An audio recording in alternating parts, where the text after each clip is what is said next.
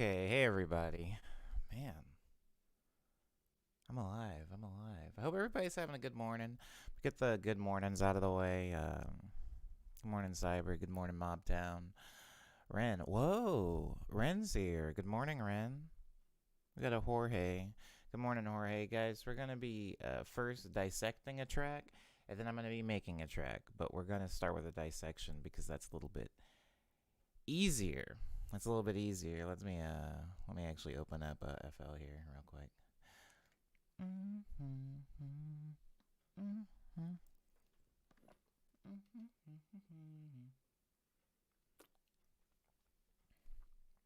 Scared of the smoothie a little bit today because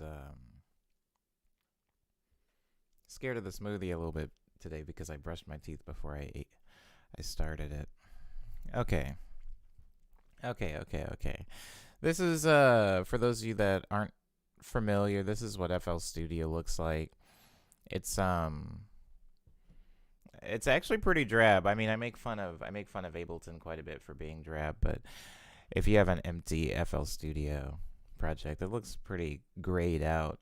I'm gonna go ahead and open up a track that is unreleased. I'm gonna make it one of the houseier ones because that's probably what we're gonna spend quite a bit of time making today. I'm gonna open up one of the houseier ones that is not released but is more or less, I would say, about 90% complete. I'm gonna do Blame. This song needs vocals.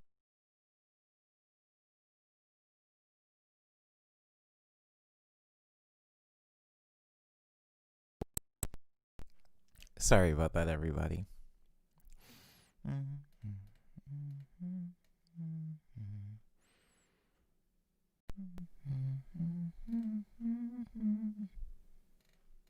There we go. Okay. This song's called Blame, tentatively. I'm gonna get some vocals on it later. What's under the towel? Oh crap. Okay, yeah. Um, Mobtown. So let me make sure I can see what you can see before I do the what's under the towel part of the stream. All right. So I went to Walmart and bought like custom. Uh, I went to Walmart and I bought towels. I just bought a bunch of black towels and then I cut them to shape for all of my instruments. Just because in Los Angeles is a desert and everything gets really dusty. So this one's my MIDI fighter. That's my MIDI fighter 64. This is my reface. A lot of times for this keyboard I use it for like strictly for MIDI input, but it is actually a Rhodes emulator.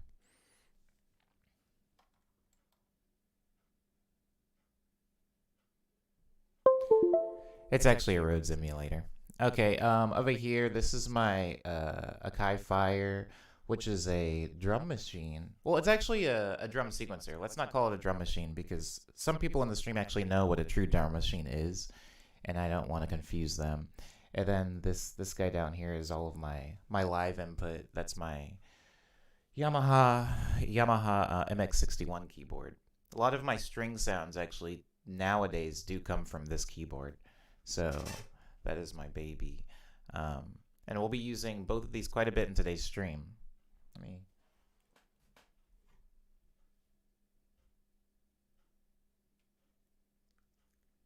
That was going to bother me. Anyways, we'll be using both of those quite a bit in today's stream. I actually started covering up my keyboards after I saw you doing that. It's never dusty now. Yeah, it's like magic, isn't it? Also, the fact that I have a bunch of black towels and my desk is black and my rug is black and my mic is black and my speakers are black and my chair is black, I like the consistency. And then all of my gear, I know you guys can't see every piece of my gear here because you can't see my Gaia and you can't see my microKORG. You can see like a little corner of it. But all my gear is white, so I kind of just like the visual of having a bunch of white gear on a bunch of black backdrop. Anyways, Well, what a detour. We're gonna talk about this song "Blame." Dar asked what song we're doing. So this song, mm, this song is called tentatively called "Blame." I'm gonna play it, and then I'm gonna go through a little bit of a breakdown of exactly what it is and what's happening in it. But I'm gonna play it, maybe not completely all the way through, but a good majority of it, so you can hear.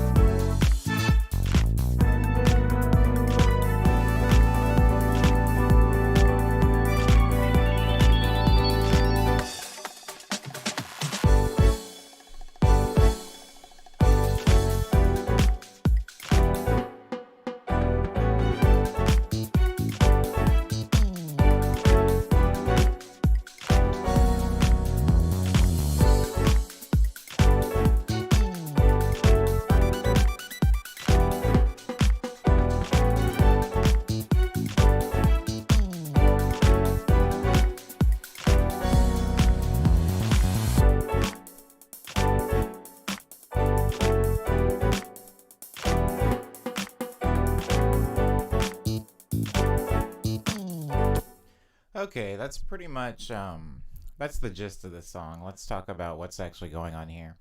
So there's a few songs in this family of work that I've been devoting some time to this year. The first one, I think this actually is the first one. Sorry about that, by the way.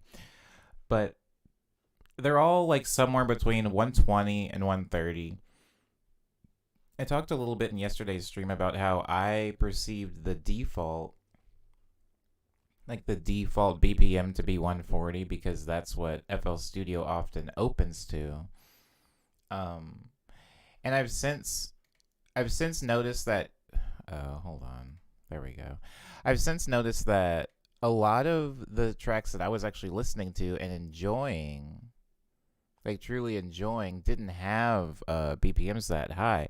A lot of that like disco-y, comfortable house, like easy to dance to without like exhausting yourself in two songs, BPM tended to be around 120, 125. A lot of neo soul and like R&B infused house is around that 125 thing. So that is why this song is 130. I was just kind of dipping my toe and slowing things down from the typical 140.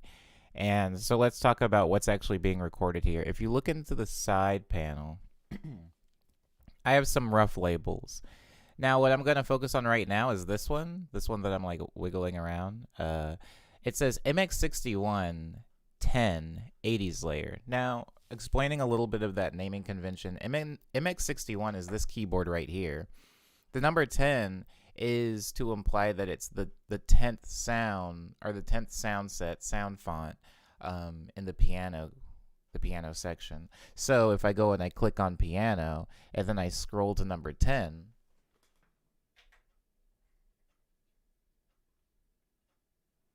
it says there in the screen, I know you can't really read the screen on the webcam angle, but in the screen it says 80s layer. And if I were to, hold on, I think, yeah, I can like play it in. If I were to play that, that's what that sound is. So this piano keyboard, I like that. I even saved the MIDI so that maybe later during a live show, if I forget this song, and for those of you that have been in the stream pretty often, you know I forget songs a lot. I can really quick, like I have a cheat sheet where I can pull up the MIDI and kind of look at it sideways and like relearn whatever song I just wrote.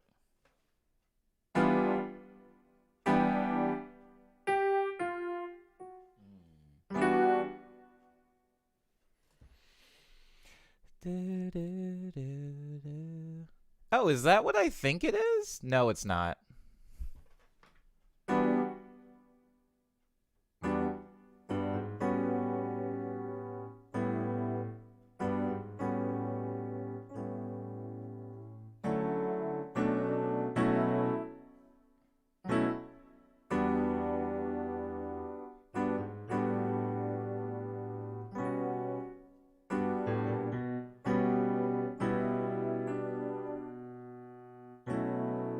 I don't know why I did that, but I'm glad. Oh.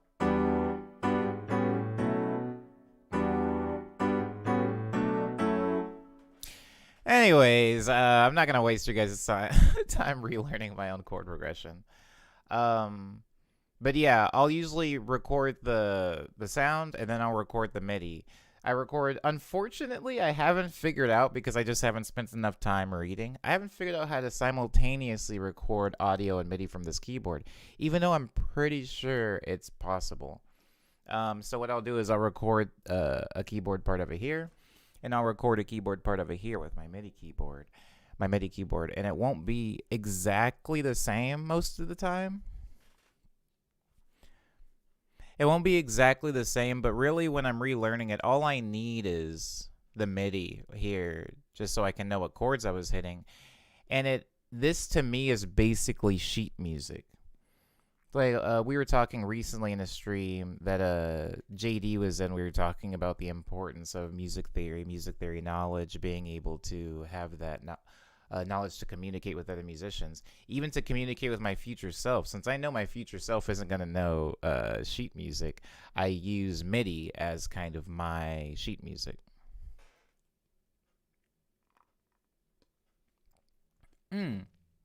Yes. I did notice the typo in the title of the stream, guys. I'll fix it afterwards. Do you guys remember when there was a Morning Needless? Remember when I was in a hurry to start the stream and I titled it Morning Needless?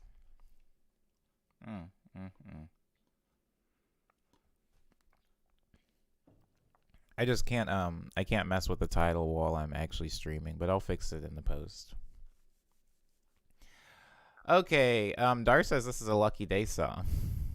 I feel like your music has pivoted to be a lot brighter over the past year.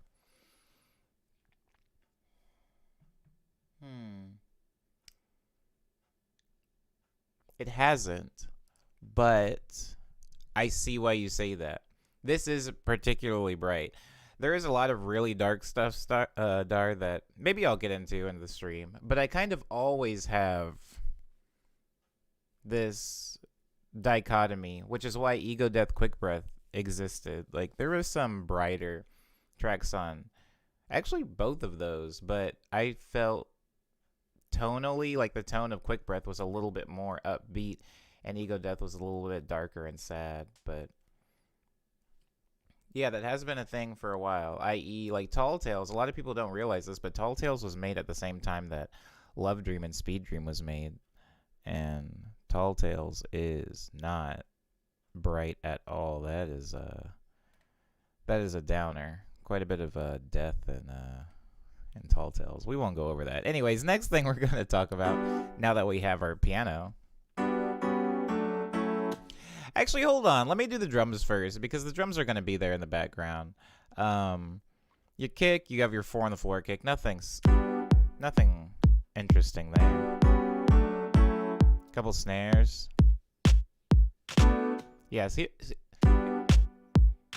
hold on, let me solo that snare, because I kind of do want to draw attention to how pathetic this snare sounds. It's not, a lot of times, guys, it's not about quality of sound. It's about cohesion of sound, particularly in my productions. I don't want to try to force anybody else to make music this way, but sometimes you can take a lot of like mediocre sounds, and if you layer and shape them correctly, they can equal one big sound. Because right here I have a small snare, I have claps, and I also have a big snare. Oh my god, that sounds horrible. Anywho, they combine to make the 2s and 4s of this track. When layered with the hi-hats and the kick, makes a decent, like, disco backing track. I mean, there's tamarines at it, and I have some percussion as well.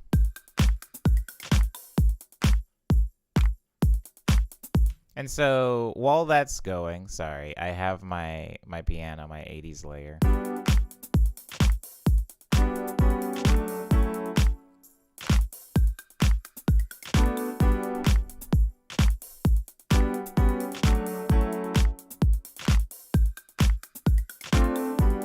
Now, what you'll notice is that I'm leaving a lot of space between those hits. It's visual. You can see it visually by this, black area, or you can even see it in the MIDI where there's these big open spaces. Now, whenever I'm doing chord progressions and it's going to be a dancier track, I'm going to leave those spaces. I'm going to fill them up with things, but I'm going to leave those spaces open because, one, vocals can come in and take up that space. But two, I like to use extended orchestration to take up those spaces, which we're going to get to in a second. Let's talk about the bass line. So the bass line is twofold. I have this bass, which if you can listen to it solo, it is a synth. If you just hear the way it's being bended and expressed.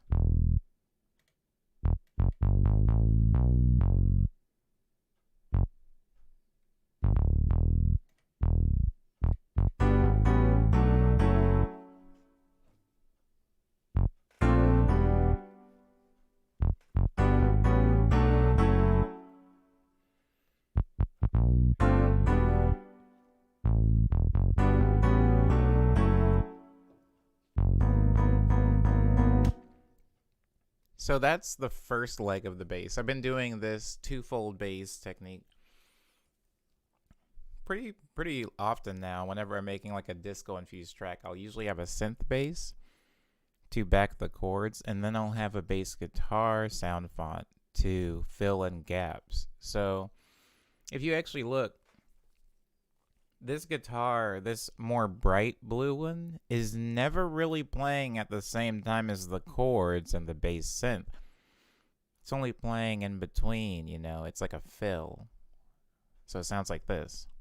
Let me show the MIDI too, so you can have some context.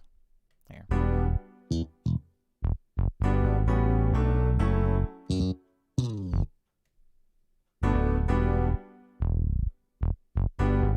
Bass guitar.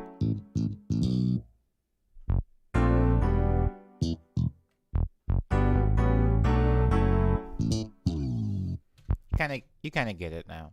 So it's a twofold bass line. And so when I said I was leaving open spaces,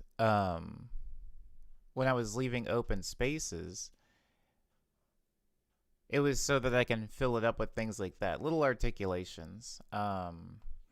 So Dar says it sounds like an instrument though. Well, it's a soft synth, which technically everything's an instrument, if you're making music with it. But yeah, it's technically an instrument. It's called Sawyer. It comes with FL Studio. It's an FL Studio synth.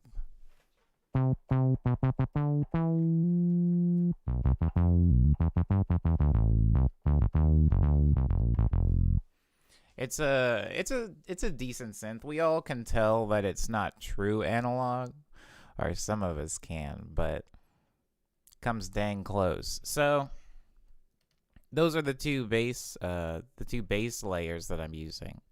A bass synth and a bass guitar. So those aren't the only layers. There's another layer for the piano, an octave piano. Now I've been doing this a little bit more often too. So when I play piano, I'm not playing piano a lot in an ensemble. So when I'm playing, I typically have to fill out both the low end and the high end and the mid range on my own, because I don't have a bass guitar player to support me, nor do I have a vocalist to carry the melody. I have to do everything on my own.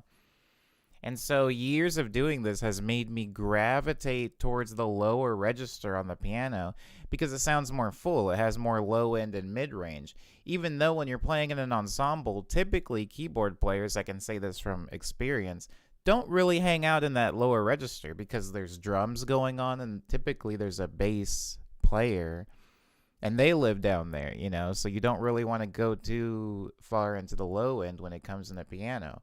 For example, this piano progression is being played pretty low. That is not high for, that's not even in the middle. The middle, if I was playing that, would sound like this.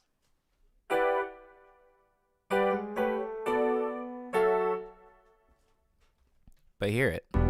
Way lower. Now, I like doing that for piano to give it a body. It has more body as a sound, as like a sonic force to be dealt with. But when it comes to an orchestration, you need that high end. Whether that high end is going to be occupied with pads, strings, whatever it is, you do need that high end. For those of you that are either been making music for a long time or you're just now getting into making music, filling out a frequency range is really important when you want a song to sound full. Sometimes people will go, I have enough instruments, or I have enough notes. Why does it still sound so tinny? And it's like, maybe you need to fill out the low end a little bit more, just as far as frequencies. Or people will be like, oh, it sounds so muddy and gross. And it's like, maybe you need to fill out more of the mid and highs instead of grouping everything towards the low end, even though it sounds good. So what I do right here is I add an octave piano, hitting the same things that this piano is hitting. So if I play the octave piano, here it's just higher, and then the first one. So all I did was layer them over each other. I did some EQing and stuff like that to make sure that they fit, but that's all that's happening here with the piano. You can barely hear the high end. But it's there, and it's adding a tonal quality, or rather just a frequency quality to the piano, making it a little bit wider, leaning towards the high end.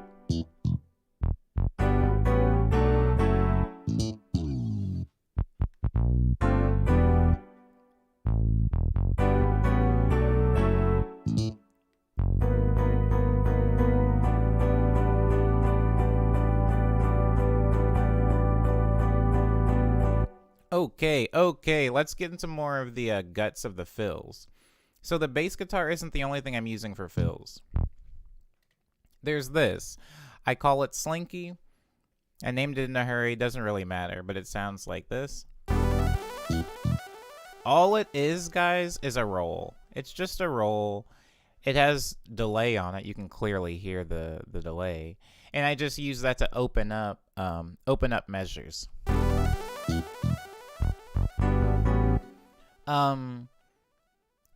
After hearing this, guys, please, when you're listening to music, if you're going to be listening to Frank Ocean, or you're going to be listening to Weeknd, if you're going to be listening to any R&B artist, if you're going to be listening to Justin Timberlake, listen for these. They're everywhere. They're usually down pretty low and in volume, and they're usually up pretty high in frequency range, but they're everywhere. I mean, even as long ago as like Donna Summers, it's a thing that's been used a lot. I think of it as almost like a crash cymbal. It's like a way to open up a measure, open things up, and have this kind of explosive energy without taking up any actual space in the track. And when you put delay on it, it goes far like a crash cymbal does. It lasts a little bit longer into the production of the track. So that's the first thing I added. Second thing I add is a brass stab. Now, if you've heard any two-tone disco stuff, you know what I mean by stabs. They sound like this. That's that. Now, if you listen really closely, you can hear that that brass stab is happening at the same time as the bass guitar. So if I open up the bass guitar, you can see just two notes. Doo-doo, doo-doo. And then the brass stab. So that's the second thing that I was adding down here in the little the compilation guts.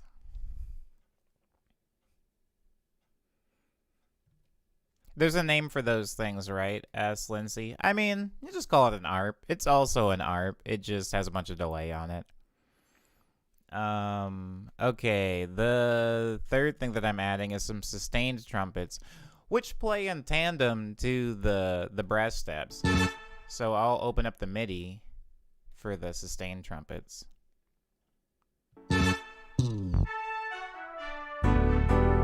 That's it. Just a descending line. So, if you're noticing anything about that's in common about all these things, is they're not being played that often. There's a lot of negative space here. Like, you look at this brass stab, there's really no brass before it, there's no brass after it. If you look at this trumpet, really no trumpets after or before it. The slinky, no slinky before, no slinky after. The next thing I'm going to talk about being the Fuji stabs.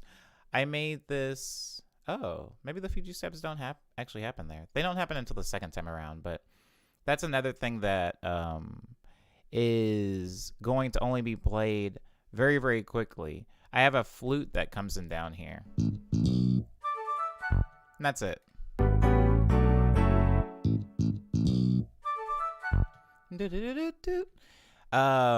But as you guys know in this stream, that whenever I do things with woodwinds, I always layer my woodwinds.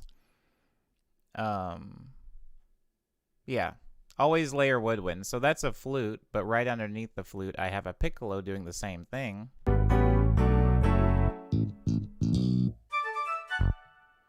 It's almost imperceptible, the layering here. Really quickly, this is the piccolo. And this is the flute. Such a small sound difference.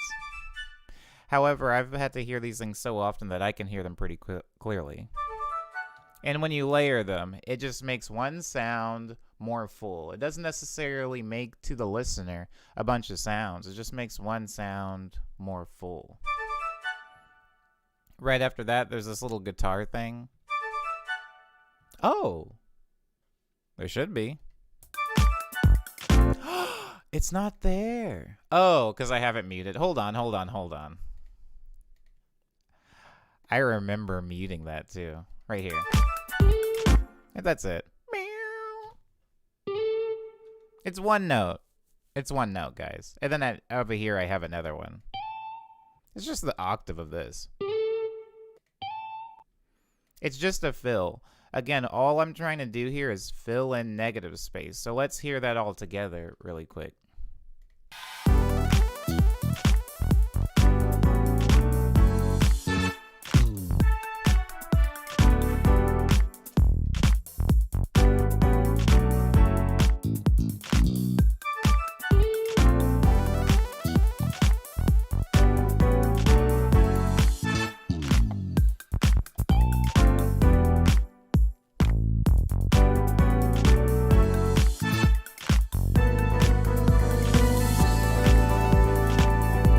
Hey, what's up, Maddie?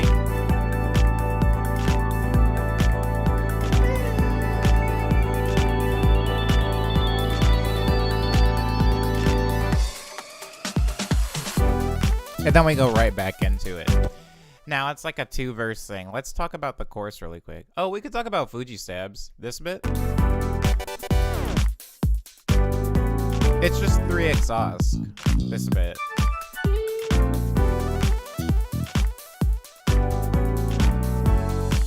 Looks like that. These are the notes. I love this thing. These were not played. These were clicked in. But I made that sound for Bon Bon. That's how old this specific sound file is, the Fuji stabs.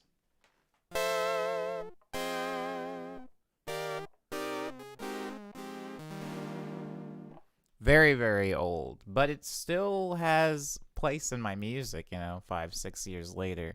It's just not the main instrument anymore. It's usually only used for accents now.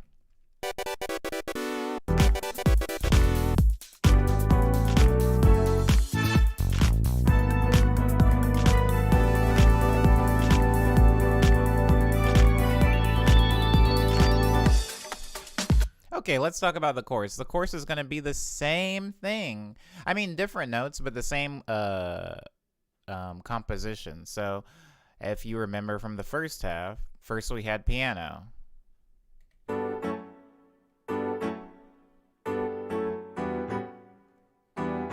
Then we had an octave of that piano.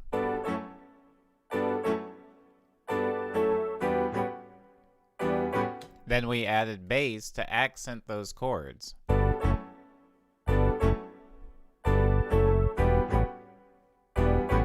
Then we added a bass guitar to be fills in the middle.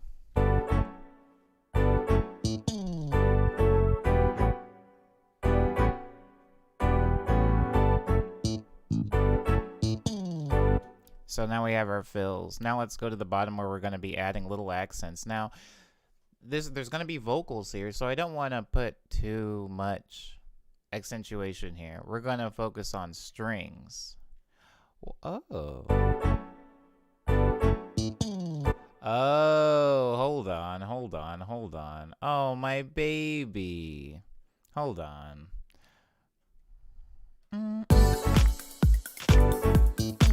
I gotta reopen my baby really quick. I know exactly what happened.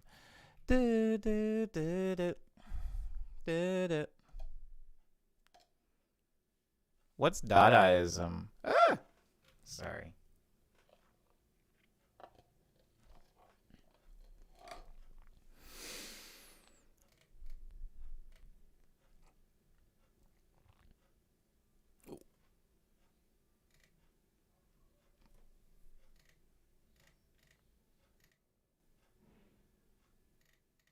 That was really weird. I have no idea where my strings went, but they just disappeared. Anyways, so we have the strings also happening in the middle, but they're happening with the bass guitar. So think about the strings as friends with the bass guitar, and think about the piano as friends with the bass synthesizer. Because the piano and the bass guitar, the piano and the bass synth, are hitting these together, and the strings and the bass guitar are hitting these together.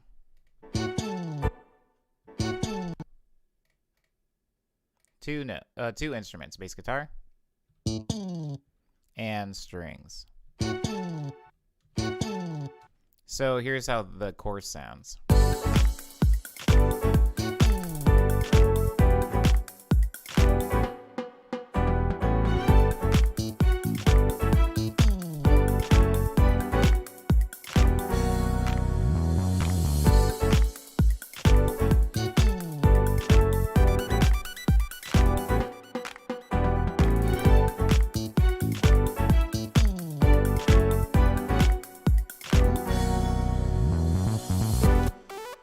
Okay, then we get back to business with going right back to. Whoa, I had a piano here. This song is very, very simple.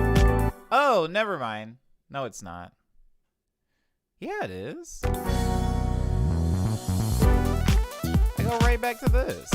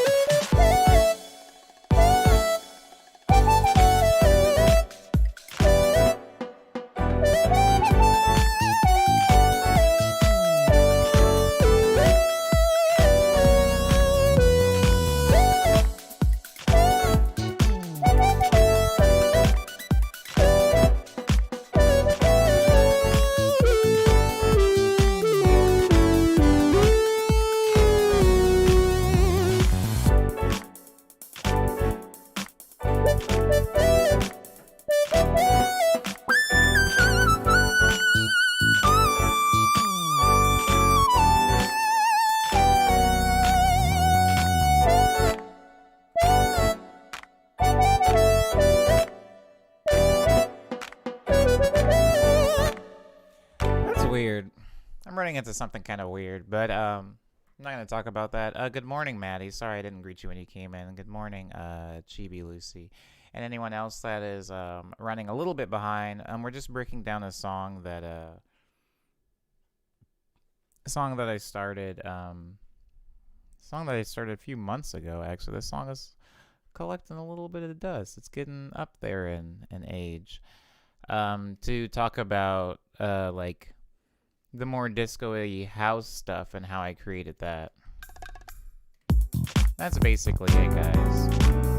If anybody has a suggestion or request of a song that they specifically wanted to hear broken down or explained in the stream, I'm going to be open for that for the next few minutes while I dig for some crumbs to make a cake out of in this stream.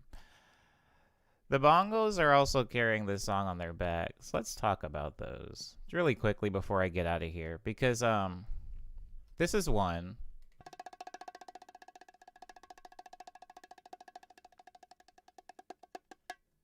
I did it all as one wave. It's from this keyboard right here.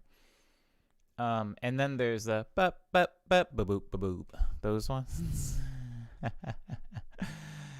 I think these ones. Oh, by themselves they sound so dinky. I like that.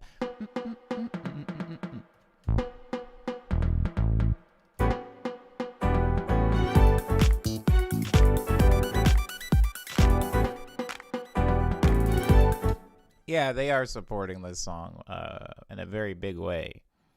Oh, Dar wanted Boss of Fire. Ooh, I love that. I love that Dar calls it Boss of Fire. I love Dar. It's actually called Bossa Fire. If you look over in this corner, Dar, I don't know if it's too small of text, but it's like Bossa Nova, but Bossa Fire. But Bossa Fire is maybe a doper name. Maybe I should go with that.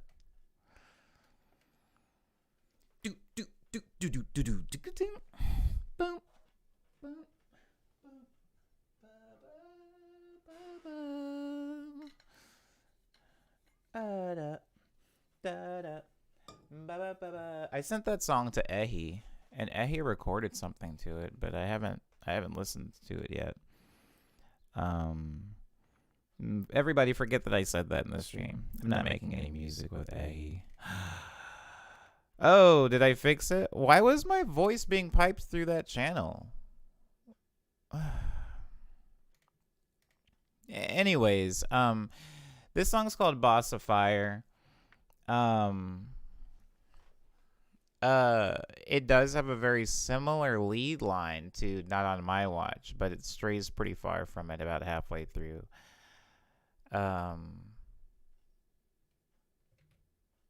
Hey, what's up, Umbe? Okay. I'm gonna play this one and then I'm gonna break it down a little bit.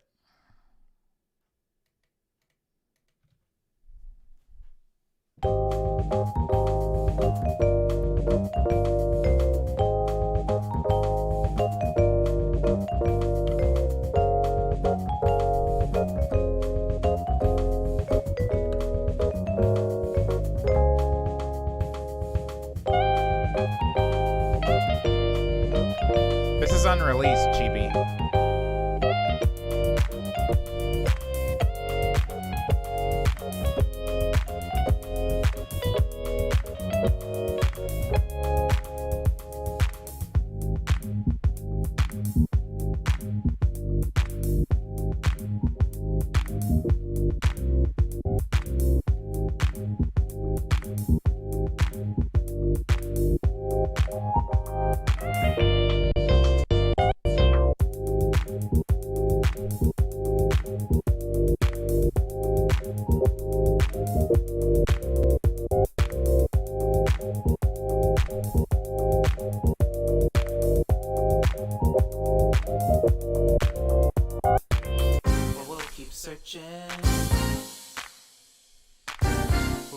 Searching for somebody to believe in.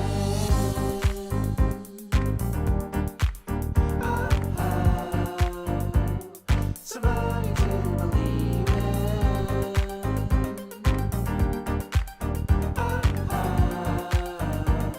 Somebody to believe in. Somebody to believe in.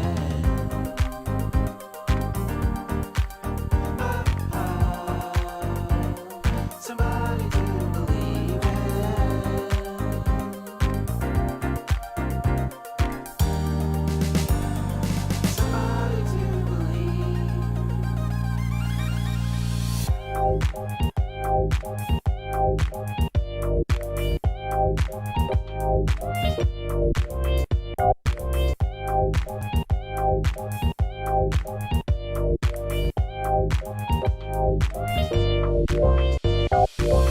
But we'll keep searching. But we'll keep searching for somebody to believe in.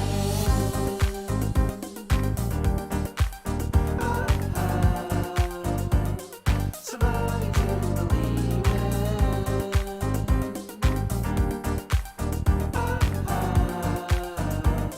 Somebody to believe in. Somebody to believe in.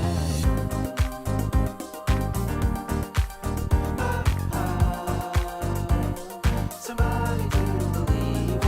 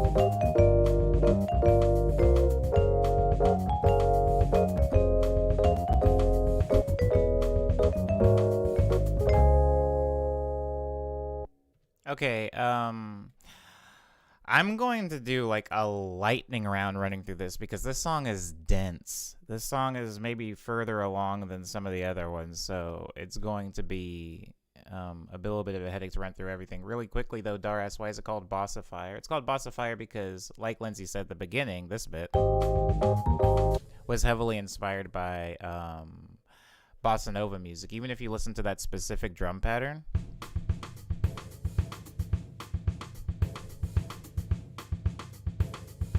I'm not a drummer, so actually how I was able to write that part was by listening to bossa nova music and watching bossa nova drummers. There is a specific video that I can link later if you guys want to see it, but the camera is positioned behind the drummer, and I was actually looking at how the drummer, where the kick was hitting, where the sides, because since I'm not a drummer, my brain doesn't really wrap around drum line type stuff. So I was just actually looking at him and going, okay, kick, kick, kick, kick, kick, kick, kick. Which why if I like open up the kick, you can see how the kick is lined up. The kick is this bottom one down here. I'll highlight it. This one you can see the kick, kick, kick, kick, kick, kick, kick, kick, kick, kick. Anyways, that's why it's called Boss of Fire. Really quickly. Yes, this is my voice on the track for somebody that was asking where the vocal is coming from. It's me. Hold on 1 second. I'm actually going to resample these drums because I just realized they're not resampled, and something I forgot to do. It bothers me if it's not. Oh my god, it's going to take forever and a day to do this. Is it though? It's going really slow. I don't know if I want to do this. Yeah, I can do this. I can do this later. I can do this after the stream. I don't want to do this in the stream. Oh, thanks, Lindsay. Aw, I appreciate you. Oh, and Tetra Crystal's here. Goodness gracious. If there's anything you want, Lindsay, let me know. I'm here for the next, I don't know, 8 hours. Do I have the swing setting turned up? I do not. I do not. No, I don't. I don't. That's what's weird. Normally, I do write stuff in swing. Okay. Everybody is doing good, hopefully, Tetra Crystal. So I'm going to run through this, guys. So buckle up. If you need me to slow down or stop something, just make a comment. I will read it, and then I will go back and tend to you. But we're going lightning through this one. So those are the drums. Jazzy drums. Second thing is a vibraphone. The vibraphone is in this keyboard. I can pull it up right now. I'm not going to, though. We're going to do that when we actually start producing anything. But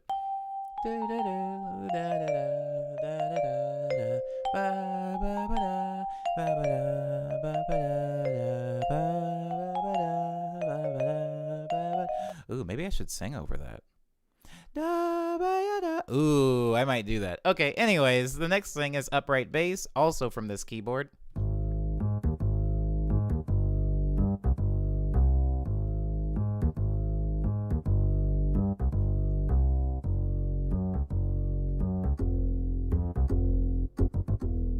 The reason that there's not MIDI for these things, remember guys, is because I'm recording from this keyboard, and this keyboard does not record MIDI. Right after that, there's Rhodes piano. What's up, Jesse?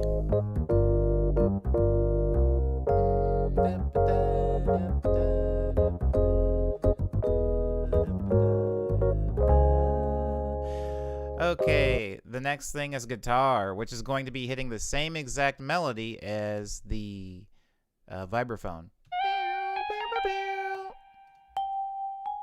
Same melody. Put them together.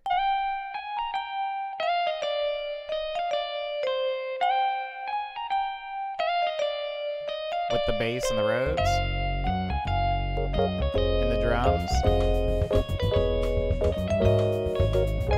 Now let's take that thing and put it underneath a house beat. And the house beat is going to be important because this entirety of the song, sorry, I'm pointing, you guys can't see my finger. This entirety of the song, this bossa nova part, is going to be side chained to the kick. So you're going to hear it duck a little bit when the kick comes in right here.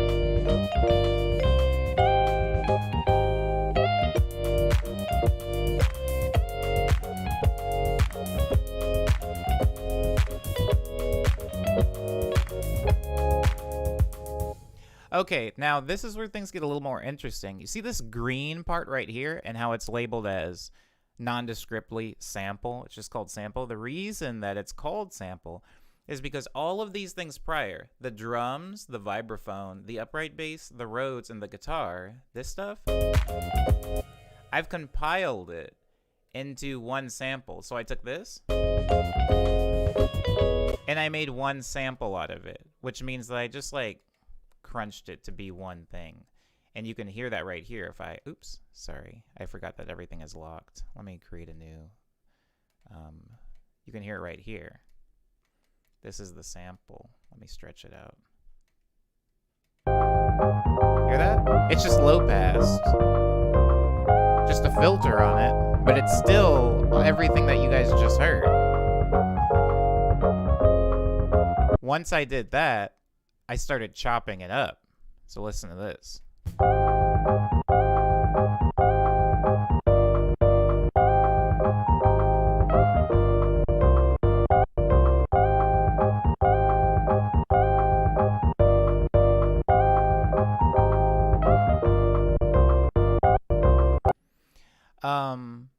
So you can hear that it's being chopped up. It's being used as a sample. Again, people in the stream, not so much anymore, but used to say, like, Omni, where do you find your samples? I just make them. I'll usually make a bossa nova song, or I'll make a jazz, like, excerpt, and then I'll sample it and chop it up to get that kind of sampled hip-hop feel. So now we're taking this, the sample, and we're messing with the cutoff in it. So hear how it changes over time. Cutoff's really low. If you look at this line, you'll see it slowly increasing, and then there's a quick increase right here.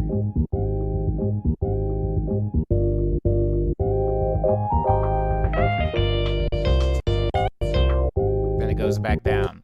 Now that all has the house beat on it, remember? These would be the verses of the song.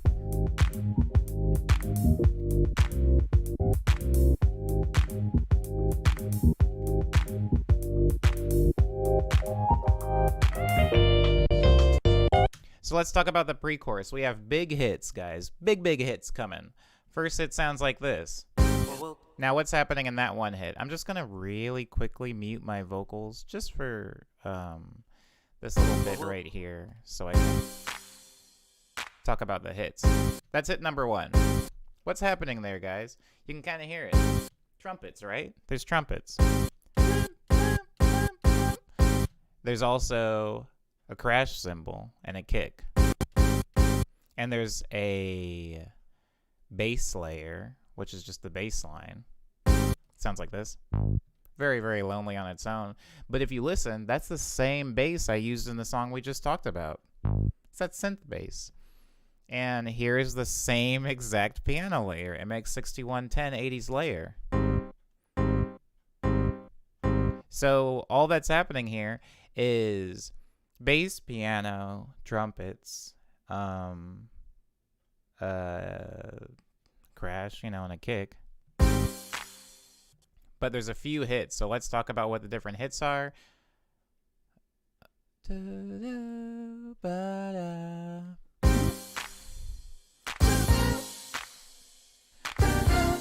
Now there's also a difference in the bass line. The bass line goes from...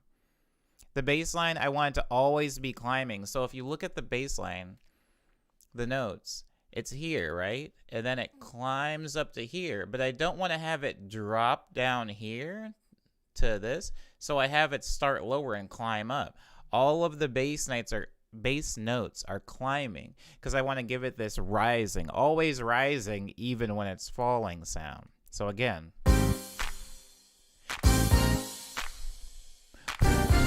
Yeah.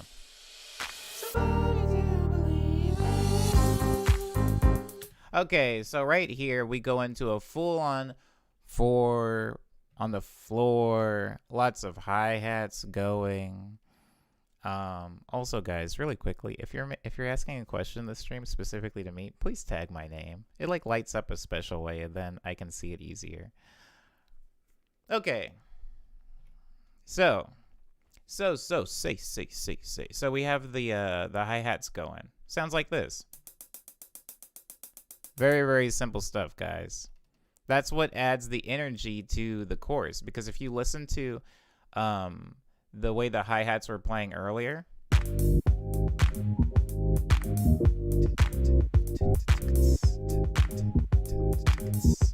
very, very halftime. Here now, it's more energy, and there's a lot more filling up the space. Not as much negative space happening here. Our piano chords are very, very simple. I have the MIDI, guys. I kept the MIDI for you all.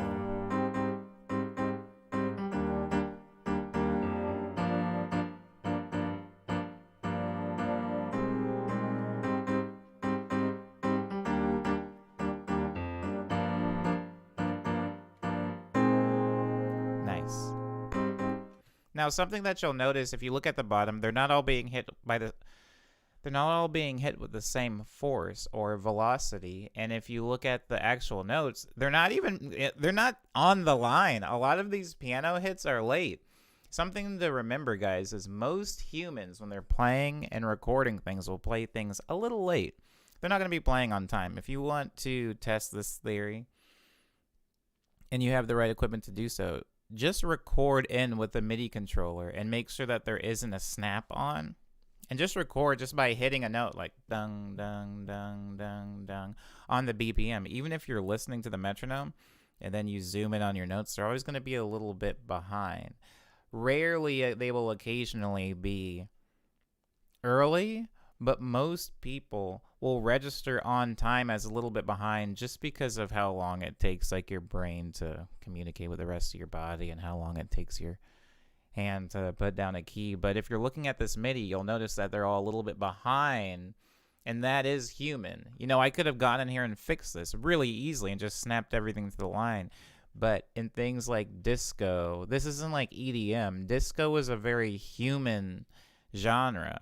Even though it did get a lot of flack, these dance records were being performed by human beings. You want that human sound. So that's why the piano is loose. And it's being juxtaposed with a bass synth, which is rigidly on time. Now look at this bass synth. It's always on.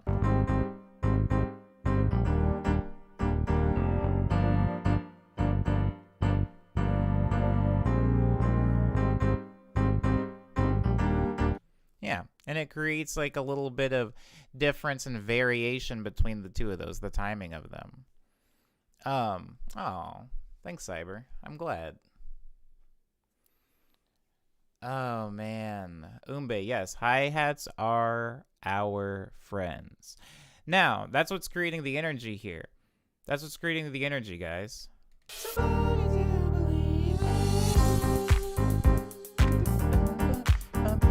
That's what's creating it. Now, there isn't too much else happening in this first course. The second course does introduce some new elements, but as far as the first course, this is all that's really happening for the first half of it. So I'm going to take this second to talk about my vocals. In the pre-course, let me unmute them. In the pre-course, I have We'll keep searching. We'll keep searching for somebody to believe in are the lyrics, but let's look at the layers happening here. Well, we'll keep searching. Layer 1 is dry. Well, we'll keep searching for somebody to believe in. And then we have the second one. This is a backup vocal, and it's being panned slightly to the left, which is why it's called left backup. And we'll keep searching.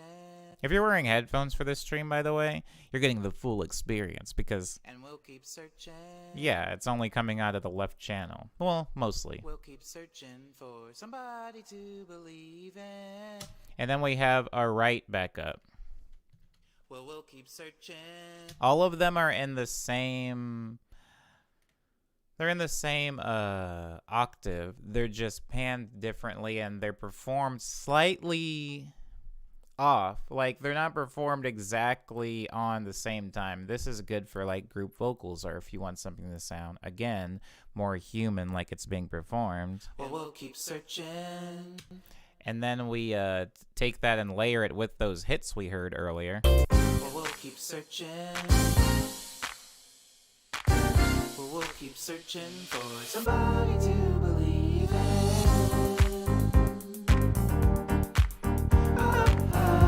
So those are the notes. It's only 2 notes. But it's really important. We'll come back to that later. Those 2 notes. But that's it for this part of the course. Somebody to believe in.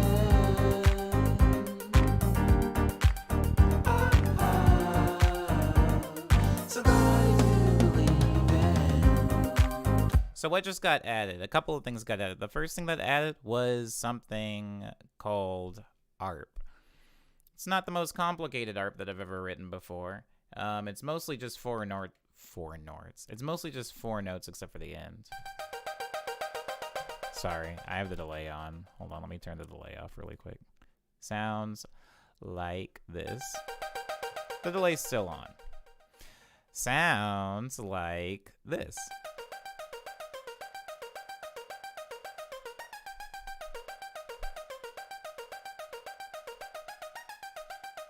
Very, very simple, guys. Very simple. Not a lot happening there.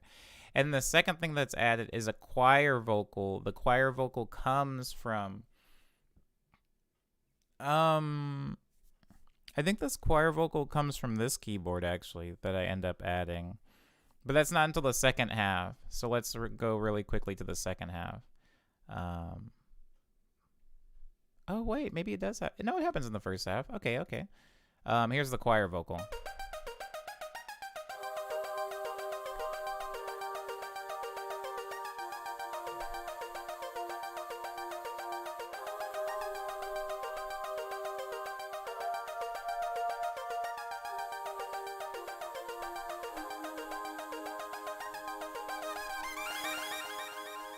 Now, really quickly, I'm going to talk about what happens here at the end for the ARP. Remember when I was playing this and it was annoyingly playing with a lot of delay? I have the delay automated down here. So here, no delay. And then at the end, a bunch of delay to have it kind of crescendo and then decay over the next part of the song. That's a trick. If you learn how to do anything with delay, don't just... I'm not going to tell you how to make music, guys. You guys are great, and you guys know how to make your art. But I'm just saying, we're given the option to automate things in FL Studio and in most other DAWs. Please take full advantage of that. Think about if somebody's drawing and you're given 2 colors, you should take advantage of the ability to be able to blend those colors, because it opens a lot of possibilities. It's not so rigid. It's not just a binary switch between on and off. In a lot of DAWs, you have this kind of cool middle ground of like kind of on. And that's what I'm doing here with the delay. The delay is off, and the delay doesn't even necessarily pop on. It gradually increases.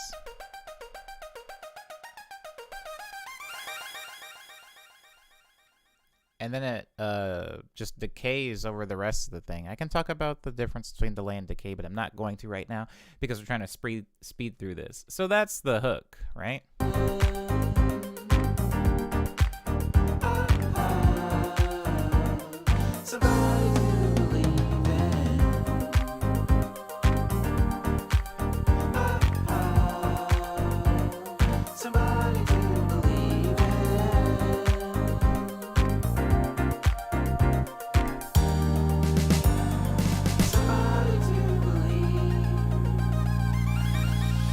Goodbye, Maddie. Thank you so much for being in the stream. I hope you have a good one today. Hope work's dope.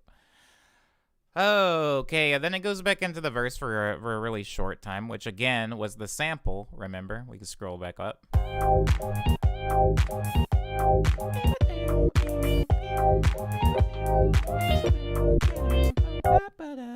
Okay, so then it goes from that back into the hook really quickly. This time we're in the hook, we added a couple more things. That's right, baby. We added bongos. If you look down at the little bongo channel, this one right here, there are none until we get to this second chorus. The bongos by themselves sound like this. Oh. Yo, everything sounds so pathetic when I solo it. I'm sorry, guys. Oh, it sounds cool with a loop thing on top of it. Hey, like, sounds like an ad. Alright, we're adding the house drums back in so you guys can hear it.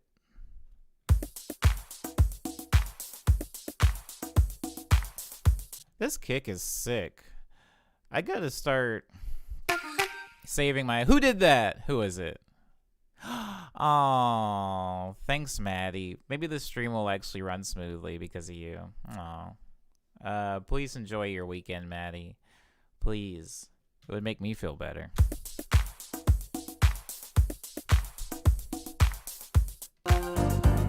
Somebody to believe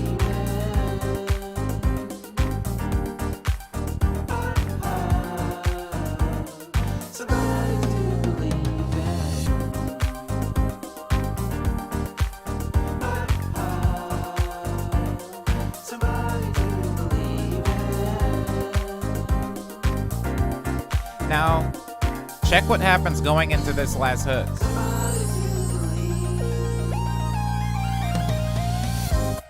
So, somebody to believe is always the last line of the hook going into usually the verse, but now it's going into a double chorus, and we're using that negative space to turn up the delay for the ARP and introduce a solo. So a lot of times solos will start in the measure that they're being introduced in. I like to use the solo kind of as a bridge to carry one part of the song into another part of a song. So that's why the solo down here marked as MX6147 wood panel, or this sound.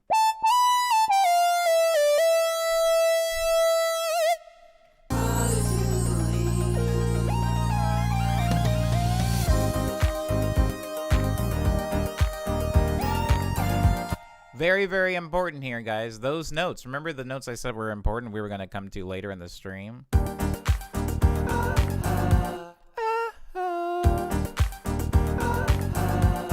It's being accentuated in this solo.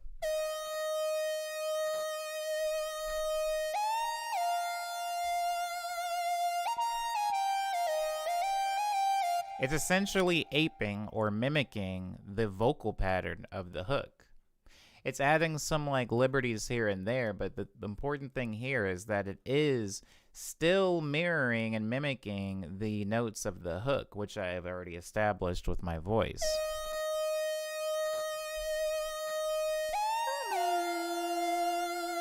Somebody to believe in. See, same notes. It adds notes before and after and a little bit in between, but it's still the somebody to believe in. They're the same notes.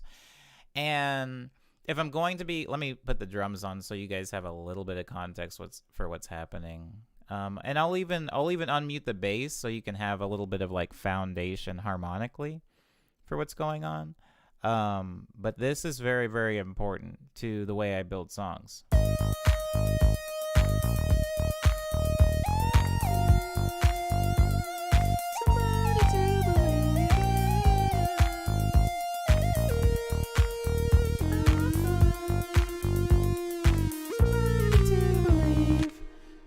Those are the important notes, guys. The notes that we're being sang are the important notes. Okay, all right. Now, that's not the only note that's coming in here to accentuate those two notes. I have pizzicato strings, if you listen close. Hold on, let me solo these so you can hear them. Same two notes. Somebody to believe in. And then I have a xylophone also hitting those same notes.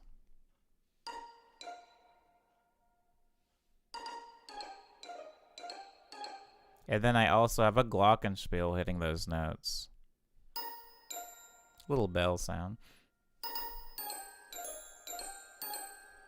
Now those are all playing at the same time as the synth, remember?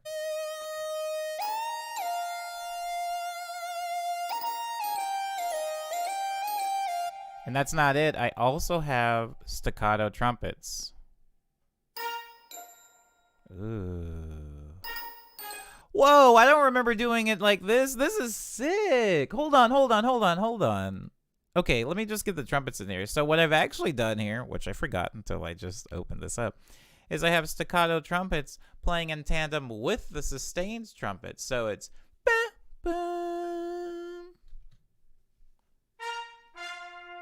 sustained. That's wow.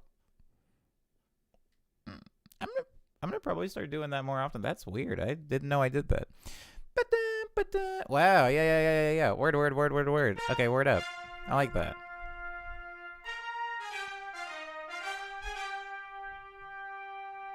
Beautiful. Okay, and so all together it sounds like this.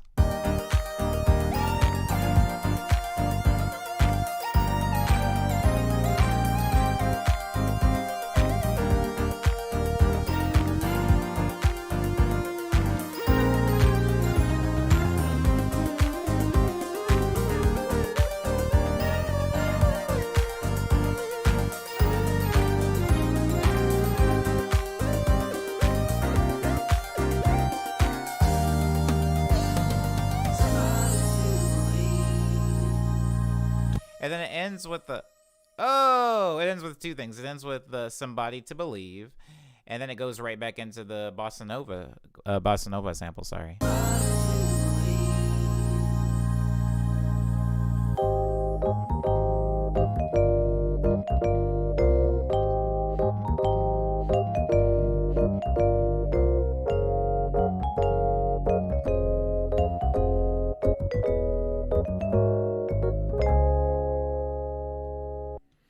Okay, so really quickly, the last thing I'm going to talk about from this track is I do have a little bit of reverb automation happening on this lead synth.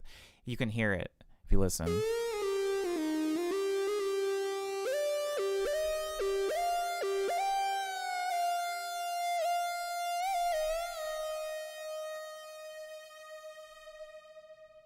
Hear that weird tail? The way I'm able to achieve that weird tail is you'll see this dry signal. A lot of effects that you put on things, the effect isn't the sound. Something really important to note, guys. This works even with like guitar pedals or like reverb pedals or auto tune for your voice. A lot of times for effects, it's not. What's the best analogy for this? It's not like you're changing one solid sound, okay? You're not changing the sound. If you say something twice, it doesn't make it more clear. Hello, Nadia. Hello, Isidora. Good morning. Good morning. Okay, so if you're adding effects to, let's say reverb, since reverb is the effect that I'm talking about right now, when you're adding reverb to a sound, you are not making that sound reverbed, okay?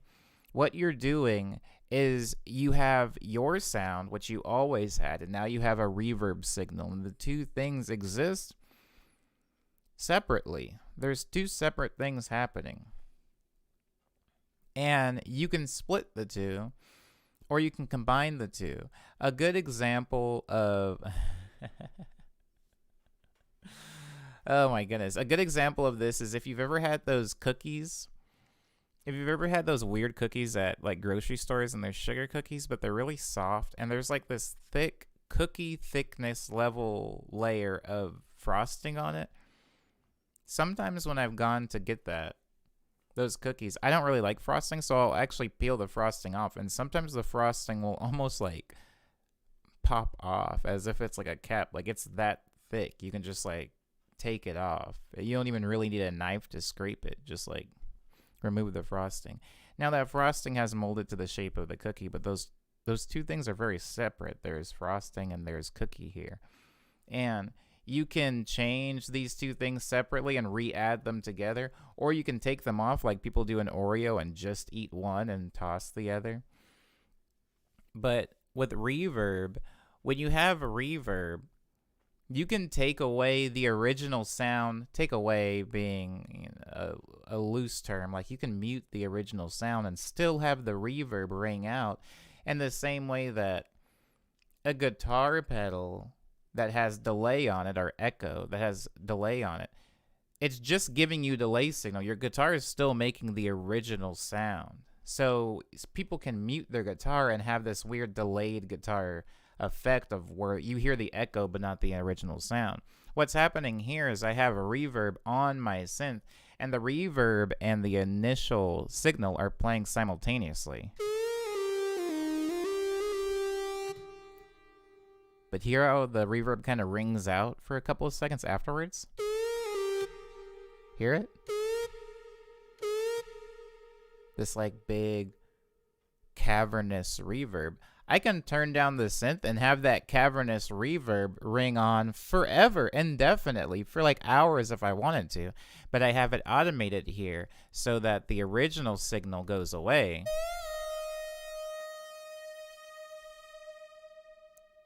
While the reverb stays there and actually grows. It sounds like the original signal's getting quieter and the reverb signal's getting louder. That's actually is what's happening. But this is not something that we can replicate in real life, because if you go into the middle of a cathedral and you sing, your voice will be reverberating around the room, but we can't sonically silence our voice and only have the reverb of our voice be heard. But with software, you can do this. So that's how I did the last tail of the solo for this song.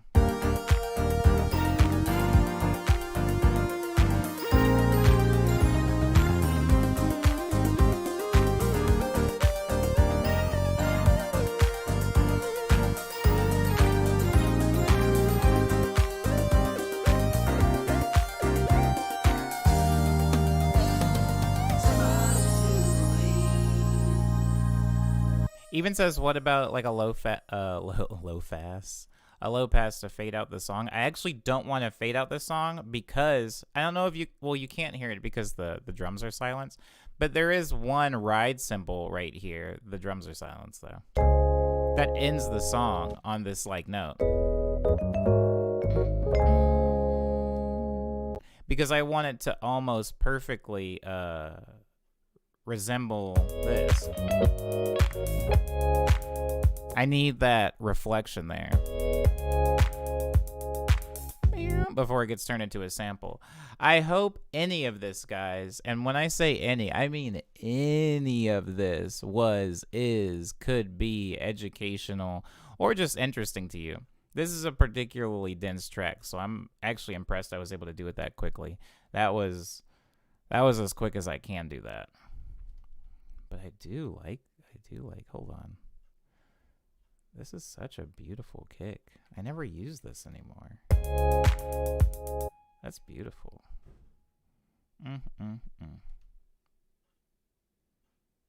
Okay. If there's no more questions, I'm going to go ahead and start something new. Or at least try to do so. I just figured out that lead says Mobtown. Yeah.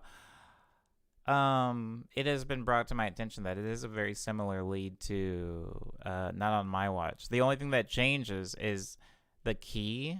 The key changes.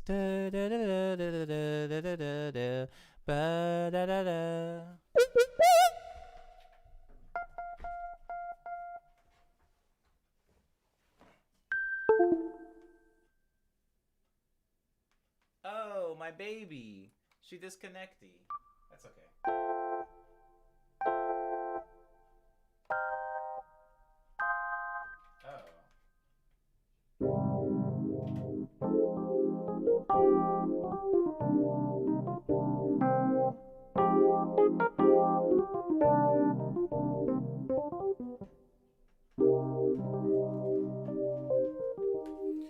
Oh, explain the difference between decay and delay. So decay is how long it takes. Decay is how long it takes a sound to fade out. I can really quickly show you what decay is with a volume envelope. So hold. Oh, you don't wanna do the thing I want you to do. That's okay. I have this guy here. So this will sustain indefinitely, right? But if I go in here and I mess around with the volume, we have... Who did that? Who did this? Oh, thanks, Jaime. Oh, you guys are keeping me alive here. You guys are keeping the stream running. So, comes in instantly, right? And sustains forever. The reason for that is because I haven't applied an envelope. If I apply an envelope, and then I set the attack really high, it'll fade in. If I set the attack really low, it comes in instantly. The hold depends. That changes how long the sound holds, but what we're talking about over here is decay. So, if you take the decay and you turn it down, the sound decays or dies faster. If you set the decay really high, it takes it a lot longer to die.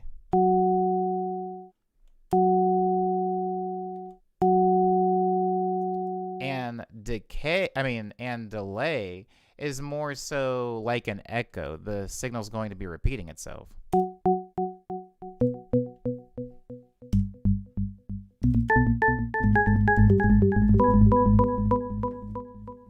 Poor baby. Anywho, that is the difference between decay and delay. Lindsay, I hope that helped and didn't make things more confusing.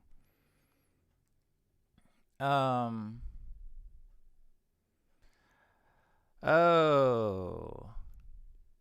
Oh. Okay. Sorry, I got lost in the chat for a second. Yeah, art is always influenced from what came before, says JD. Because that's what we understand.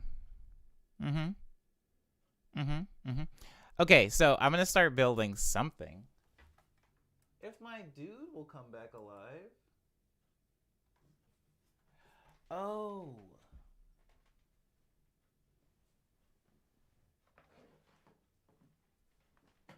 Oh. It came unplugged. Okay. Let's build, guys. Let's build something. I think I want what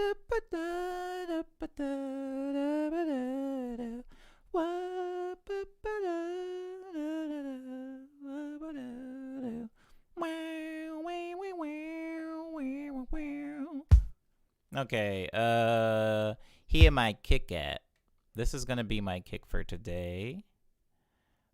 Because actually, hold on, let me delete that. Here's gonna be my kick for today because I like the way you performed in the last song. We're just gonna put 4 on the floor right now because we need something to jam to. Also, I wanted to hold on. Let me make sure I don't have this thing saved. There was something that I started making the other day. Let me see if I can find it. It didn't go anywhere though.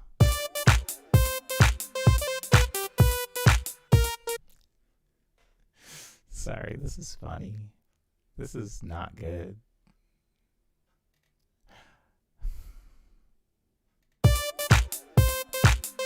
I shouldn't trust myself when I'm sleepy. I made this when I was sleepy. But you know what? No. You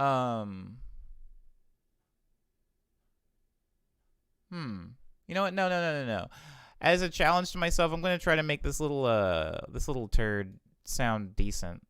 Okay, so all of these drums come from. Who cares, honestly? Anyways, they came from this. They came from this keyboard. Can you guys hear that? I'm trying to make sure I'm not the only one that can hear that keyboard.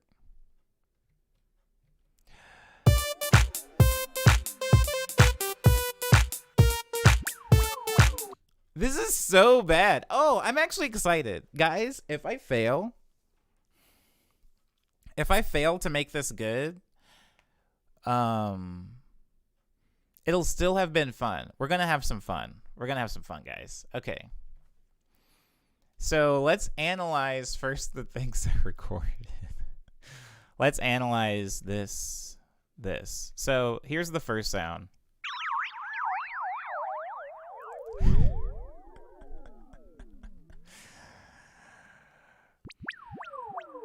I should not own synthesizers. This is some pretty amateur stuff, but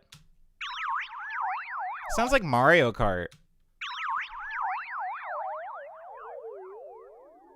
Ugh.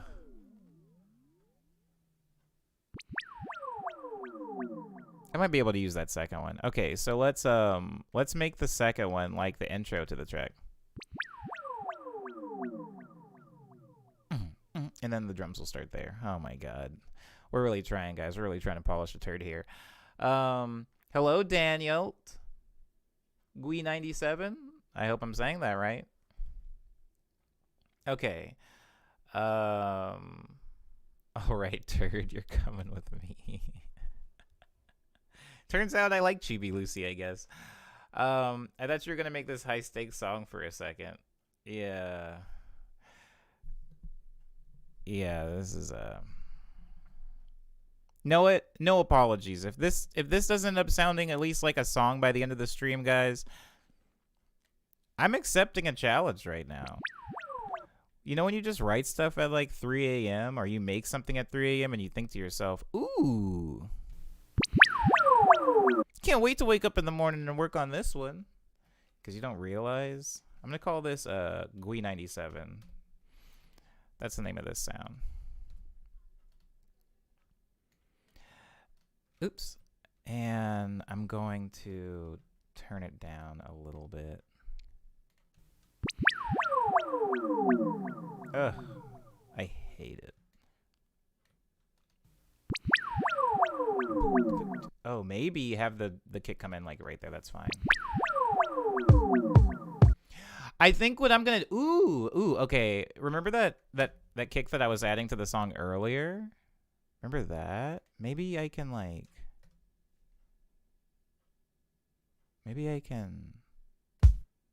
layer those two kicks. This is not something I particularly like doing, but I mean, in the spirit of this song being a nightmare, maybe I can make something happen here.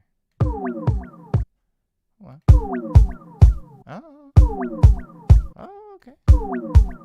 Does it need him? Maybe. Hold on. Let's call this kick number 1.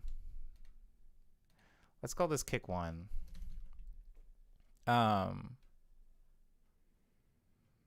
This is how most stuff sounds you make.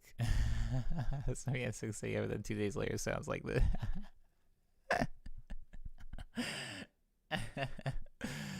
Oh, I still have the first song stuck in my head. Good, Jaime. That means I did something right. Heaven help. Oh my god, it does sound like pinball. It does sound like Space Cadet pinball. Yo, heck yeah. Still very glad that JD's in here to remind me of what matters. So I'm going to put kick number 1 in channel 1 because it's called kick 1. This is kick 2. I'm going to... Oh my god. I'm going to put this in channel 2 because it's called kick 2. They're hitting around the same time. What I want to do... Hold on. I'm not going to do like true mixing here. I just want to get a couple of EQs, and I want to do something really, really stupid because I feel like first kick... Hold on.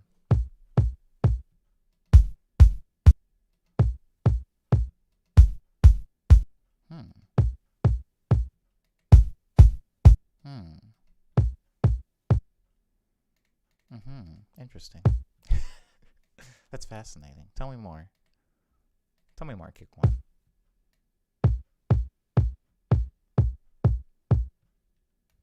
Let me, yeah, okay. In a car crash. She died in a car crash? Oh, that sounds devastating. Hold on. Yeah, okay. Hold on. Let me hear from your buddy over here. Yeah. The economy's been rough on us all. Hold on. Let me, I'm gonna... Okay. You can keep some of your high end, though. Yeah, you can keep most of your high end, actually. Because homie's gonna pick up the slack over here. Isn't that right? Woo! Yeah, you're gonna pick up some of that slack. Hold on. Yeah. Tighten it up.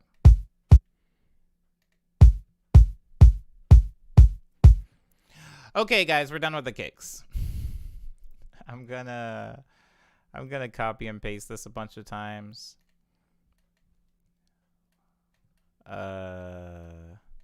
So that I never have to think of it again. And we're going to put kick number 1. Oops. Oh, I just found a keyboard shortcut I didn't know existed. Okay, we're going to put kick number 1 and kick number 2 up at the top. They're brothers now. You can change what kind of filter. Each band uses EQ8. You should always use a low cut filter for cutting lows. Thanks, JD. All right, back to business. Oh, I remember these. These are also from the MX61. I'm going to go clappers. We're going to call these clappers.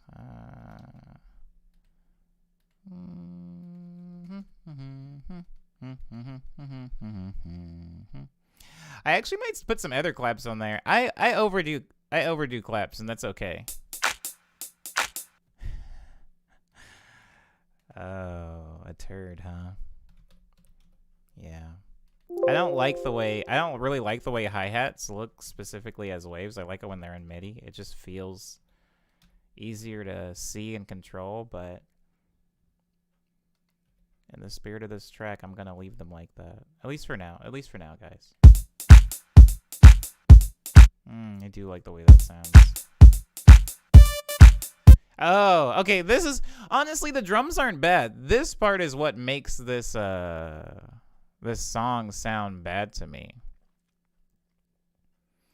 The conversation with samples was strange. The YouTube blocked a few comments, but I let them in most finally church organ. Oh.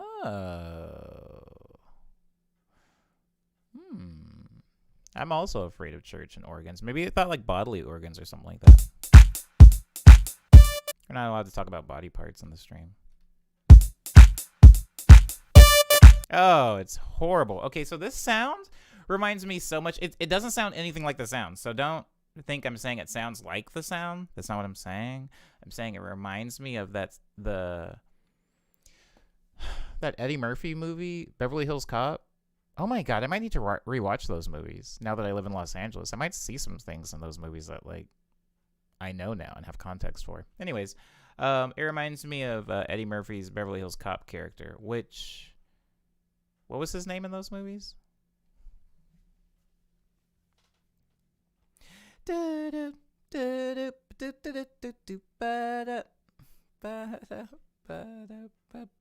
It's so cheesy. That lead line is so cheesy. Axel Foley. His last name was Foley. Couldn't remember his last name. I'm going to call this Foley. Oh, but Foley's already a thing that's in my songs. I guess I'm going to have to name it Axel Foley. I'm sorry. And it's going to be like this really, really faded pink. Ooh, yeah. God, I wish it sounded better, though.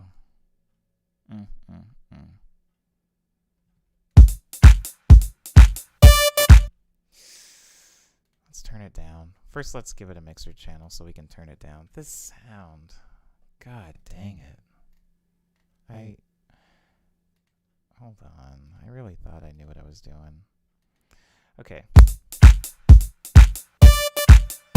It sounds so... We're making this song.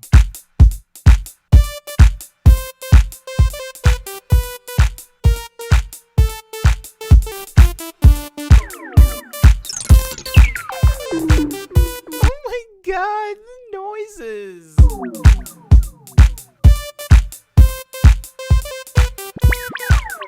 Nah, we gotta cut that one out. That's insane. You gotta be kidding me. I'll mute it. Maybe I'll use it in a different part of the song, but Jesus Christ.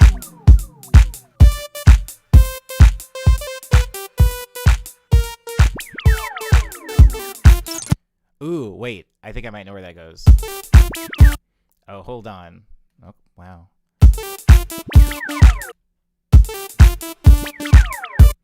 Wait, hold on. I actually kind of like that. All right, well.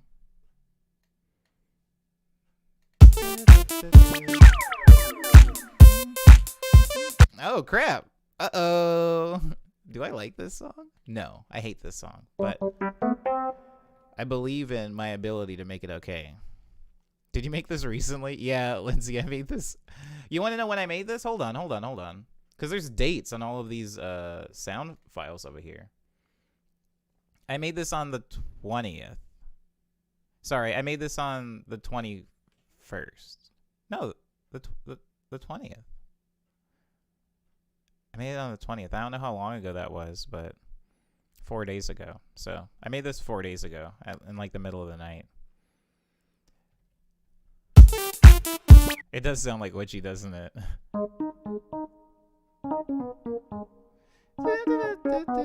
Nah, it's not witchy, but it does have similar sound. Good ear, Umbe. You got witchy on the brain.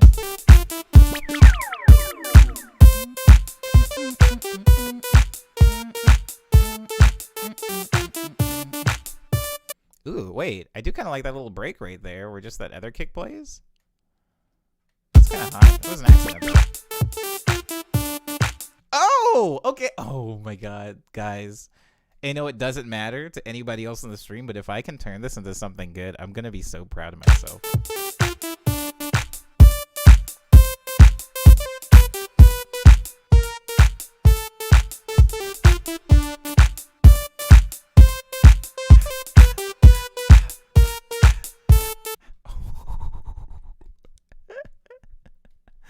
Okay.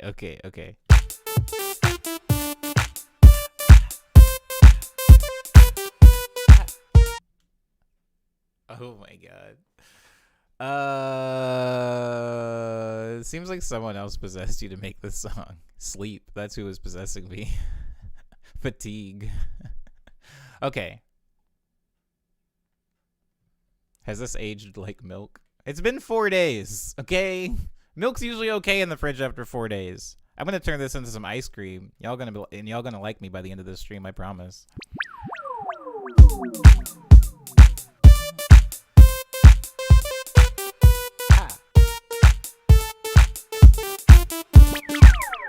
Okay, I'm gonna do something really stupid, but I need you guys to just hold my hand through this and not freak out.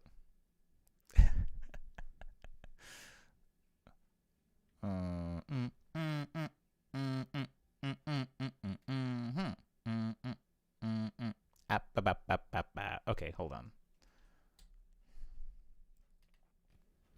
Who?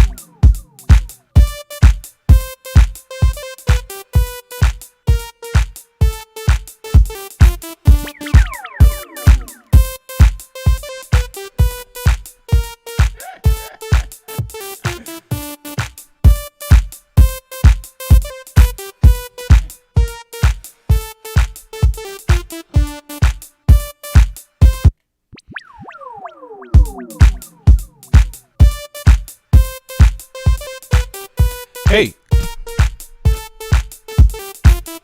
Hey. Hey. Ah. Ah. Hey. Hey. Hey.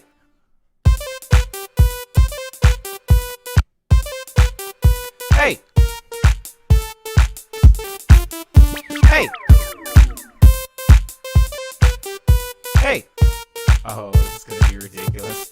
Ah. Ah. Hey.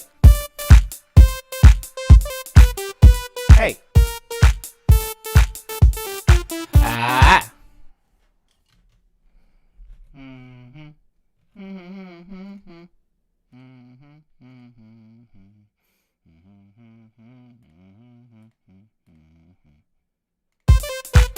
Hey.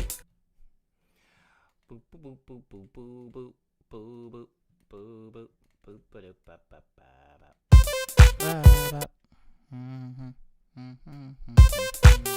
Hey! Oh, heaven help me. Gotta polish the turd. Polish the turd and reach for the sun. Does anybody remember Polyphonic Spree? Really, truly some amazing stuff. Oh, crap. I should probably save this. Guys, in the stream, if you guys can remind me to save every now and then, I know that's not your job, but I will lose something. Hey! Hey! Hey! Hey! Hey! Oh! Hold on. This baby's gotta be, I know where he used to live. Hey! Hey! Okay, so we're gonna take a couple of things. We're gonna take a couple of things. Oh. Oh no, wait. Oh, I should have done this first. Ugh, I always forget to do that. Okay. But that's okay. We're still compiling. Hey! We're gonna take all of these, put them in there briefly. Hey!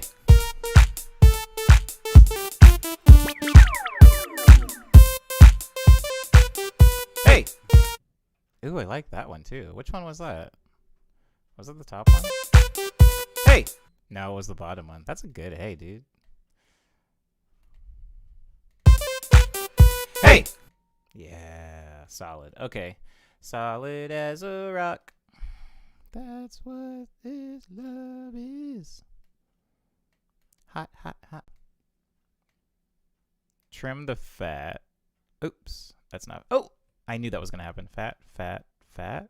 Yes. Fat, fat. Now I'm going to have to make a lot of things unique, which is going to be a little bit of a nightmare. But it's okay. So when I say make them unique, since I did this all on 2 takes, a lot of these things are saved to the same wave file or waveform. Oh yeah, crap. Sorry guys, the stream died. I really do apologize for that. I didn't know if the stream did indeed die, but I should be back. Oh no. Oh, I'll wait for a while until the stream's unfrozen for everybody. While the stream is frozen, I'm just gonna be mixing these stupid voices.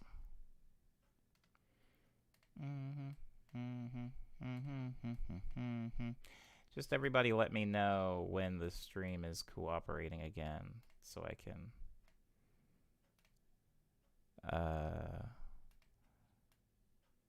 carry on.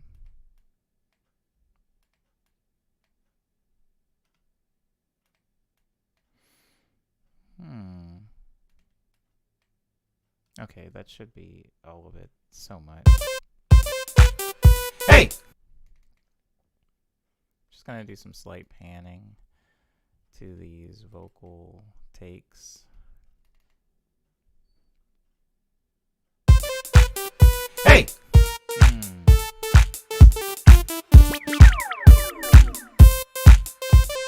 Ah!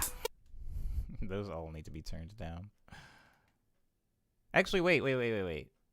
Wait, hold on. I don't need to do that yet, actually. If I give him a place, it's number 7. If I put him in number 7, what I'm doing right now, guys, is I'm taking all of the vocals that I did, and I'm chopping them up so they're on their own unique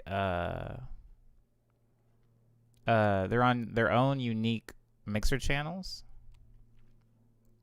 Or sorry, no, they're going to the same mixer channel. They're their own unique samples, so that I can go in like this and like pan one to the left and like pan one to the right and like alter the volume of some of them, just because I want to create the illusion that not everybody's singing, even though everybody is me, and we know this because you saw it.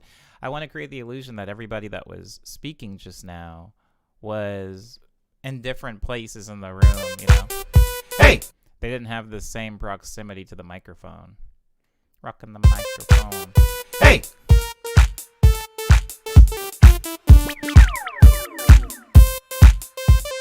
Ah!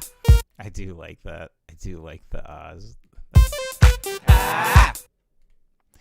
Oh, this is very loud, by the way. I do need to turn down a lot of the stuff that's happening in this song because this song's like peaking already.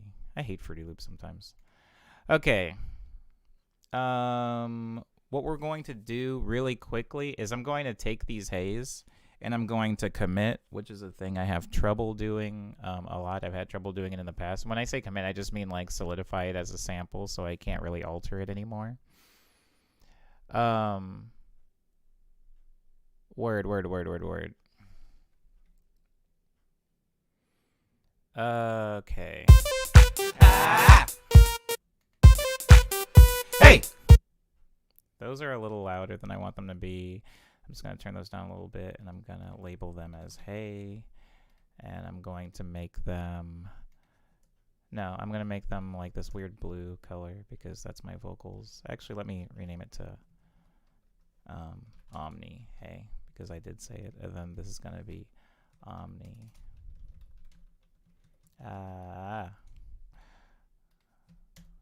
Okay. Hey! Now I'm going to send these, the ahs and the haze, to a different mixer channel. Number 8, I believe. Yeah, I'm going to send them to number 8, and this is just going to be Omni Reverb. Because I'm gonna put a little bit of reverb on them. So let me go ahead and mute these going to the main channel. And if I do this, I can apply reverb to all of my vocals on a separate channel. Ooh, but what no, I shouldn't mute it going to the main. I'll just mute the dry. Sorry, I know some of this I'm saying out loud doesn't necessarily make a bunch of sense, but hey! Hey! Too much decay. Hey! I don't like that room size. Hey! Hey! I'm almost there. Hey! Hey! Hey! Maybe the decay was okay. Hey! It wasn't. Hey!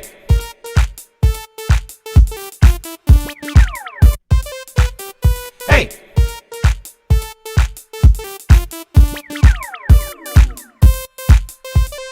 Ah!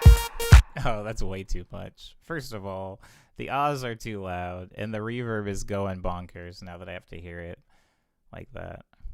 Also, that's... Hey!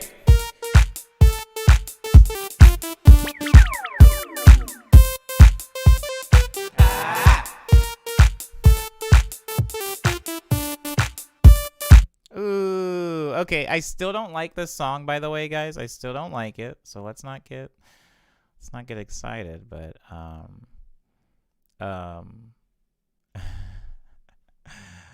but here's what's happening. Hey! Why is that so loud every time oh.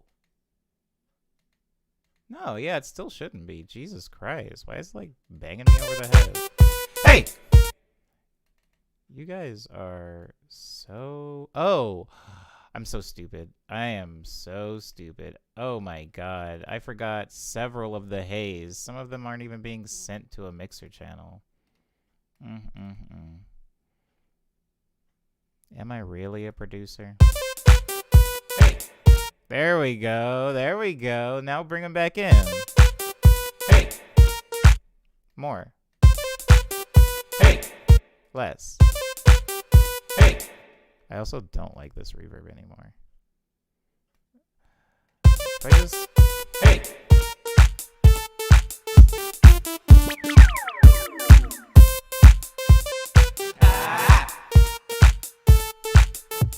Okay.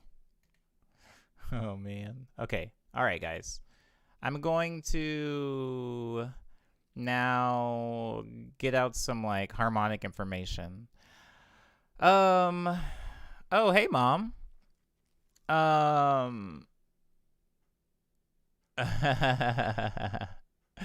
Yeah, nobody would share anything with me. Cool. If this comes out fire, then I'd 100% believe God exists. It's gonna take more than that. It's gonna take more than that for me. But if this comes out okay, I'm gonna believe that I am a real musician.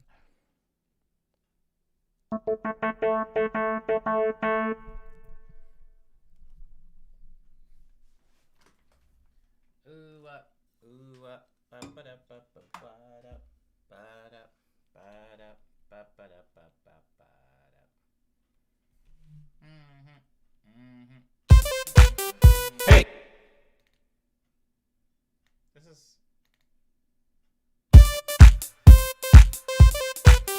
Hey!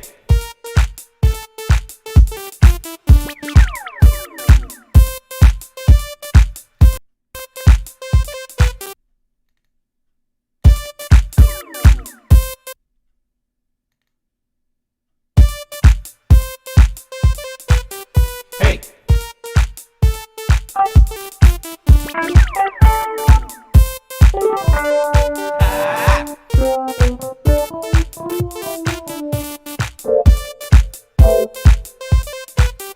Hey!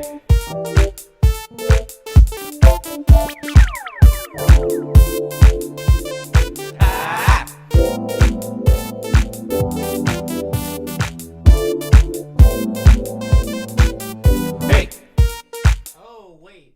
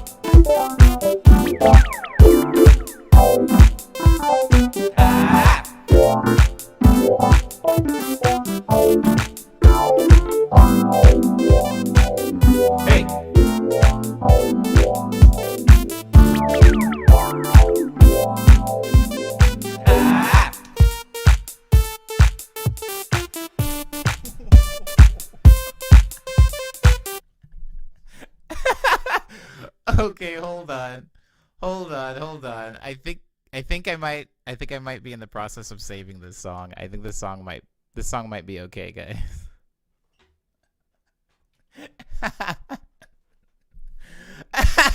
Oh crap. Wait, even sub. What do you believe in? Do you believe in me yet? Do you believe in me yet? Are you gonna come into future streams? That's sick. What the heck? Hey!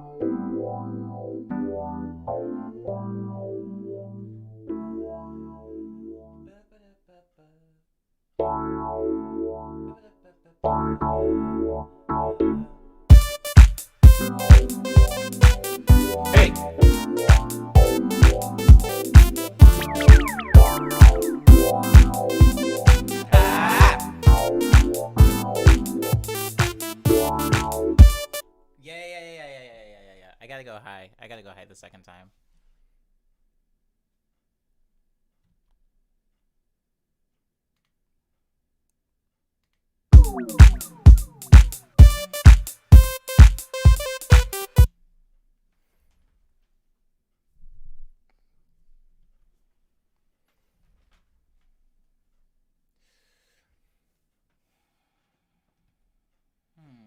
Okay, okay.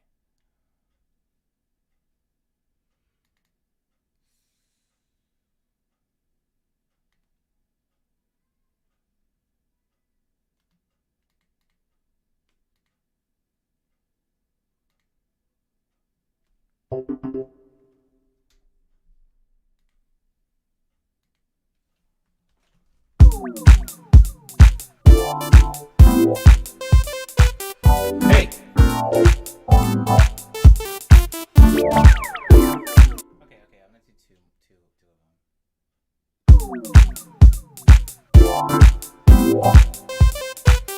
them. Hey!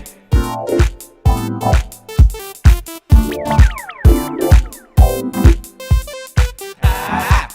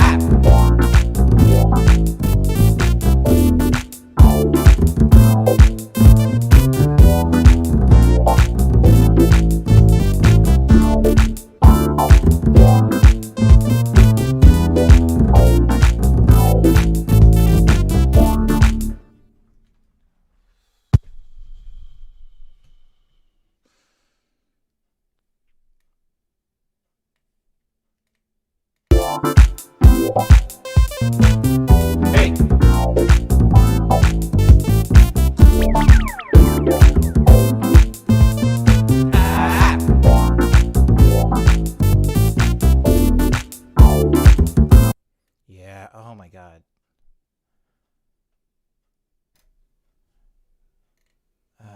There's a very specific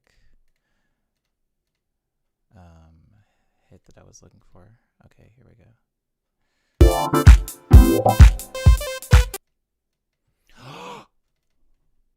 Okay, I take away all of the big kicks, and then I have the big kick coming with the bass. Hey!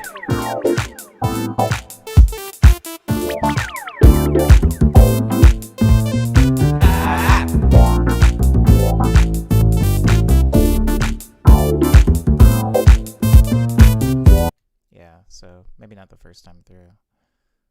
Okay. Hey!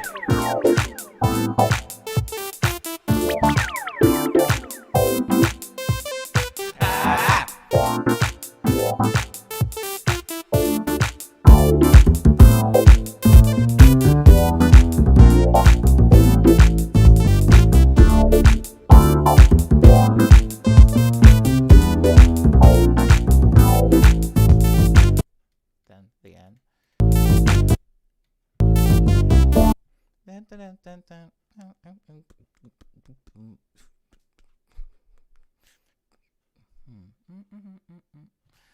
Okay, sorry, I've been like a little distracted. Okay.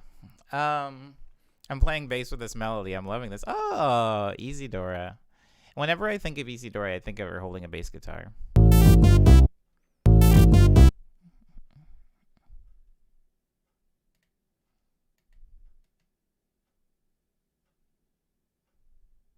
Sorry. Sometimes I like completely shut down facially, visually when I'm thinking about what I need to add. Da, da, da, da, da, ma,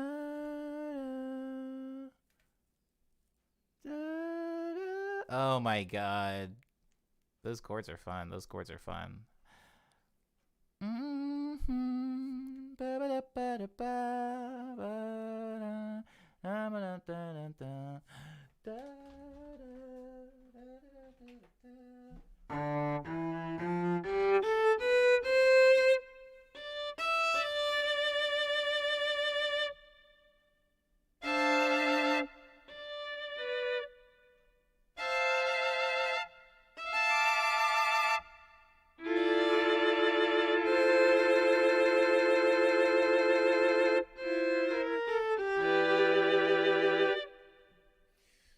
Take out the...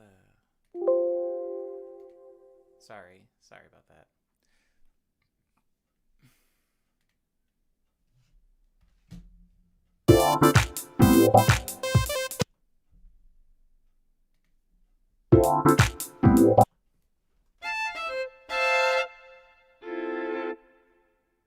Hey.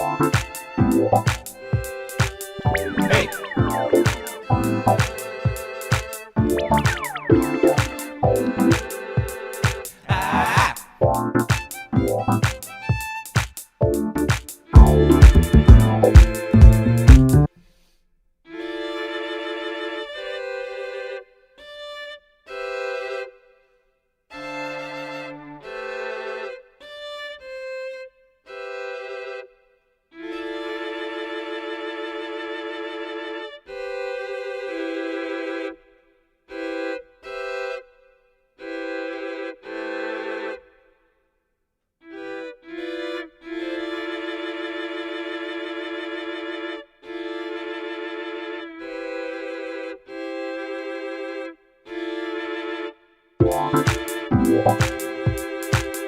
Hey.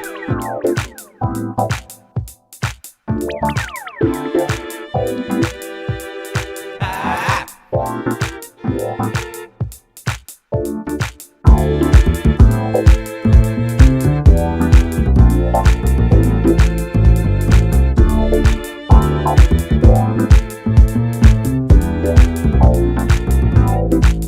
There's one more. There's one more missing.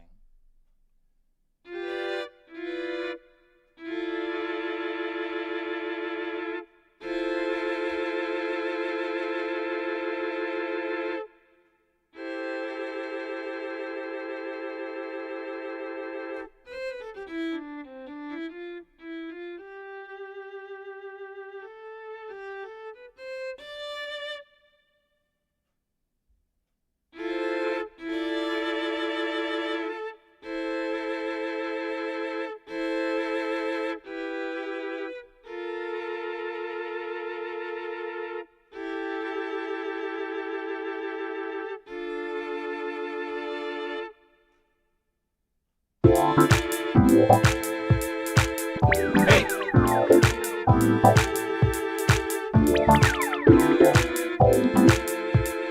Ah.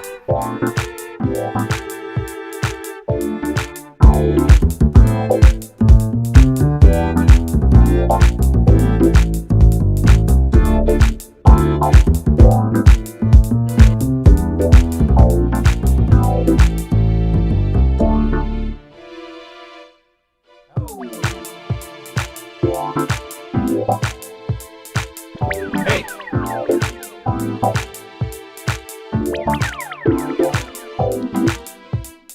Ah. Okay. I just needed to get those notes. I needed to get those notes down. I think I'm actually going to do that with MIDI though, because I like the control that I'm going to be able to have with MIDI. And you'll see what I'm talking about. JD, I almost called you even sub. JD says the upright bass is too good, man. I need that patch. Well, it is native to this keyboard, the MX61. But there are some really good. I don't know, JD, if you've ever used Contact, but Contact, there's a factory library. Like when you get Contact, the sounds it comes with, there's a really good upright bass that's pretty close to this. I would say there are times where it isn't as good, but you can mess with more velocity. There's a lot more velocity articulation. So when it comes to like emulating humans, I would say it's actually better than what I've got working with over here.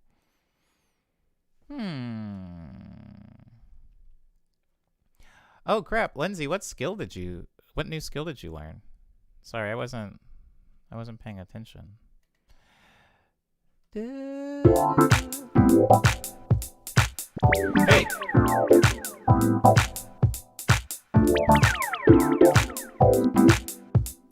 Ah.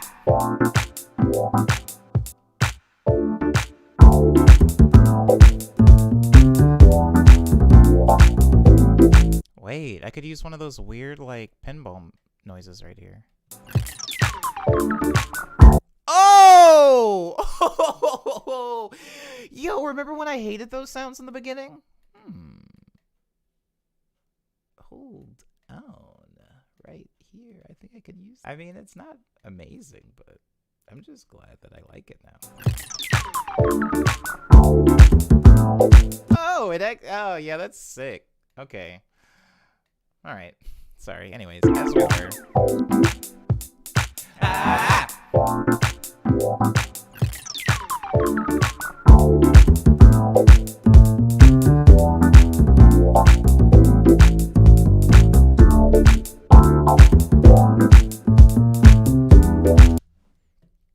Okay. Okay. So this is going to be my roads. Let's name it before I forget what it is and it gets lost in the fray. It's going to be this color.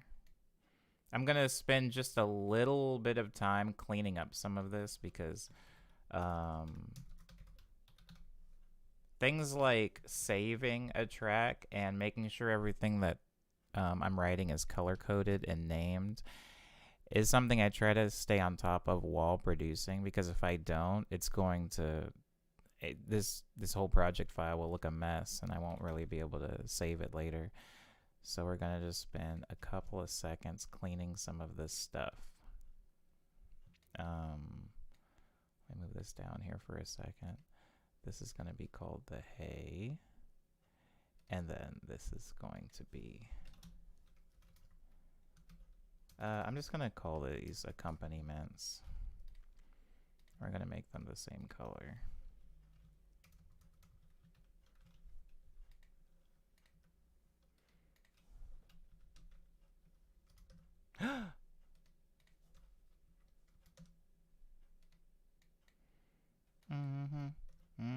Anybody got any dope weekend plans while I'm doing this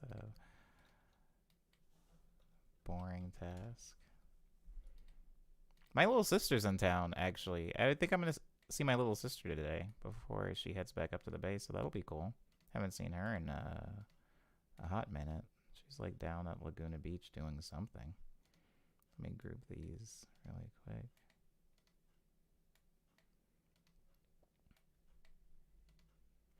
Laguna Beach is actually really cool for the people that haven't been, but the only reason I would ever go to Laguna Beach historically is to see my friend Adrelix, who has recently moved to Florida, which is very sad. So I don't really hang out down there anymore, but it is a very pretty beach.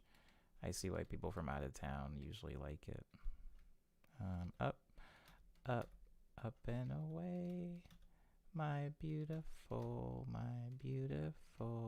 balloon. Anybody know that song? Such a good song. Songs used to be about nothing. Songs literally about a freaking balloon. Okay, we're almost done with this. If you've been looking at the stream, all I'm doing is I'm taking all of those rough vocal takes and I'm compiling them into grouped tracks. And this isn't going to do anything to the sound of these tracks. It's just so that later when I open up this song, if I do open up this song, if I indeed make this something worth revisiting, I will be able to at a glance tell what's happening and start from there. A lot of times, if I open like my music from 2015, a couple of you guys have commented on how they're not nearly as pretty or organized, and it's just because back then I didn't have that foresight. I would make this big thing all in the moment, and then later on I would look back at it and be like, oh, I didn't clean it up. And so just trying to stay on top of that while we do the production streams. I'll mainly be figuring out FL Studio stuff this weekend, says Lindsay. I want to paint some sky pics I took recently too, and I may go somewhere in the nature. Ooh, wow. What a weekend. What a very creative and fun weekend. What about your weekend, Omni? Yeah, I'm probably just going to see my sister, and I got a lot of work to do, so I'm probably going to dig into that. I also bought The Last of Us 2 finally, so I might spend some of Sunday playing that, maybe. I haven't decided yet. Arizona is next weekend, Lindsay. I'm doing Arizona next weekend, or at least that's the tentative plan, not this weekend. Oh, boy. Thank you, Cyber. Thank you. I will be saving. I mean, do you know about the autosave feature? I do know about the autosave feature. I actually have the autosave feature. The problem is My autosave feature doesn't kick in until I save the track initially. So that's one thing. It doesn't kick in until I save the track initially. And because it needs something, like it needs a file path for it to save as. And secondly, the autosaves has sometimes screwed me. Not necessarily screwed me, but saved me not completely, in that I work really fast and the autosave feature doesn't happen like every 2 seconds, you know. And sometimes I'll do like what I just did, and then it won't save that because just timing didn't line up in my favor. Just finished putting out my new album, says Mobtown Tokyo. Oh, congratulations, Mobtown. That's really dope. Should be up on Spotify soon. If once we get to the end of the stream, you can like post a link to it if you want. Oh, or if it's not up yet or something, maybe in a future stream. I do try to keep the stream like free of like links and stuff like that, and maybe until the very end. But yeah, we can do that. We can do that, I think. I think YouTube will let me do that.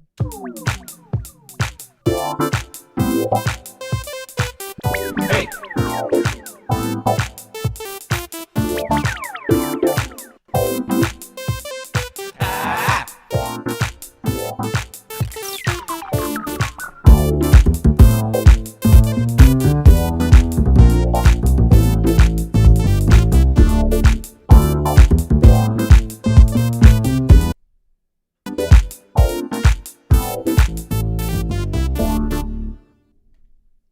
I do like this so far. I wish a couple of the things were quieter.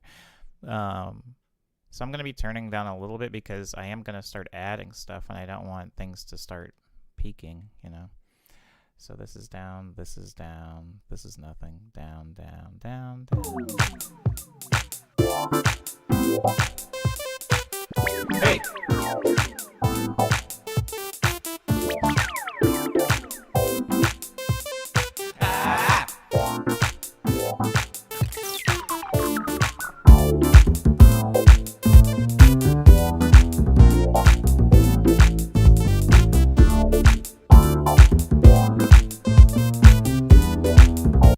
Okay, let's get to those strings now that I've cleaned that up. These strings are from an East-West sample library. They sound like this. Sorry, that doesn't sound like anything, does it? It's because I haven't actually opened the string sound. Let's give it a second. Da-da, ba-da. I can hear a running hi-hat after that intro finishes. Yeah, kind of like Bossifier, right, Cyber?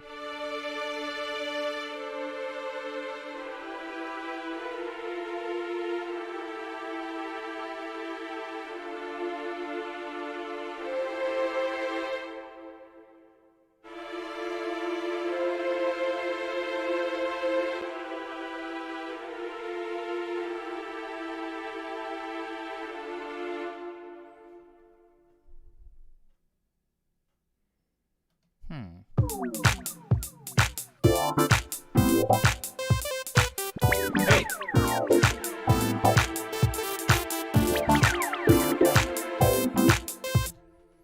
Gonna be recording MIDI for this, so I don't even need to change my mic settings. Heck yeah. We're in business. I do need to change my snap settings, though, to none. Wait, should I? I'll change it to 1/4 step, actually. And I'll change my my record things to notes. Wait. Da-da.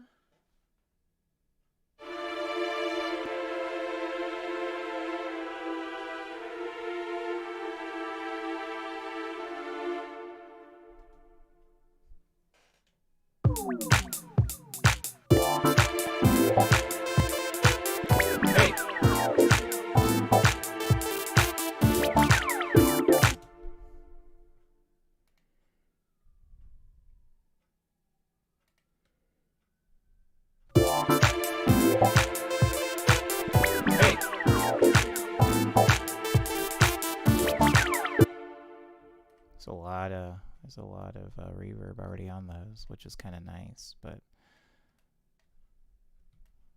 Let's keep it simple, huh? Let's keep it simple.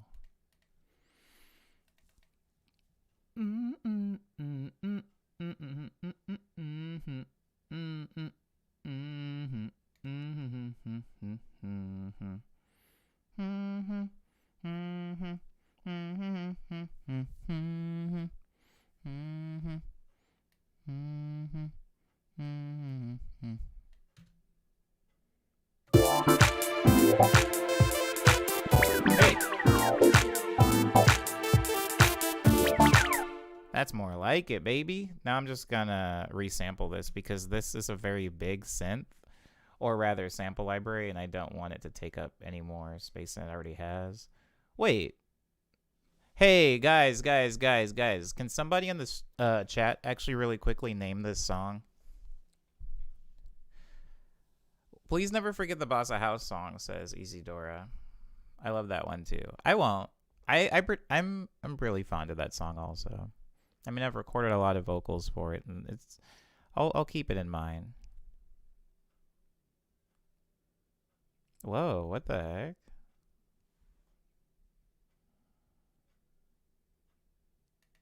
Interesting. I don't know what's going on there.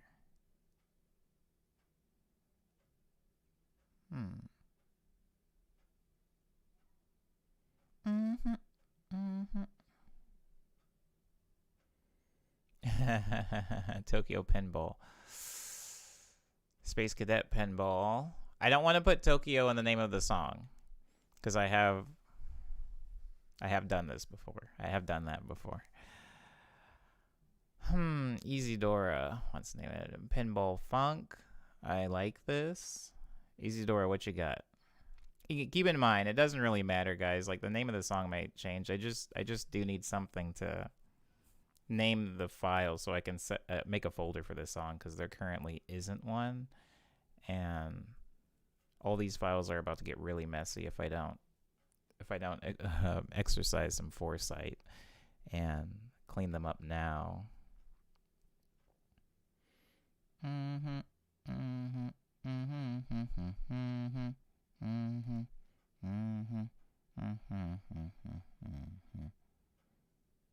Pinball-ing.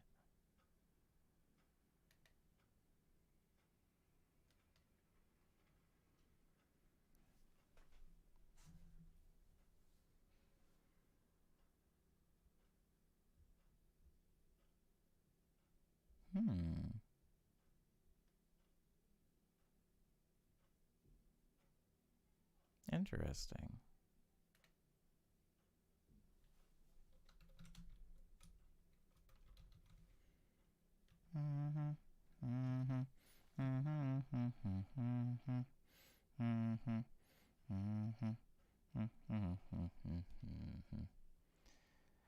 Weed up, bud up.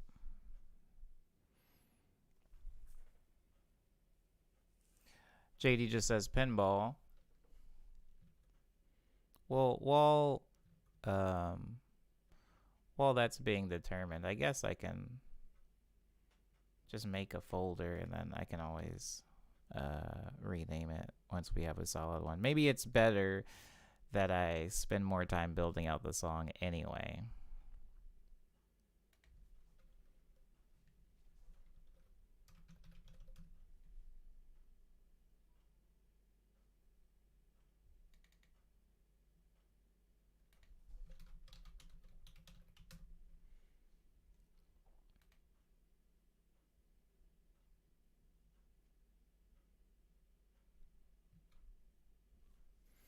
Pinball Funk is dope, says Isidora.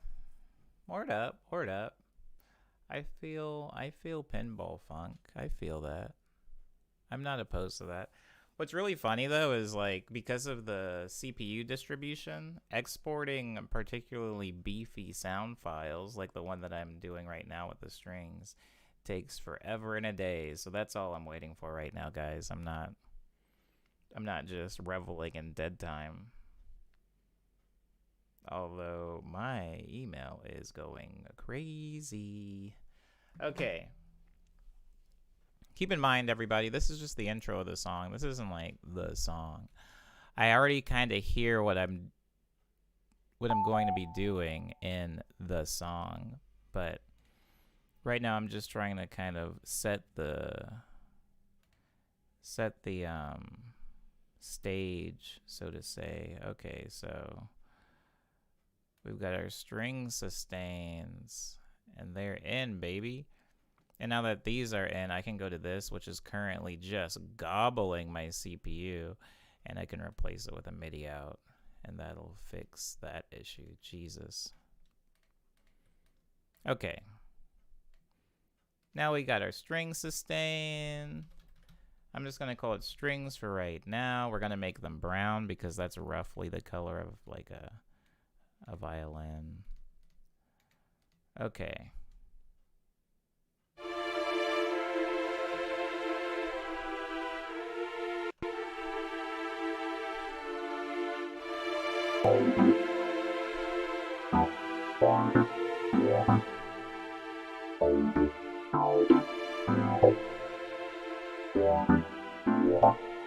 That's beautiful. I do like that a lot.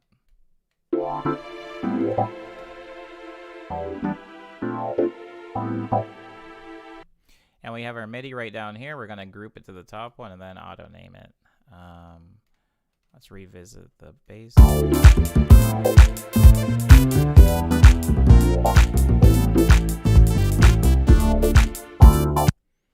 Maybe you should have that come in later, actually. So it's like... Maybe even take out the hi-hat. So it's like... Yeah.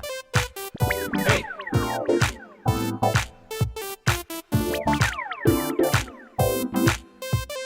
Ah! Oops. Didn't move him down far enough.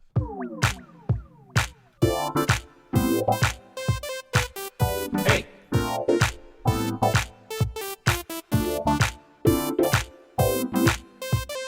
Ah!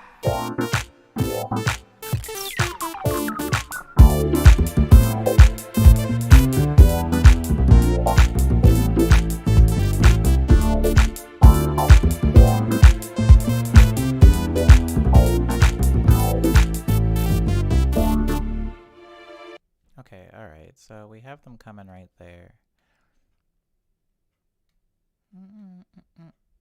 And then what we're going to do is we're going to, first of all, we're going to normalize it, which means we have to turn it way down over here. I'm talking about the strings. We're going to set a generic bleed so it doesn't pop right out because we're going to erase some of it at the last measure. Yeah. Yeah, I like that. We're going to have that repeat. I'm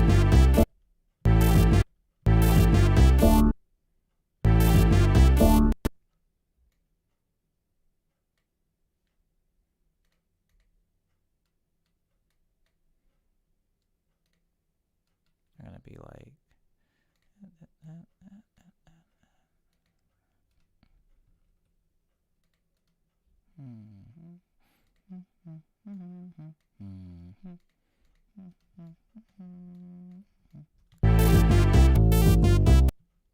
Oh, you need it too, I guess. Okay, he also needs the generic bleeding. Also, I need to cut the end so I don't get that annoying popping sound.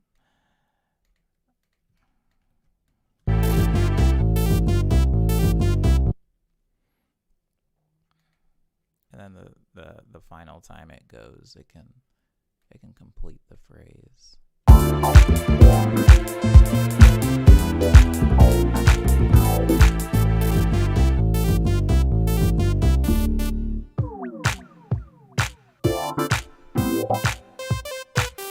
Hey!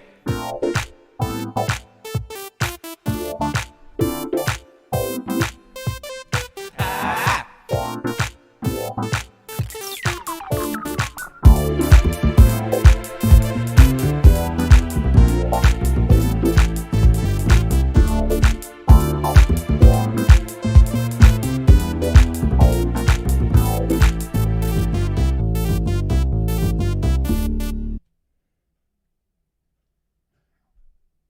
Oh, yeah. Okay, I know what I need to do here. So he also needs the generic bleed.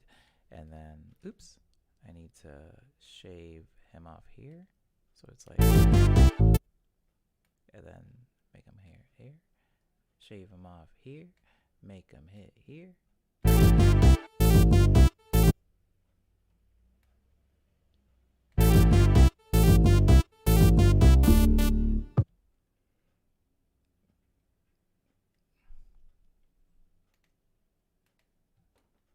We're going to bring this back.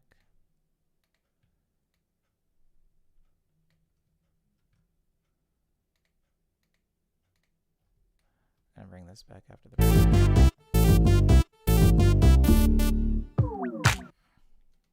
And then keep this.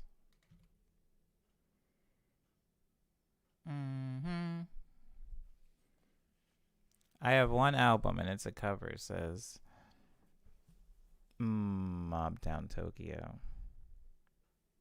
But this new album that's coming out is all original stuff. Word up. We are a fan of the original. Ow. Sorry. Wearing headphones for extended periods of time always hurts my right ear for some reason. SoundCloud monetizing is slow, says Tokyo. Yeah. Most DSPs are rather slow in monetizing. They take their sweet time. Okay. All right.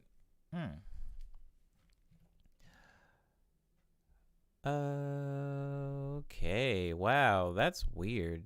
Sometimes I feel like the longer the stream goes on, the more it's like fighting me. Like it wants to self-destruct.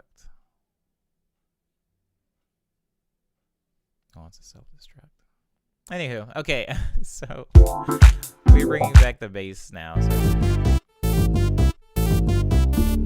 So we want to have one of those weird pinball noises kind of ring out over this, like, splash. I don't know if this will be a good one. It's not. What about this one? No. What about this one? We used that one already. Oops. What about this one?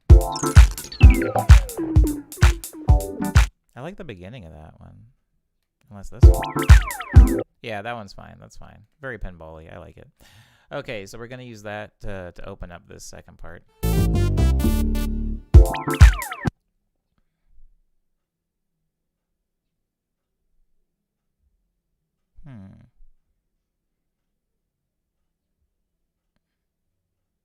Sorry, I'm hearing something in my head.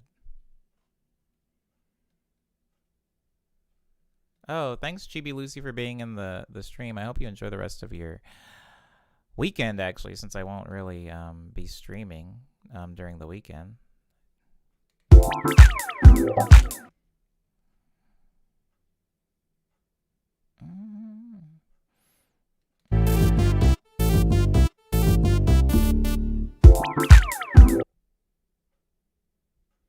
Hold on.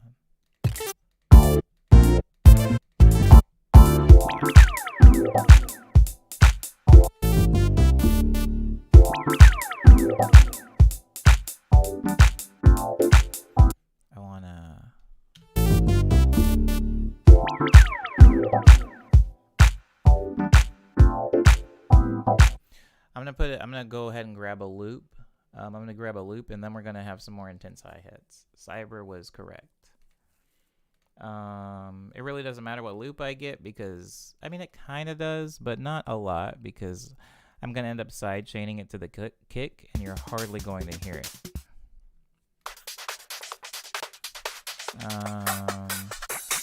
Oh, vengeance. All your garbage loops. I love them. I want a subtle one, actually. Where are the subtle ones? I just hit one.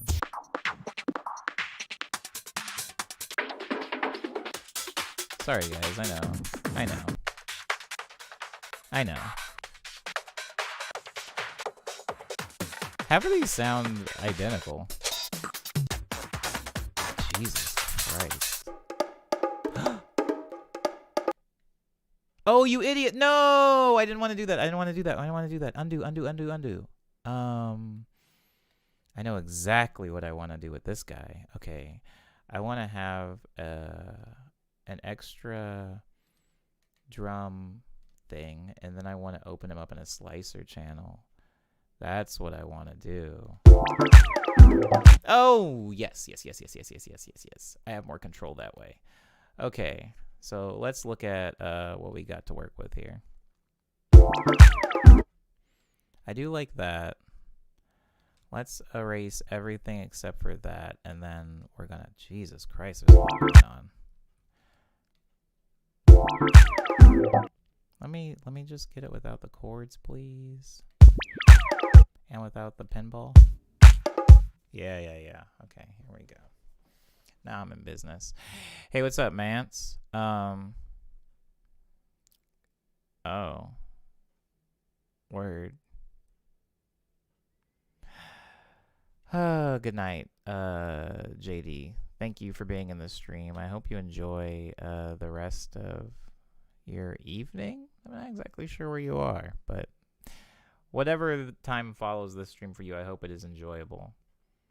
I will be here plugging away at what seems to be some hand drums.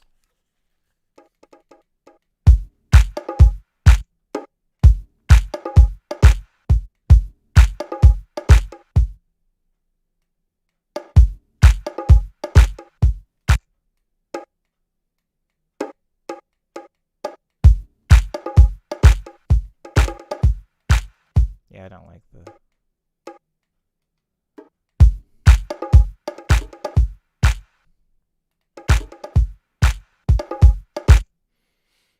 I guess I should just turn the whole thing down. They're not velocity sensitive. Just turn the whole thing down.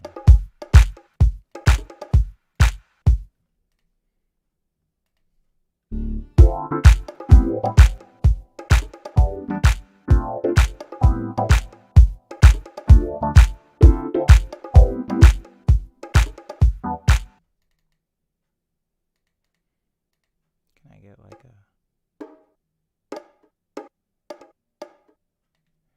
like a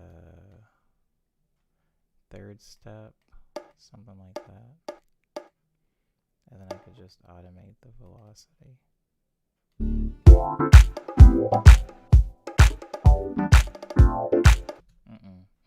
Nope. It shouldn't be thirds, it should be on 4. And it should be descending, not ascending.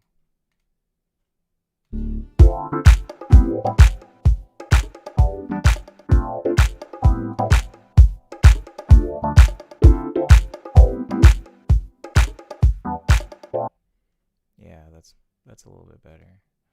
Where are those claps? Are these claps not being sent to a... They're not being sent to a mixer channel. Oops. Too far.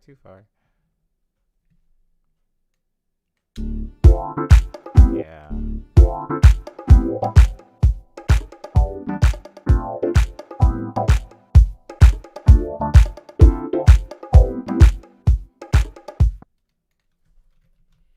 I call these hand drums.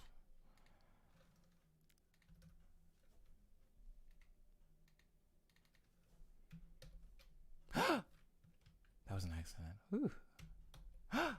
How'd I do it again? Oh, I know what I'm doing wrong. Yo, hotkeys in FL. They don't always work the way you think they will. Okay.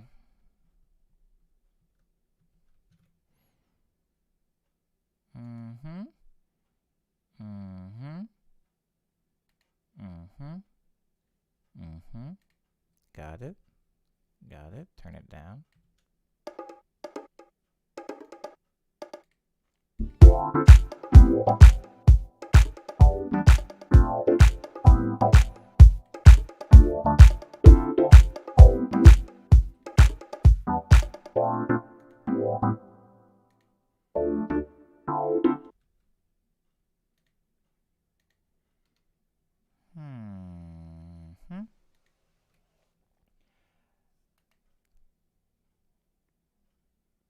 I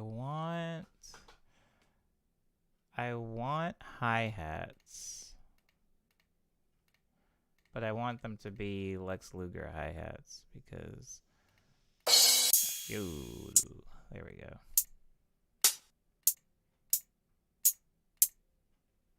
I can mess with that.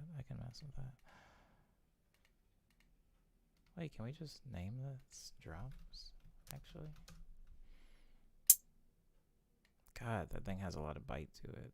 Not sure I love that, but this can all be changed. We're going to make it 2 measures long because there's going to be some variation in the hi-hat, you'll see.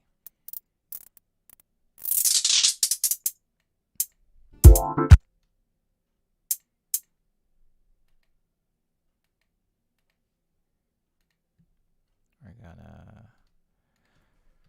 really quickly give it a... Oh, we have to call it hi-hat too because there's already a hi-hat. No, I'll just call it hi-hat tight.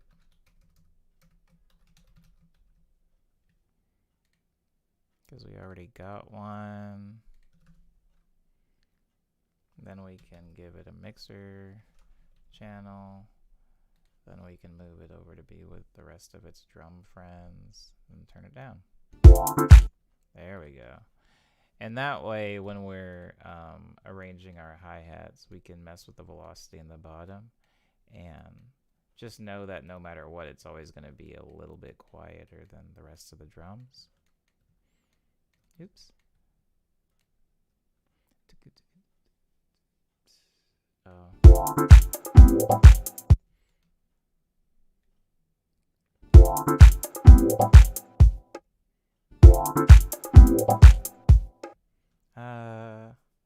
Yeah, that's fine. And then for the second time, it'll be more of like a hi-hat roll.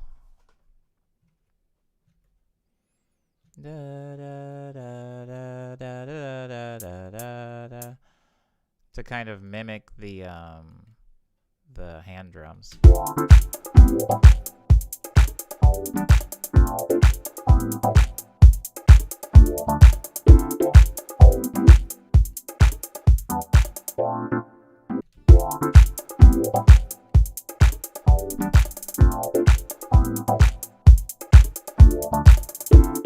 And then the second time it'll be like a hard stop, so it's actually going to end up being 4 measures. Second time through, there's going to be a hard stop there.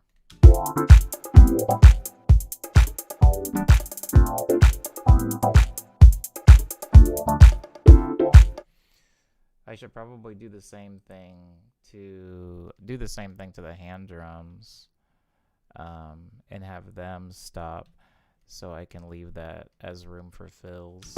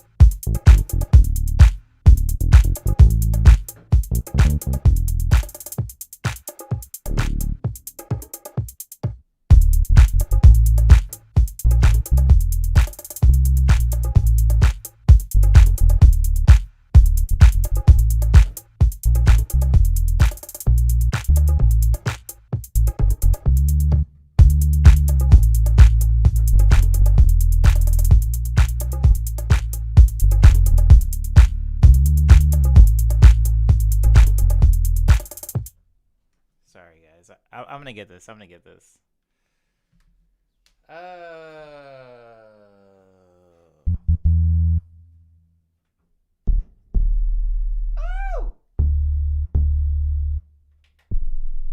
What? I don't like the ring it has.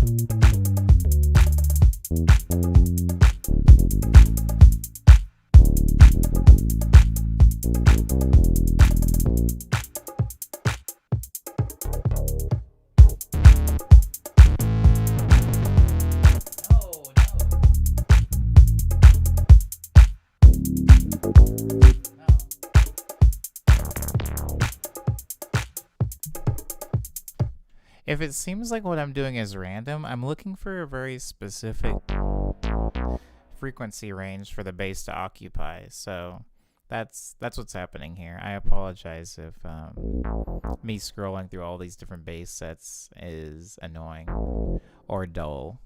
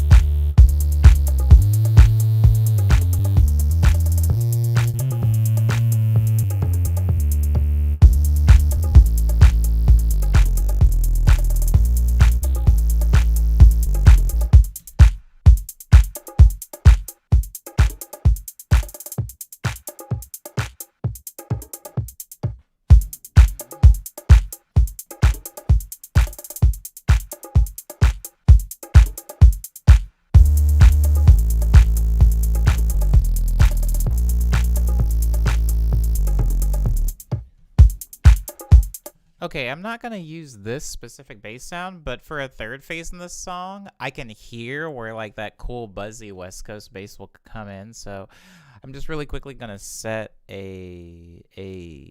um a track for it with the name of this sound so I don't forget it for the third phase of this track. But for right now, we won't be using that.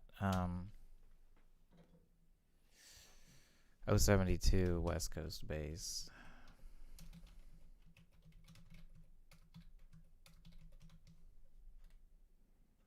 Da, da, da, da, da, ba, da, da, da, da. I like that. I like that. That's chill. But not what I want to use right now.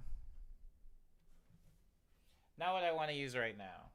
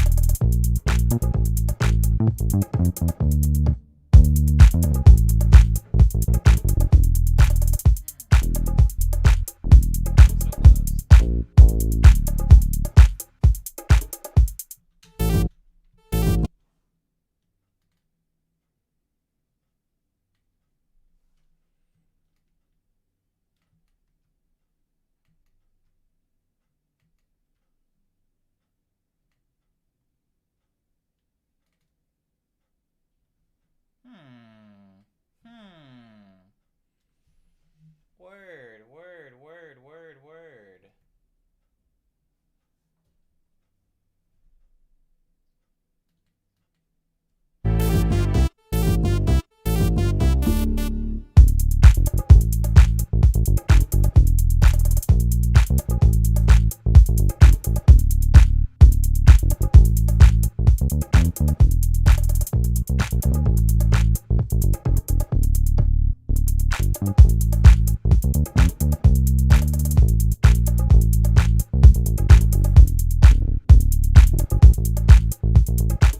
Something weird happened in the middle there, but I'm just gonna have to start over. Oh, I wasn't recording anyway. Ha ha ha. Good, good, good.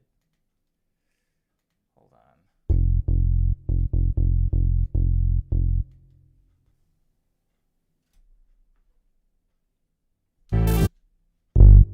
Woo! That's loud.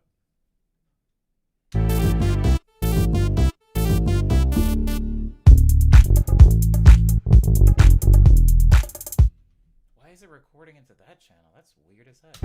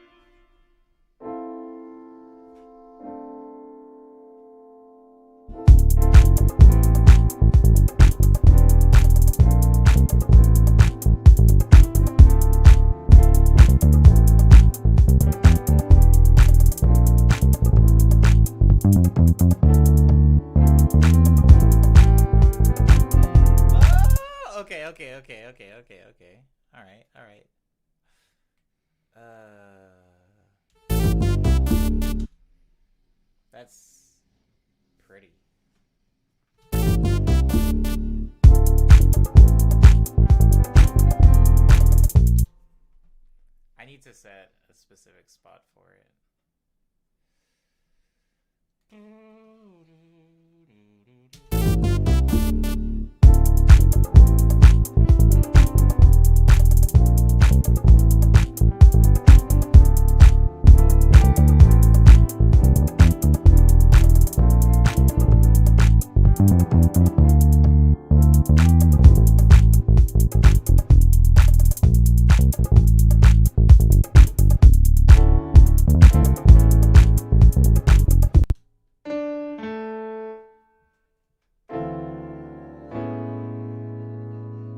Yeah, I can't use that chord. I can't use that chord.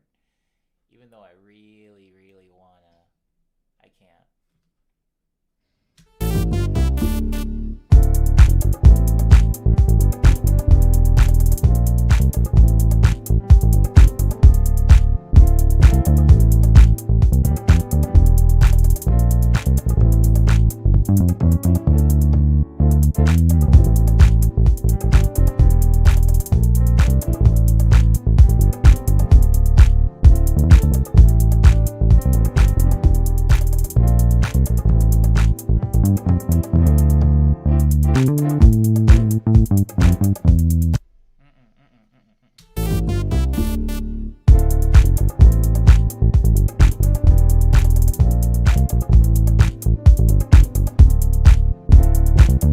What's going on there?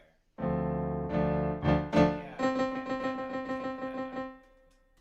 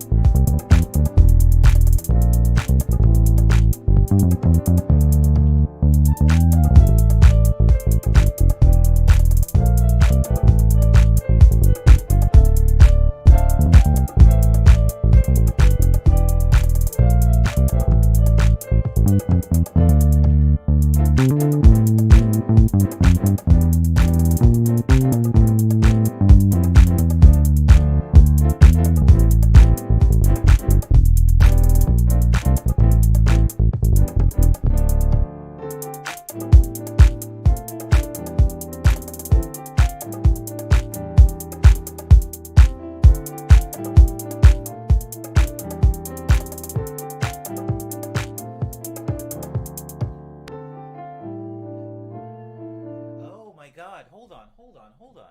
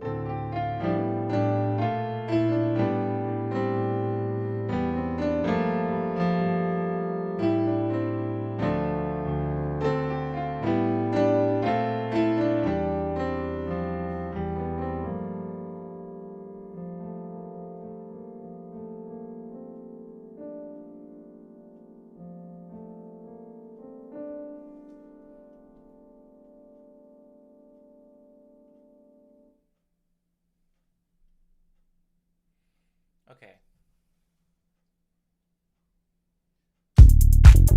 Ah! Started too early, bro. Come on.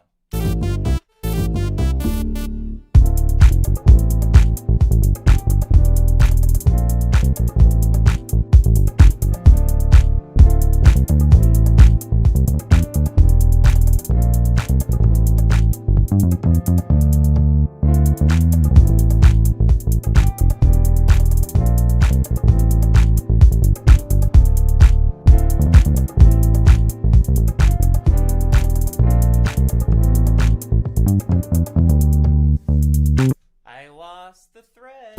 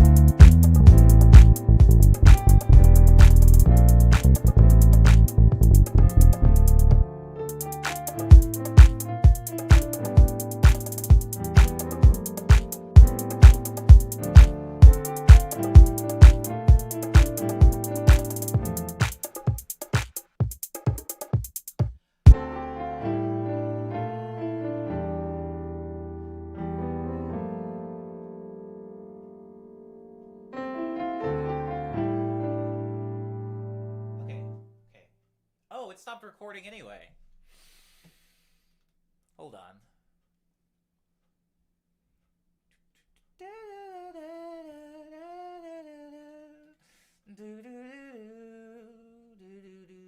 Okay.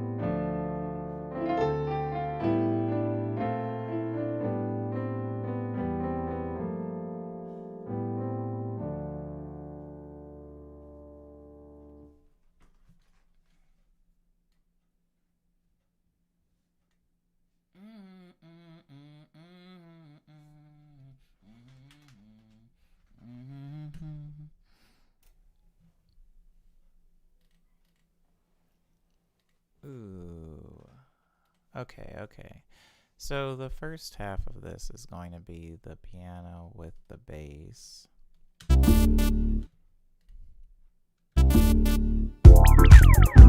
Ooh, I forgot about the pinball sound.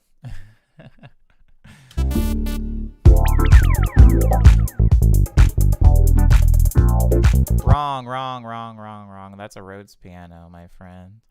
Oh, but maybe them layered on top of each other will sound cool. Hold on.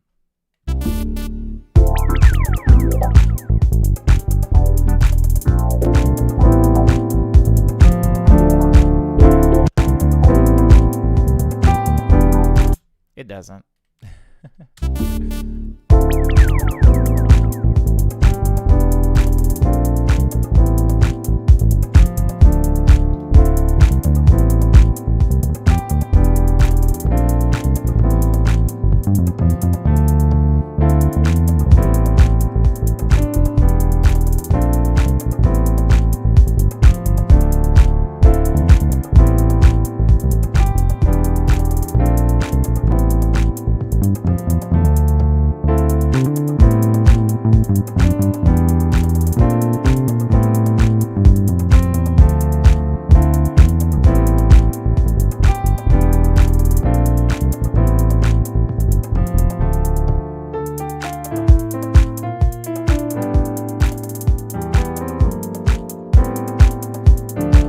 Okay, and so in this part, I do really like this new arrangement. They're like because it changes, it gets away from this weird axle thing I was doing. So this could be like a transition into like ba-da-da-da-da. So if I have this in right here, hold on, let me make sure this has crossfade beating out, and then I can like crossfade into this one. Da, da, da, da, da, da, da, da. I do like that melody way more.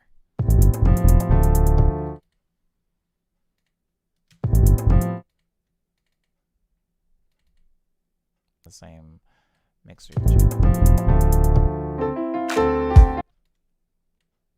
Fade it. Oh, I'm not gonna worry about this right now because I'll do a different little like reverb trick there. Over here.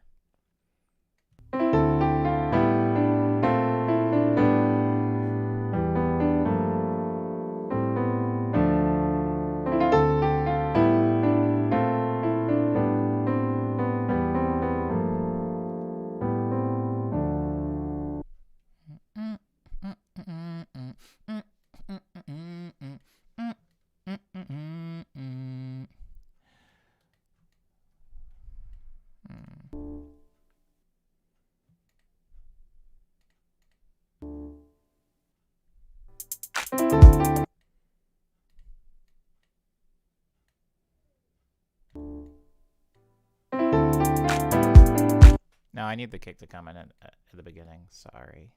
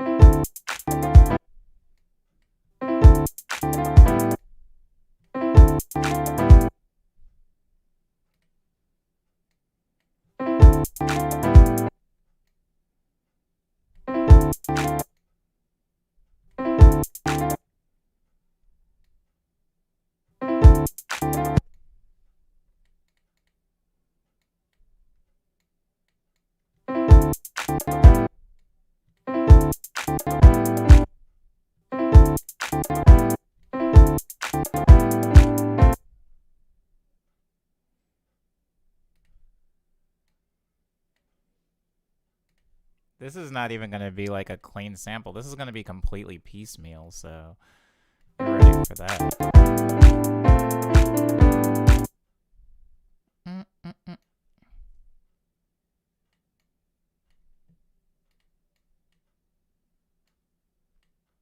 Uh-oh. We're starting, what, hour 4? We're getting close to hour 4. Getting hungry.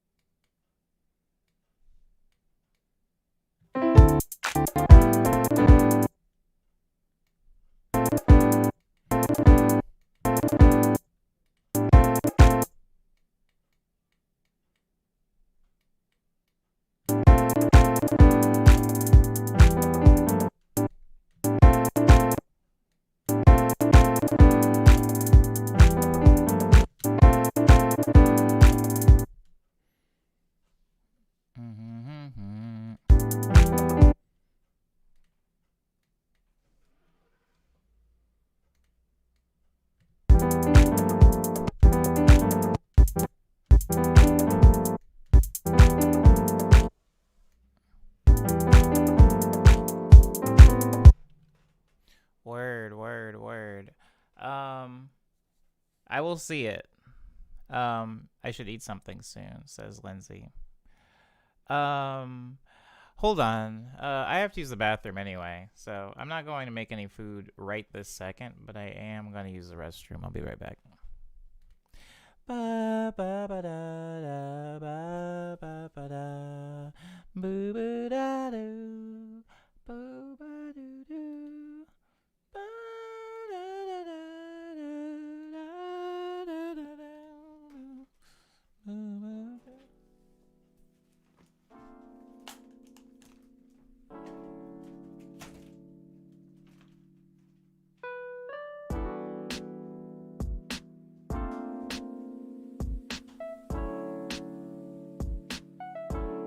Good morning.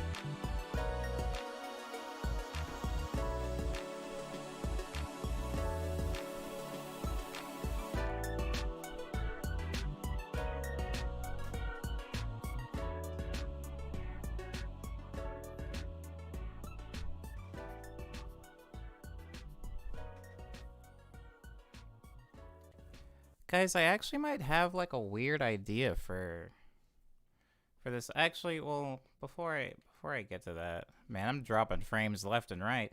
Somebody find my frames. These poor boys out there, they can't fend for themselves. Okay, all right. Let me get back into Fruity Loops actually. I was thinking about the transition between the original idea, like the original like Axel Foley idea, and this new idea that I'm adding. The like it's I think it's a little bit more harmonic. Well, not harmonically, but melodically rich. The like da, da, da, da, da, da, da, you know, that I just started like instinctively chopping up. Now I'm going to actually erase this really quickly. I know we made a lot of things. Because if I go back here,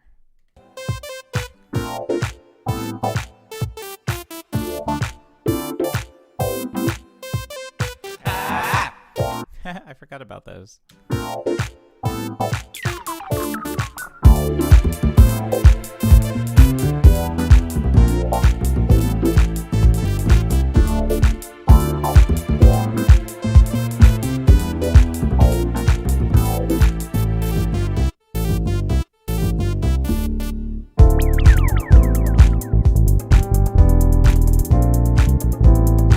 I wish it didn't take us 40 seconds to get to this part here.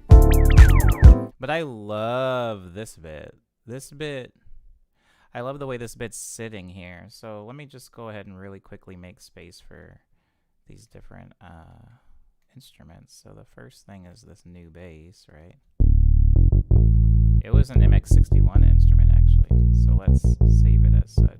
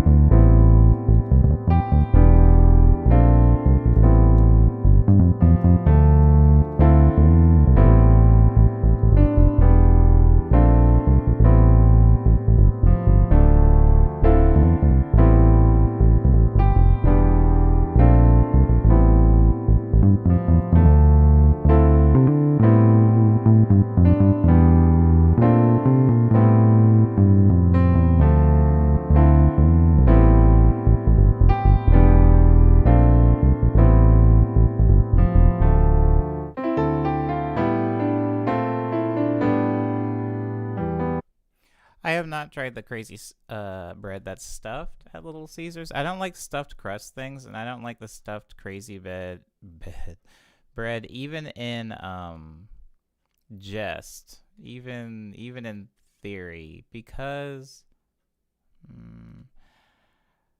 I'm lactose intolerant. So actually, the less cheese that's on a piece of pizza is like better for me, right? Like Little Caesars, okay, all right. A Little Caesars hot and ready pizza. If you're getting just the hot and ready pepperoni, it has 8 ounces of cheese on it. This is mozzarella and Munster cheese.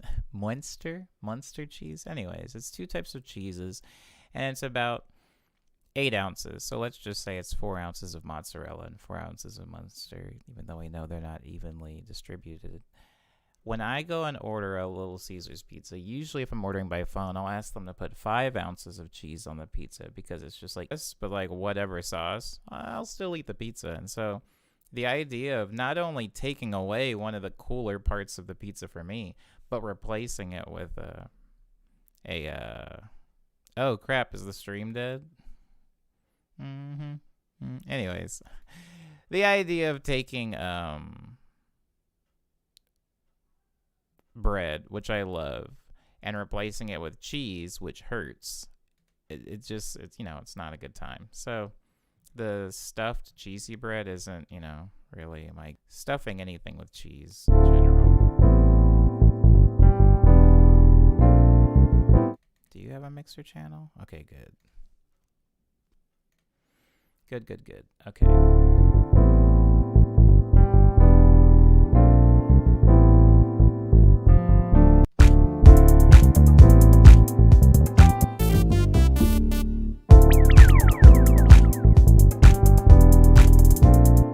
Make him happen earlier.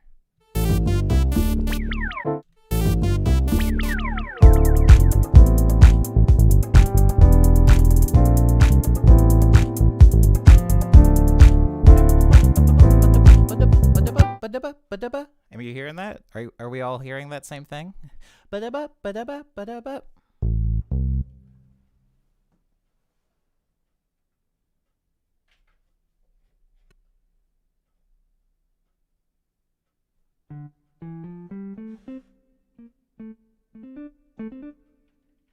hearing that.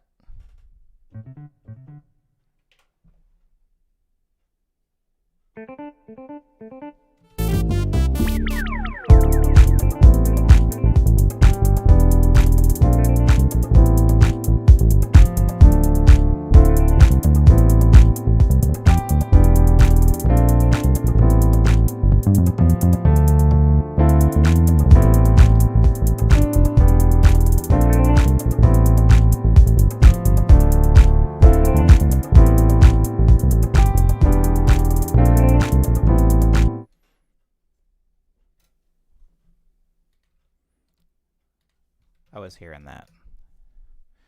Granted, I was not hearing it played straight. I was hearing it played with... I was hearing it played with delay.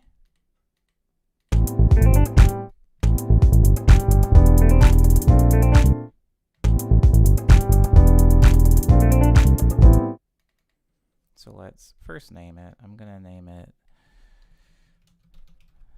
jazz guitar, and I'm gonna make it this weird color. And then I'm gonna send it to its own mixer track. I'm gonna turn it way down because we're gonna normalize it and make it loud as heck. And then I'm going to put a delay 3 on it. That's pretty close to what I wanted. Right out of the box, huh?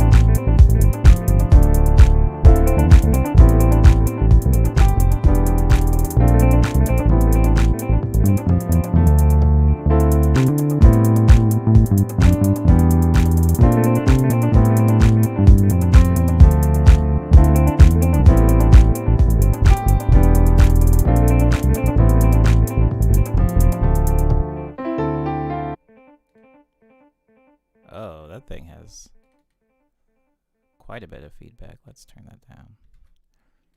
Okay, wow. Sorry.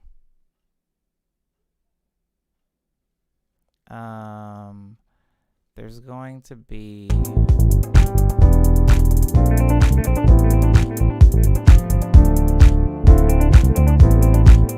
This track is like right up against the wall right now. Does Little Caesars even deliver? They deliver in my area, but I'm also in Detroit. Lucky you. Last time I was in Detroit, what was that, 2 years ago? I took a picture because like the stadium there has the Little Caesars logo on it. It's like Little Caesar Stadium. I took a picture in front of that, and I was like, we got to get Little Caesars. But instead, I went to this place. I don't know how often you hang out in downtown Detroit, Jesse. But the place that I played at was called...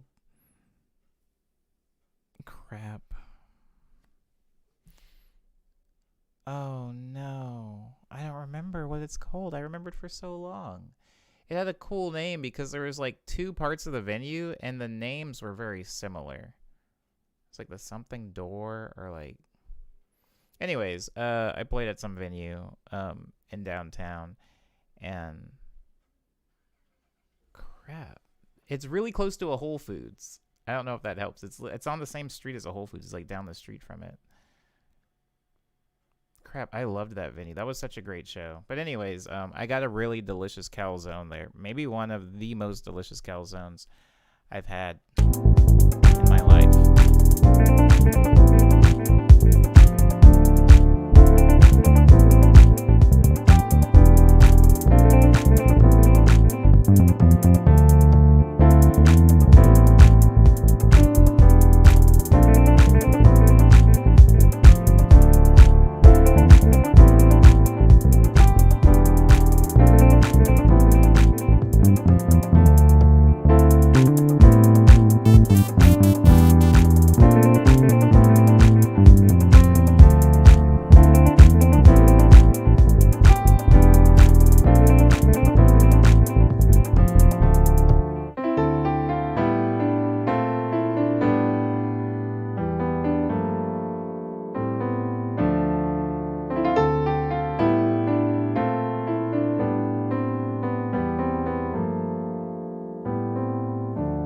I do really like that chord progression. Maybe I just end the song with that.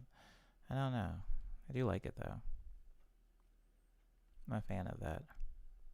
The Magic Stick, yes, because there was like another venue or something close by or part of that same building that was called the Majestic, and I remember me and the tour manager constantly getting confused on whether or not the venue was called the Magic Stick or the Majestic. Their calzones are amazing, actually. Oh, I'm so glad you know what I'm talking about. I've talked about that place in the stream before, but I didn't have anybody that knew what I was talking about. Holy crap. I was so happy when I was there. I miss touring. Can you tell? I miss touring so bad. Okay. So we went from Axel F, basically. Hey!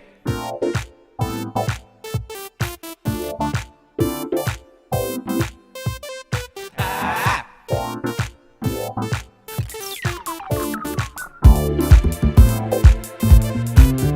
Hey!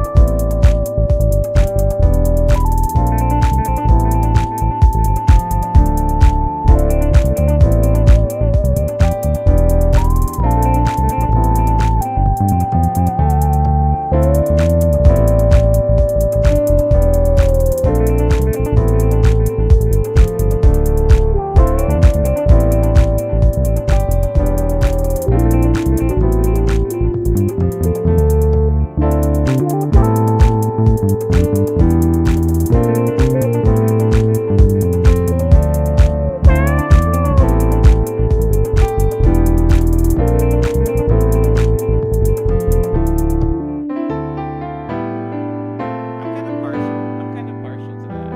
Hold on. What a clever name. Yeah, the Majestic. Oh, man. Oh, that was a calzone. It's one of the few surviving really good venues. When you tour again, I'll try and get a local promoter to bring you back here. Oh, that's actually more than I deserve, Jesse. Oh my God, I loved that place. Painting the picture, man, I was like, I remember being in the, like, it's cold in Detroit. I mean, I don't need to tell you, Jesse, but for anybody in the stream who hasn't been to Detroit and maybe is like from the South or from the East, I mean, from the West, even honestly, if you're from the East Coast, like New York is not Detroit. Detroit does something weird with the winter. And that our tour bus rolled in, and I was like looking through the windows, and I was like, oh, it's really cool. Like, I like the way Detroit looks.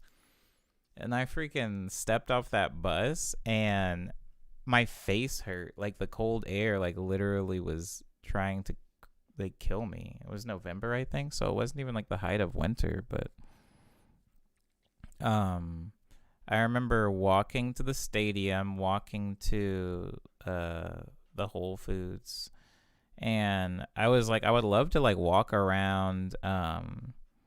Definitely not dry cold, Lindsay. Definitely not dry cold, because that I can deal with. It was like not that. Anywho, walking around all the different buildings, and I was like, oh, I would like to be able to walk around downtown more, but it literally hurts.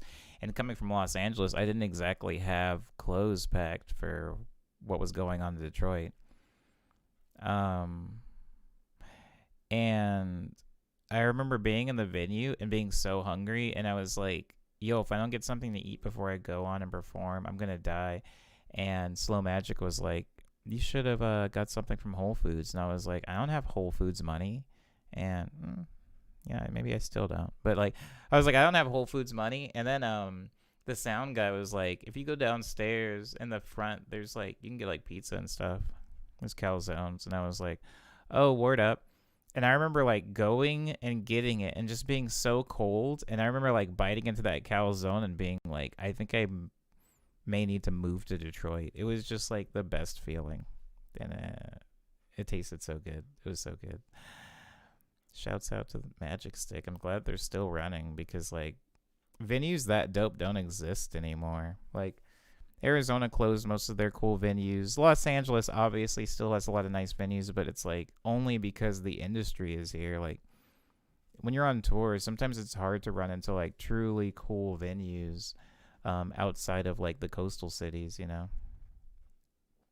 Anyways, word up, Jayla. Yeah, if you ever get a chance to go to the United States, I don't know that I'm highly recommending Detroit as like the first 3 places you go, but it's so important. Detroit, if you like look up the history of Detroit and like how important it has been for the United States and like the weird decline of it and the like resurgence and the people and stuff, it's great. Also, I mean, as a Little Caesars person, that's where Little Caesars is from. Detroit style pizza is a thing, and even though I wouldn't necessarily call Little Caesars Detroit style pizza is high on my list of pizzas. Okay. Wow. Okay, that being said, let's get back to this song that we were working on. Really quickly, I'm not gonna skip over this. Jesse says, it's really rough trying to make it work for most part in Detroit. Property values were so cheap that the owners who didn't want to drop out could keep their stuff. Yeah, I know like Detroit has been kind of like a hotbed, or like a cold bed rather, like as far as industry, since the automotive industry kind of collapsed in on itself. But I didn't know what to expect when I went to Detroit for the first time. I think I was expecting like, I don't know, it to be like RoboCop, where it was like dystopian and really sad. And granted, there are parts of Detroit that are really sad to look at. I mean, there also are parts like that in Los Angeles. I just think I was surprised by, well, one of the things I don't 100% understand is when the chat disconnects, I can't tell if it like picks back up where it left off, or it'll like jump to catch up with me.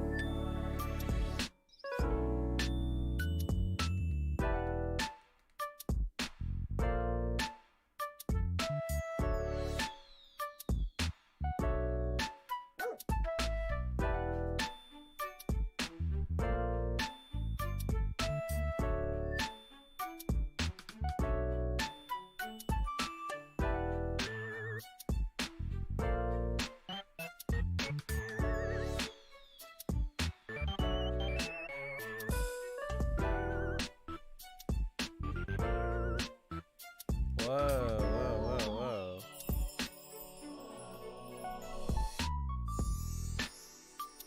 Maybe it's just indefinite. That's wild.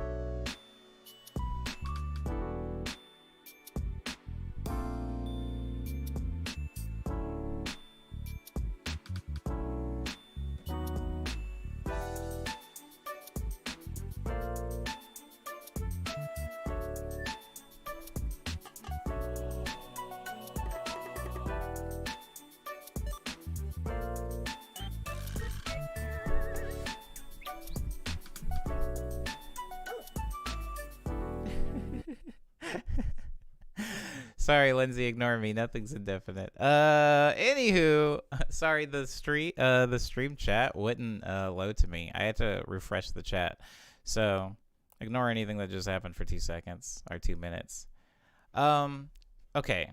The reason that I feel hesitant to add a bunch more stuff on top of this is because the way it's sitting right now, like in this pocket.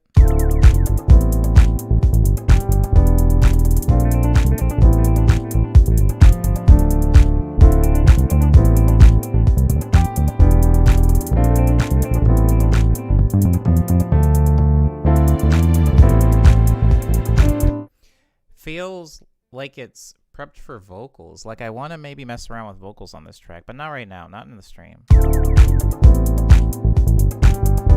You know who would crush this? Freaking Mia Gladstone. Should I send this to Mia? Should I reply to Mia's text? I think Mia texted me actually yesterday and I still haven't replied to it. Yeah.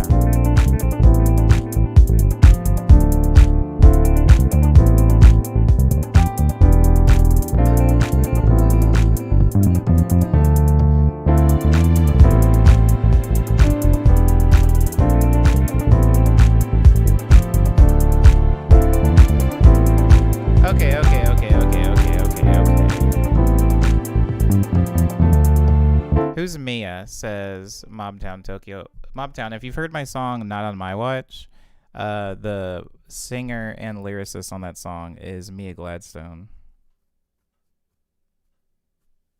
Yeah, I love the Akai Fire. I love it for that reason. That's a spectrogram. That's reacting to my voice, by the way, when I was doing that. The little spectrogram on there.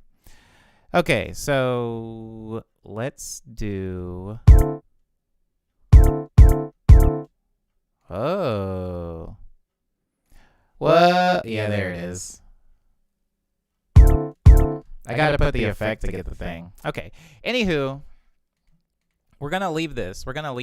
And I think we all agreed on Pinball Funk, right? Sorry, my Google Assistant's trying to reply to me. We can rest this on Pinball Funk. I feel comfortable with it. You guys felt comfortable with it. Easydora co-signed it. It's called Pinball Funk. We are definitely going to come back to this one. I'm not done with this. I have more ideas for this.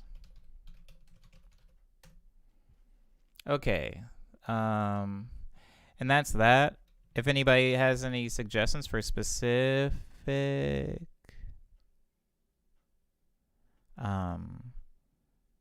if anybody has any suggestions for specific songs they want broken down, I can do that now. If not, I'm going to move right along to another empty track.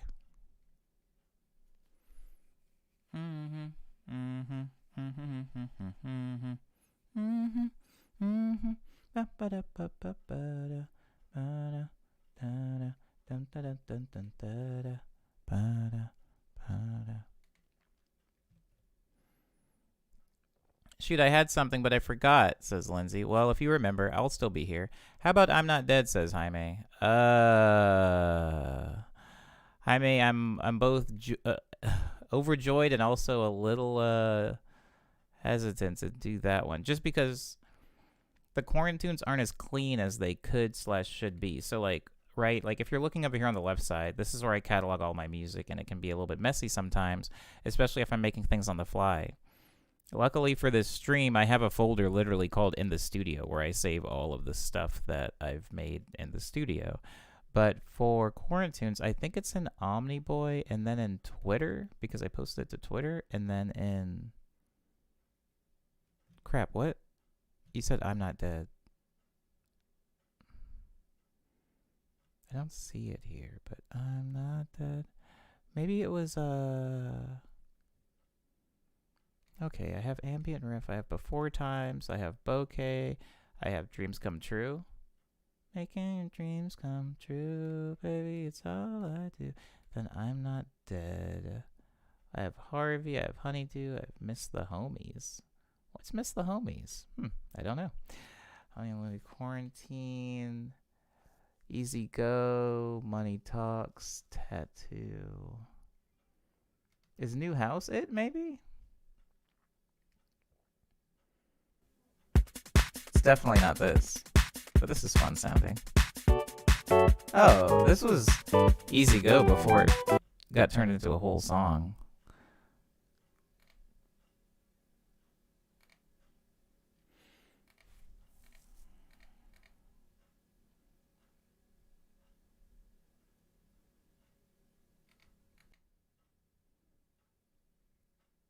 Why do I have so many songs that are like, well, whatever. I need to just take like 6 hours. I need to take 6 hours to just clean up stuff. Like I need to make one of these in the studio streams just a cleaning, like a house cleaning stream. What the heck is this?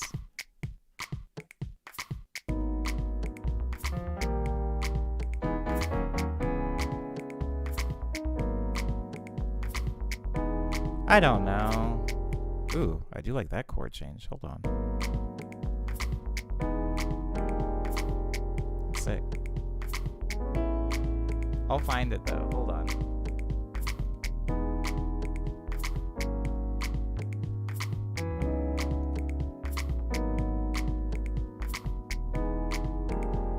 What the heck? This song is dope. Oh. It's titled My Days Are Blending Together. Oh, some of these titles are like really depressing, but the chords are hot. The chords are hot. Okay. I'm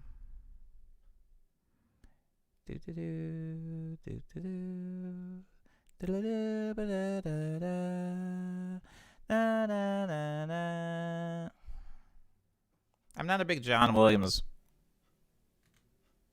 Hold. I'm not a big John Williams fan, but Jesus Christ, that Jurassic Park one. That movement is... I can't wrap my head around it. Okay, what's this?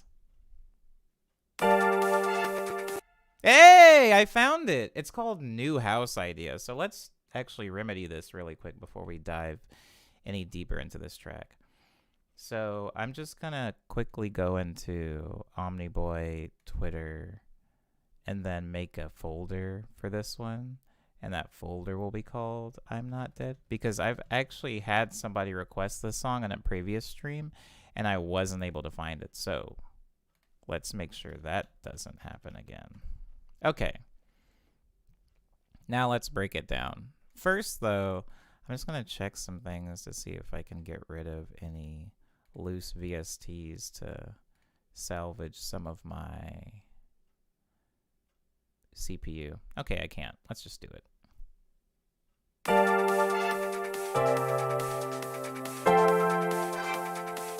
Also, while this track's playing, I'm gonna be like cleaning up some of the arrangements without talking. So that's what's happening with my mouse and everything.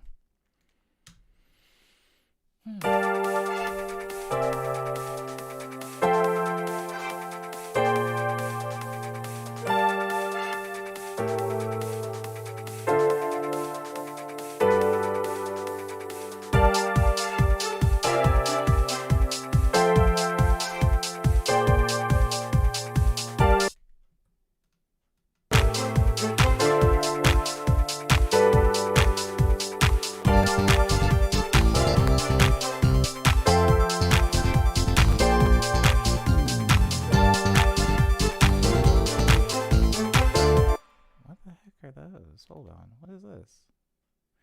Oh, those are my vocals. My vocals for this song are not here. Hold on. Oh, they're gone. They're big gone. I don't know where my vocals are, guys. I'll find them, but I don't trust myself to be able to find them live in the stream. I will find them, though. But I'll just break down the music for right now. Firstly, we have the 80s piano. This is the same piano, the MX61 number 47.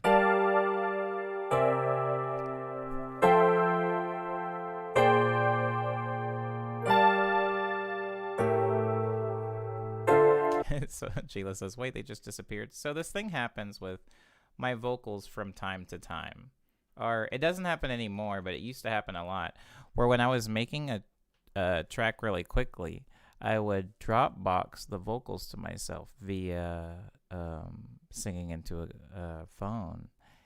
And inevitably what ends up happening when I do that is, you know, I think about you all the time, is that songs just get kind of discarded.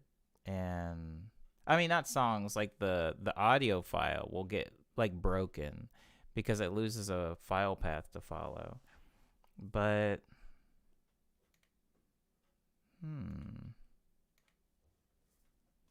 it says there's nothing there. Oh, hold on. What are all these little things? Oh, that's a lead. That's also a lead. That's also a big lead. That's silence. If you guys gotta learn from me, guys. You gotta learn from my mistakes. Keep everything organized. Even if, wow, don't know what that sound was, but it was not good. Keep everything organized, guys. Keep everything organized. It's really important. As you can see, it can literally make or break a project file if you have things unorganized and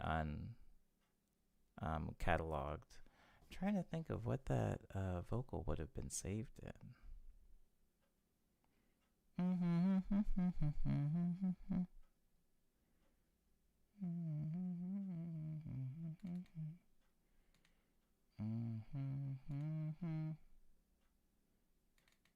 Hold on, I'm like currently not looking at the chat right now. Trying to see something.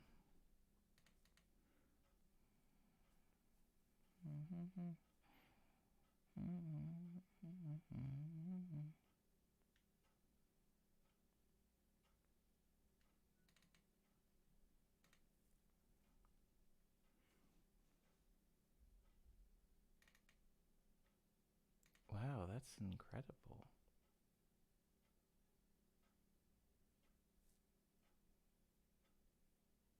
You know what? I can hear the clock now. Some Cyber in a previous stream was like, do you have an analog clock? Because I can hear the ticking. And now I can hear it in the headphones, and it's driving me a little crazy. But that's okay. Yeah, I don't know where it is, but it does exist. It hasn't been like deleted. It hasn't been deleted. It's just somewhere.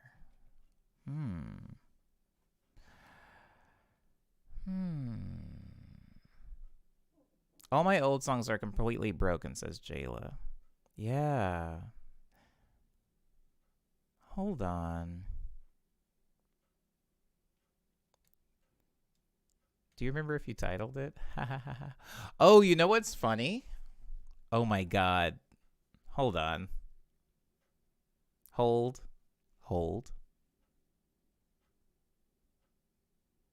Omni, don't do this. Don't do this. I think they still exist on my phone.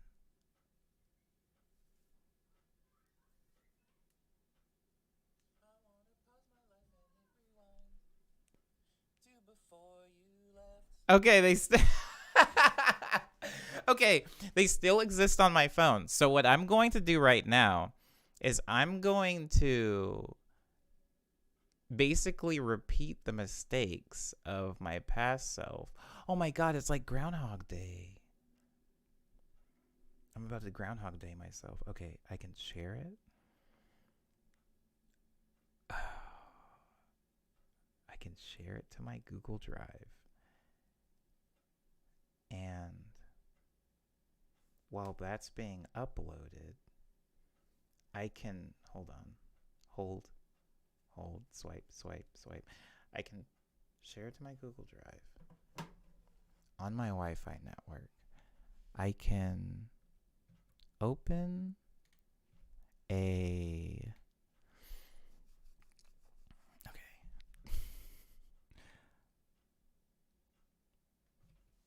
two before you left. Okay, I can then open.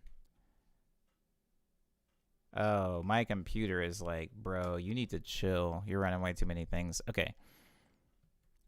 While that's uploading, if I close this.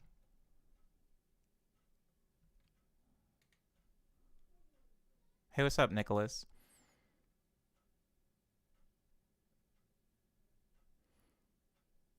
Here's the thing, though, Lindsay.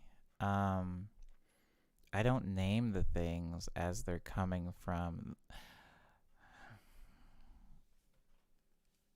Okay, never mind. I'm just gonna keep going. I'm gonna keep going. Stay the course. Stay the course. I am searching. I am searching. What's that? Oh, you're not gonna do your job unless I do that, aren't you? Okay.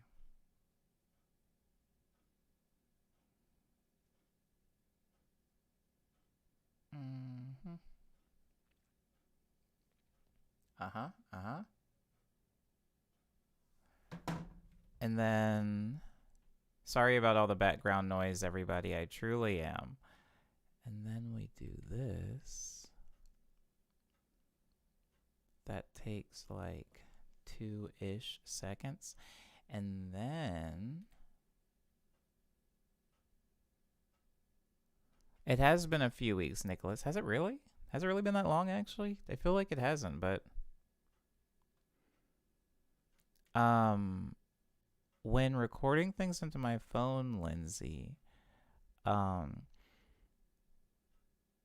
then sending them through Dropbox, the file name for me actually changes because when I upload it into Fruity Loops, at least my version of Fruity Loops, will sometimes apply a Fruity Loops thing, like a title. It'll retitle the sample as like untitled, then the date, then the number of like things. Kind of how when I was looking up at that other sample and you were like, how old is this song? It told me the date because it renames it with the date that it was actually implemented into FL Studio.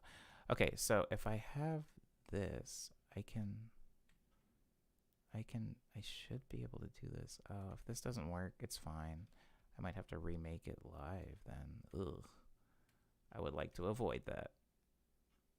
Oh my god.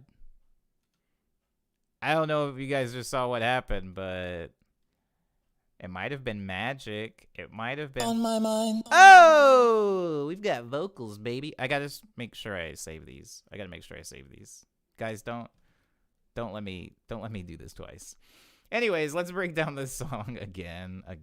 So we have your typical 4 on the floor kick up here, which is like very heavy. You guys got to keep in mind a lot of the quarantine songs are written as fast as they look like they were written. These songs were written in like, I'm talking speed producing. I say that I speed produce in the stream, but in the stream I'm taking breaks to explain and comb the chat and talk with people.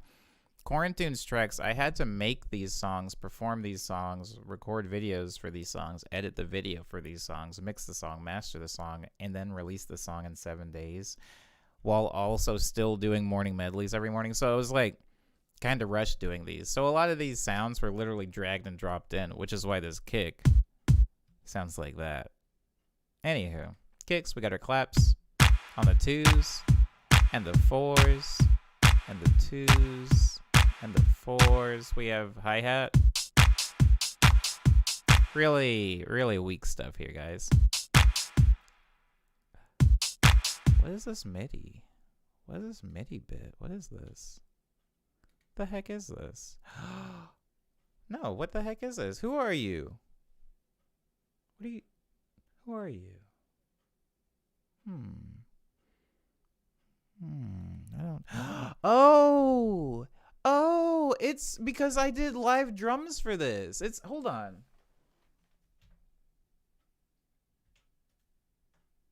Yeah. See? That's what this is. What you're seeing on the screen, this sequencer, it's this. See, it doesn't even make any sound because it's supposed to be done in tandem with these. Anyways, then we have our string stabs. Really disco-y stuff there. You also got some brass stabs.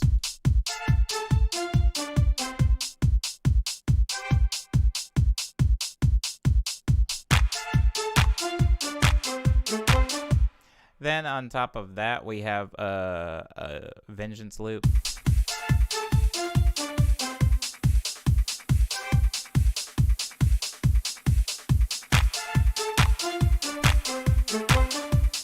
Add a bass line.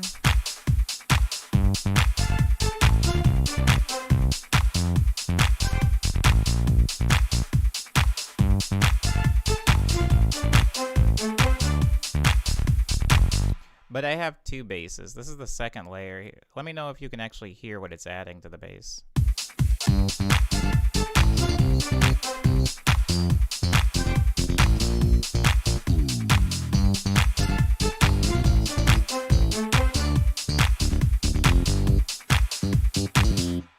So there you have it, guys. That's it. Also, there's a piano.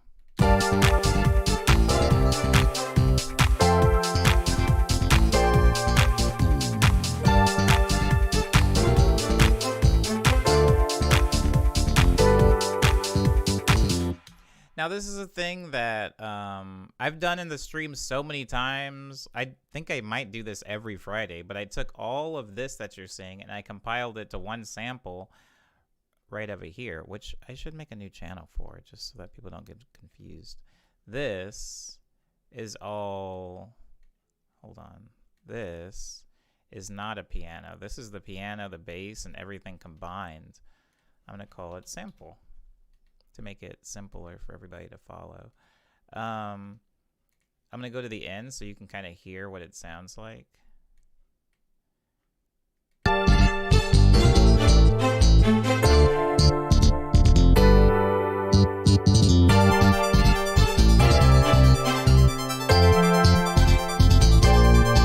It's just the song.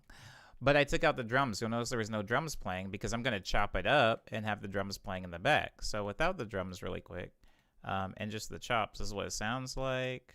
Ooh, that is not what it sounds like. This is what it sounds like.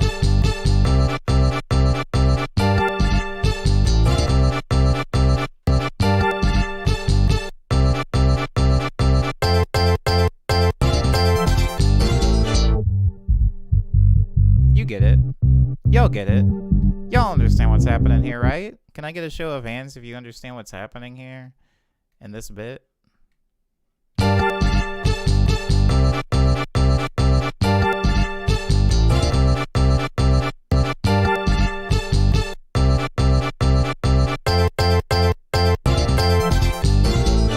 It's being chopped, guys.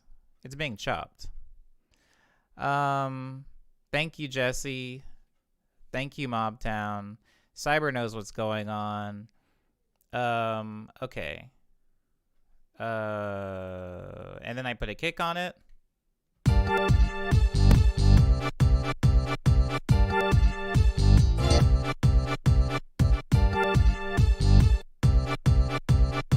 Then I put some claps on it. Hi-hats. The loop.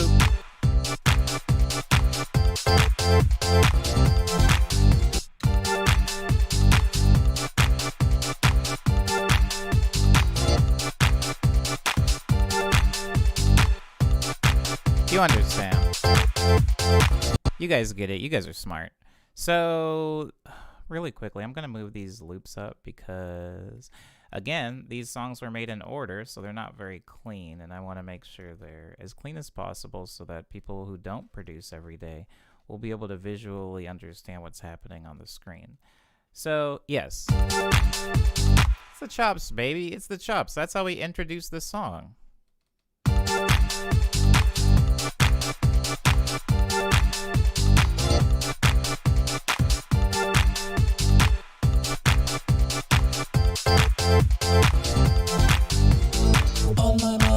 Let's talk about these disaster vocals. I'm going to mute the sample and the drums really quick so we can just get the vocal with the vocal chain. So as you heard, I recorded this on my phone.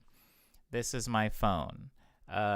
These list of things are the list of things that I've recorded on my voice recorder. I just sing directly into the cell phone mic. I Google Drive it to myself. And the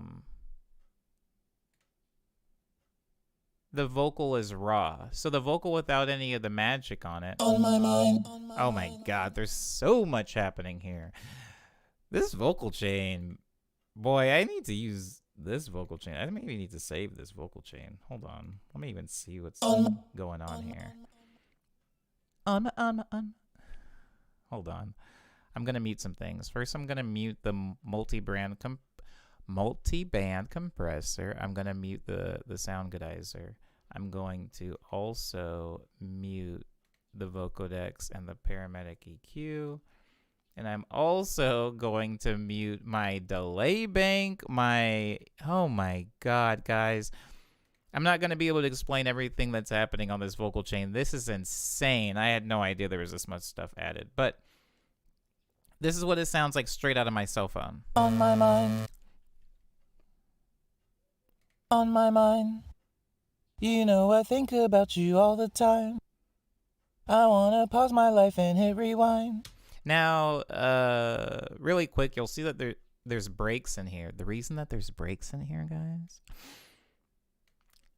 let me extend it to expose myself. Look at this. On my mind. You know. Hear that nasty?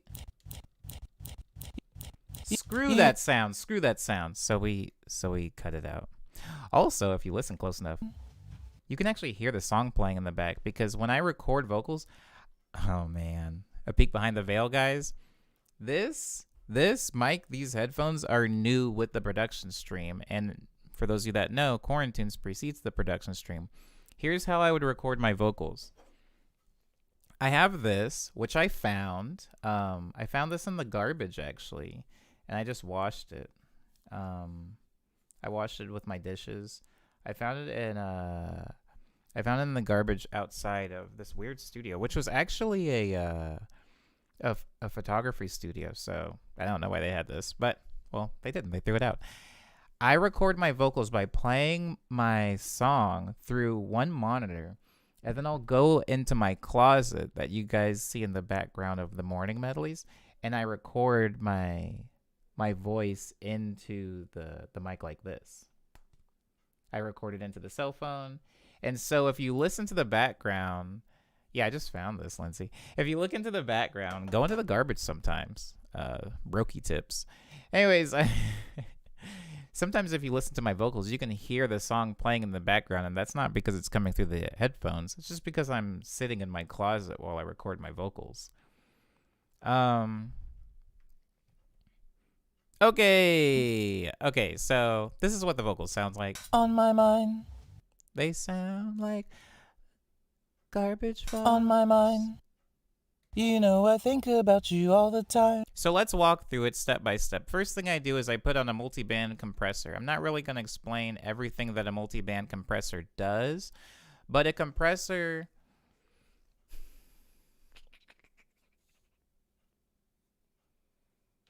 I want you, I want you guys to think about bread for a second, okay? Can we just think about bread? I want you guys to think about when there's really dense bread and what that's like versus really fluffy and airy bread. Now, when you get fluffy and airy bread, like pizza crust, for example, sometimes there's bubbles in the crust. I love the bubbles. I realize it's just filled with air, but it looks pretty. Makes me feel like I'm getting more food. It's like a lie, basically. You're getting a lot of air, but it's bubbled out. Imagine a pizza. If you were able to take all of the air out of it, how small it would be, how thin the crust would be. Imagine if you got a bag of chips and inside that bag of chips, it was 100% chip and no air. It's going to be a lot smaller, but it's going to be more dense. Same amount of chip, but it's compressed. It's compressed and they've taken out all the air. They've taken out all the, big chip, little chip crumb. It's just one solid mass. Think about that. A compressor is going to do that same thing to sound.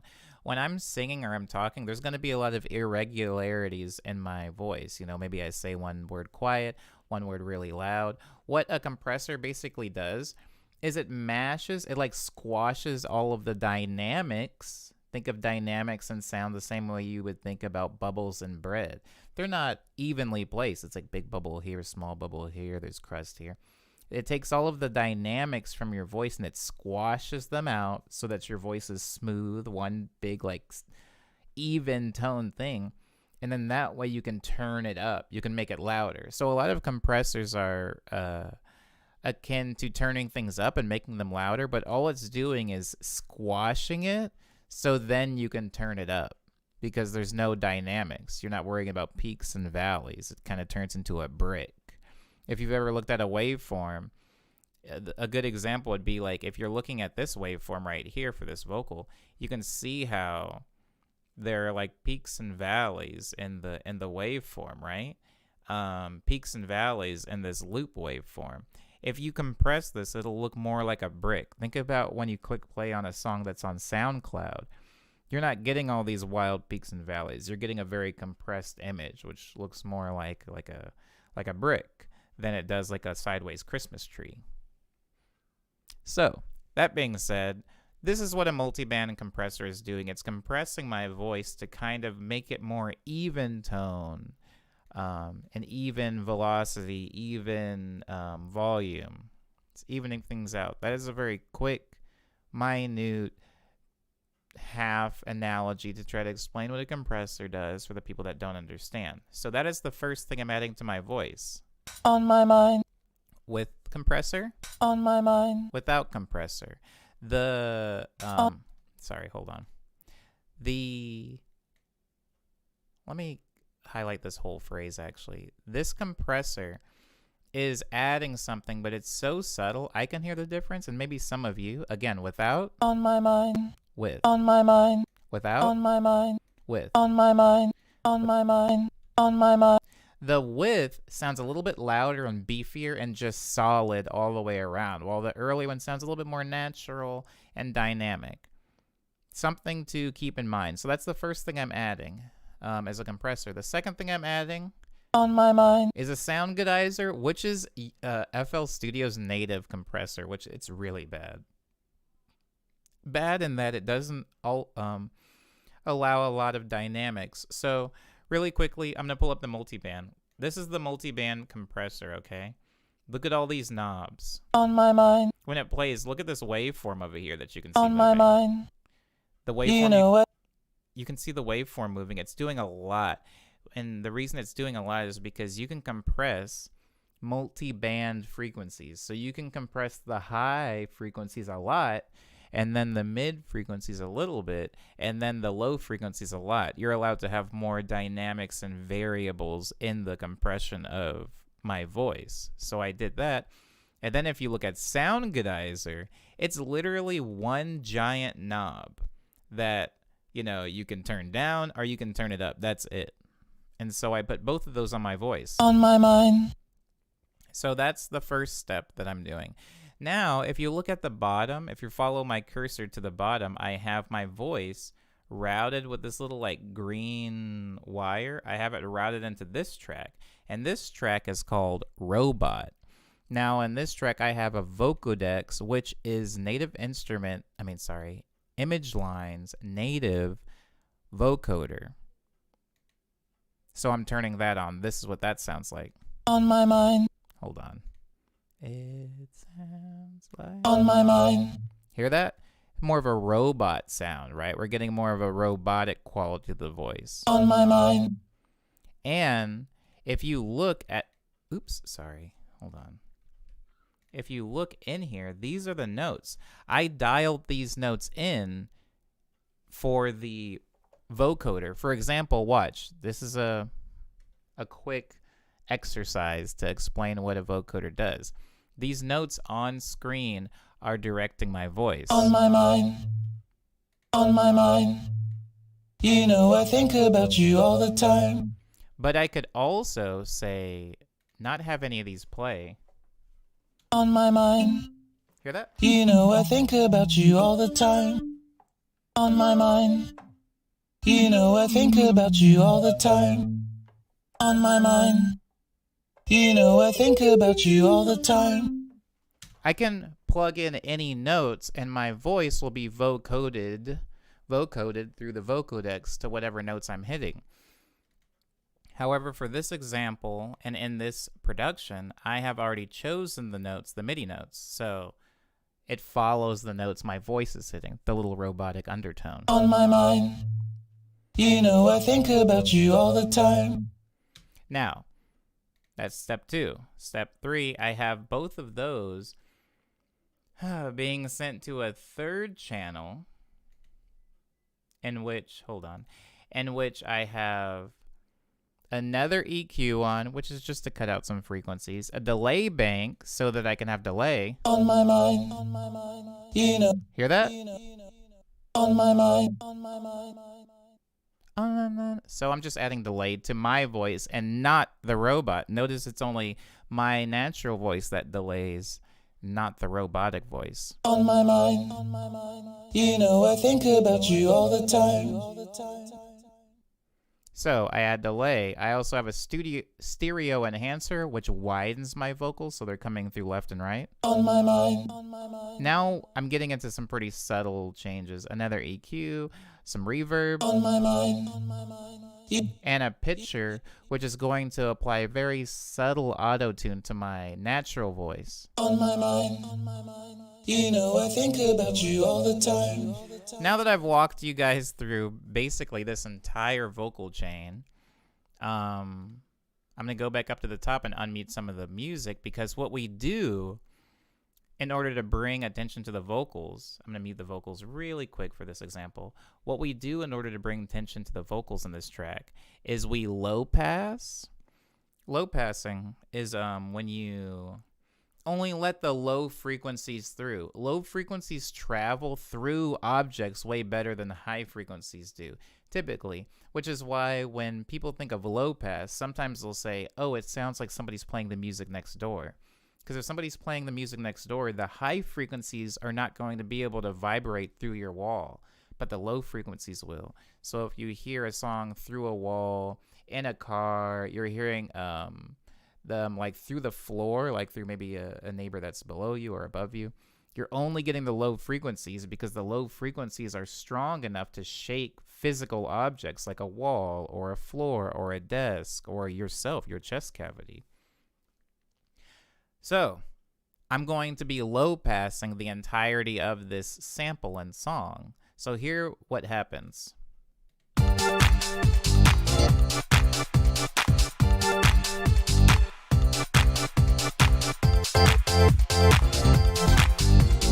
On my mind.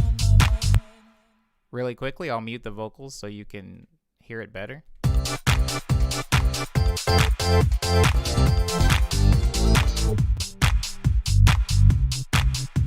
Still playing, just low frequencies are the only ones coming through. And I'm gradually letting the high frequencies bleed through. And you can see that being represented here with this little line. This is an automation clip, guys. And with this little line, I'm going to start bringing the frequencies back in.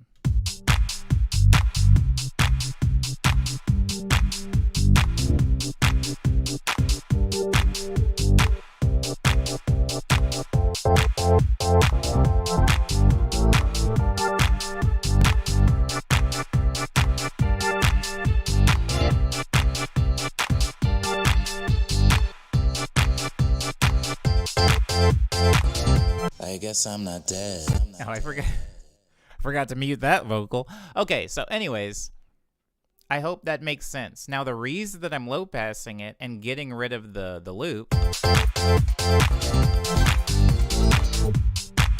the reason I'm doing that is to make room in the higher frequencies for my vocals, because even though my voice carries a little bit lower frequencies because I have a deeper voice, I don't have a deep voice, but I have a deeper voice. A lot of the production that I put on my vocals to make it more compressed and have this robot vocal come through, it's adding high into my voice, and I don't want my voice to clash with the music, at least not in the very beginning.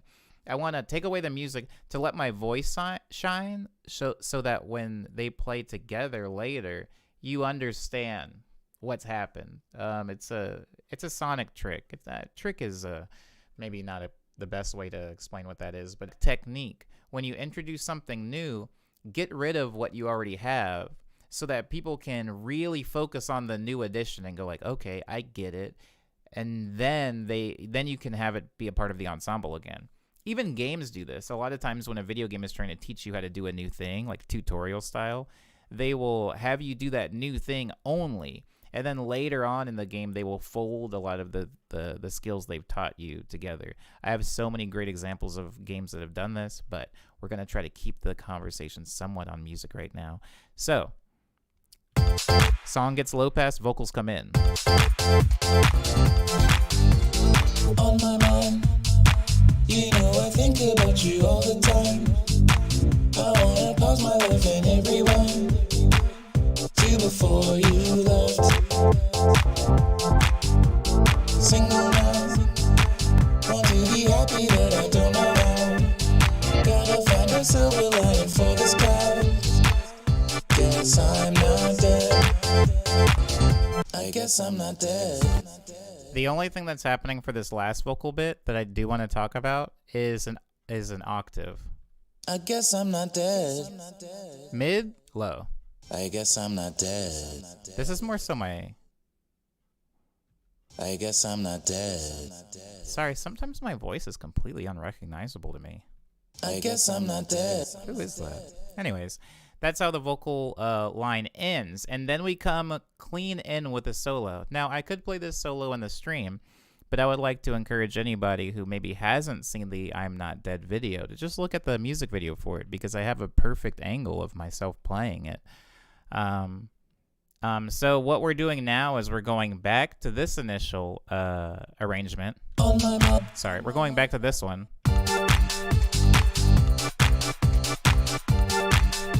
The only difference is we have a solo playing on top of it. Hold on, let me move this up here. You belong up here, buddy, with your friends. Now I have a solo playing on top of it. The solo was not that sound.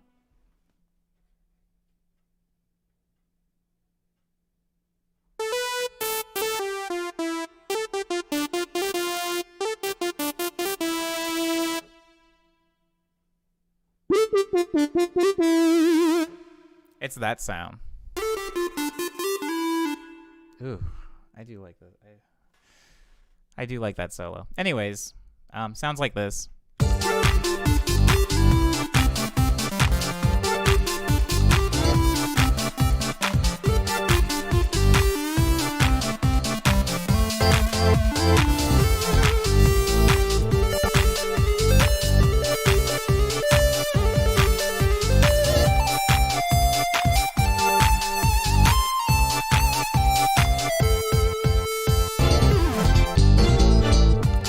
And And then the song ends right there. A lot of the quarantine songs are 2 minutes or less because that's roughly the amount of time I'm allowed to post a video to Twitter. And these songs are more so for Twitter than they are for like any music platform. So they're really short. And that's the entirety of the track. Really quickly, Lindsay does say low pass stuff is really relaxing to me for some reason. I would attribute that, Lindsay, to low frequencies being relaxing. There's actually a really cool study about like babies and how like usually low frequencies are like soothing to them. Sounds like a car, because a lot of times we think of vibrations and sound as being two different things, but not so much, right? Sound is just vibrating the air. And so something like an earthquake is a very low frequency. It does make a sound. It's just not one that most of us can hear.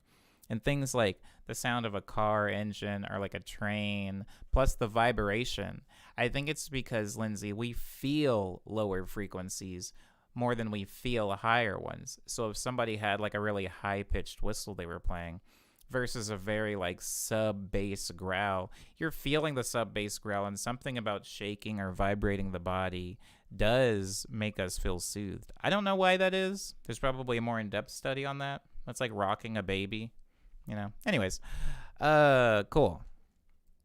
What up, Crow? Crow? Okay, we did just go over I'm Not Dead. I'm going to very quickly save this vocal so that I don't make a boo-boo again. I don't like end up not being able to find this thing, because that was a nightmare for me. I didn't even I had to like basically remake it, which is insane, but fine. It's insane, but fine. Let me call this accompaniment bass with the vocals. That's cool. That's cool. This doesn't need to be here. Most of this stuff doesn't technically need to be here. I don't know what the heck this thing is down. Is this the same as that? I think they're different. Is this? Hold on. Yeah, they're different.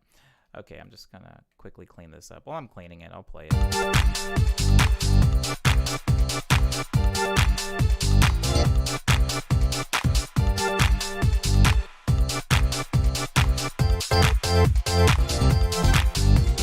On my mind, you know I think about you all the time. I wanna pause my life and hit rewind to before you left. Single now, want to be happy but I don't know how. Gotta find a silver lining for this cloud. Guess I'm not dead. I guess I'm not dead.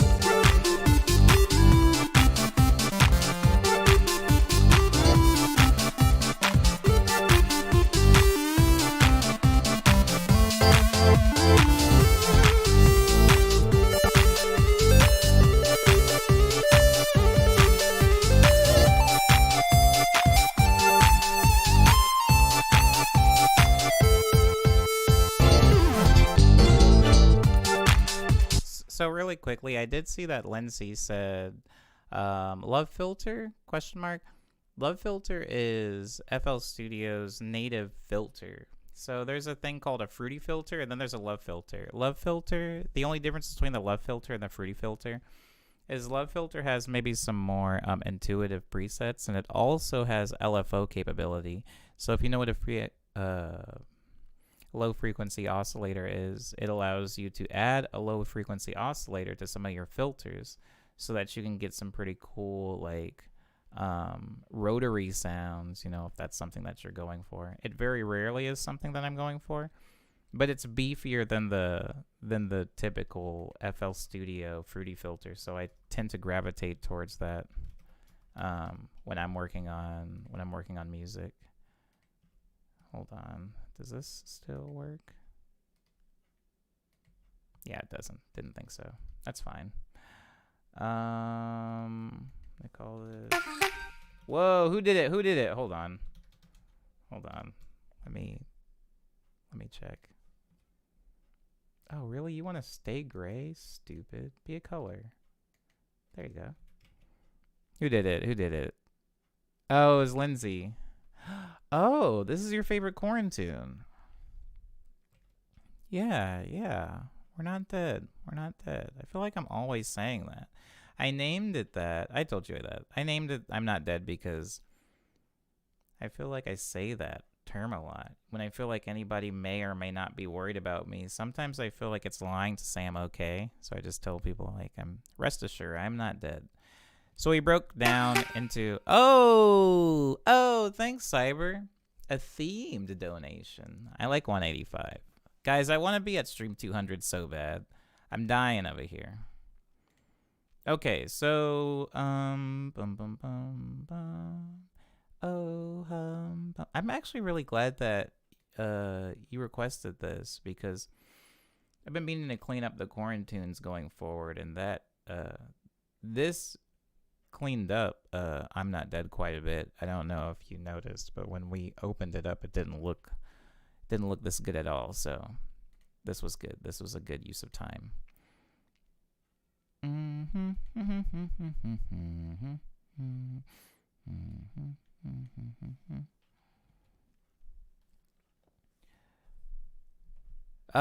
No worries, Chibi Lucy. I appreciate you just for being in the stream. That's actually really nice.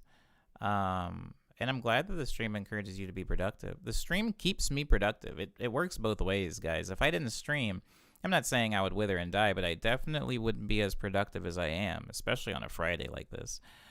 I am tempted to ask about the other lyrics, but only if you want to share. What other lyrics? Are you talking about an I'm Not Dead? Lindsay, are you talking about in the song we just did? Lost Polaroids. Oh my god. So many of these songs will never open. I miss you so. I miss you. I love this song. I wish the vocals would load. Oh, yeah, the vocals will not load. Oh my god, the vocals load! Since when? Have you guys heard this song? Sorry. I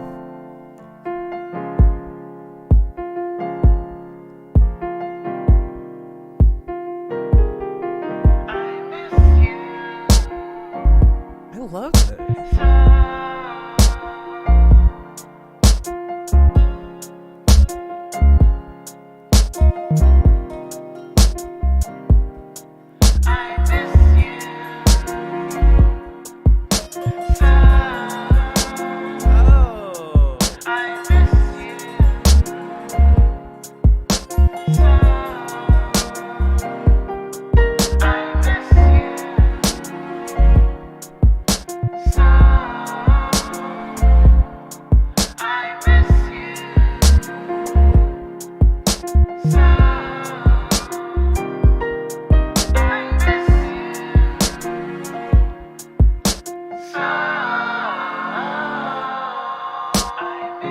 This song is for no one but me. Okay, wow. Ooh. If you haven't heard this song, this was off of my EP Lost Polaroids. It was this song, Bacon and Eggs, In the Zone, and Amnesia, actually. Ew, let's not talk about that one. But yeah,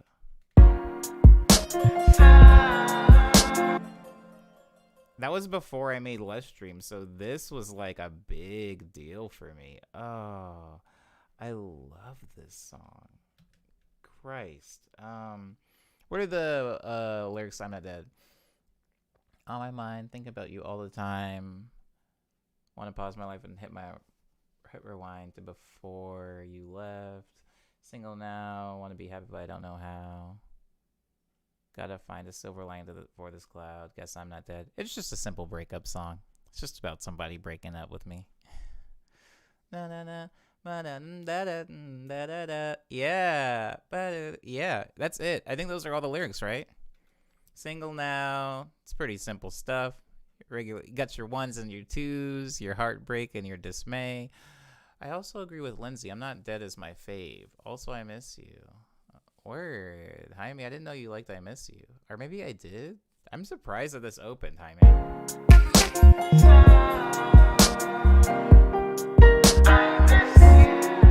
Oh, can I just make more music like this? Can I just make this? Oh my god, can I just make this?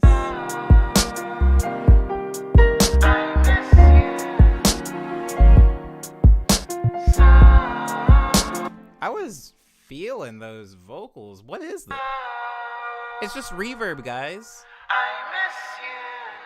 The entire vocal chain is just reverb.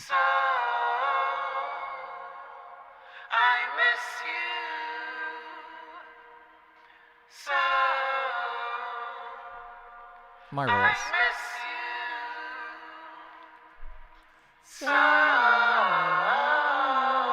Okay, I'm done. Nobody asked for this song. This is very self-indulgent. I'm gonna move on. But god dang, that... Yeah, save the heck out of that. I miss you. Whoa, whoa, whoa, whoa, whoa. Okay. Thanks, Jaime. Oh. Oh, wow. Oh. Both of you guys are great. Thanks, Jaime. Thanks, Chibi. Thanks, Chibi, for being the reason for this. Yeah, I figured, says Lindsay, about the lyrics. You're just so vague about personal things. Very understandable. So it wasn't obvious if it was about a current situation or whatnot. Lindsay, want to know something? Oh, crap. Thanks, Mobtown. Ooh, you like the boom bap? Does Mobtown like the boom bap? Mobtown, want to mess around with some of that boom? A little bit of that bap. Lindsay, what I was saying about breakup songs is a lot of my breakups, I would say at least 4 of my breakups have been pretty uniform. So I can kind of just like write songs about them infinitely. I'll be like 56 years old, still writing songs about, I don't know, where'd you go? I'm so cold out here. Jazz chord, hi-hat, jazz chord, string, tremolo string, reverb, maybe some vocoder. Please come back. I'm gonna mess around with making a Lush Dream-esque track, but I'm not gonna put myself in a box. We're gonna mess around a little bit and mess around. I don't know. Somebody post a random. Here's the thing. Post BPM numbers. I'm gonna pick the 5th one that's posted. I'm gonna pick whatever the 5th BPM number is, within reason, guys. If somebody types like 900 or something like that, come on now.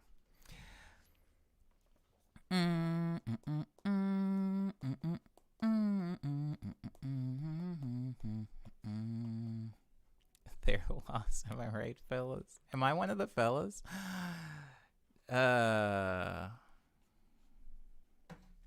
Okay, please make that song today. Come on, guys. I'm in a good mood, Jaime. Don't make me write one of those.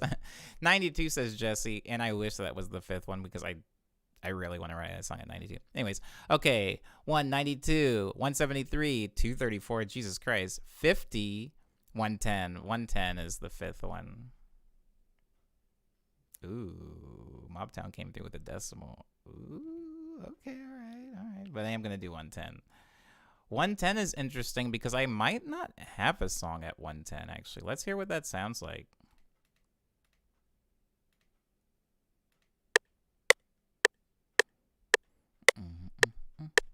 Okay, I can work with that.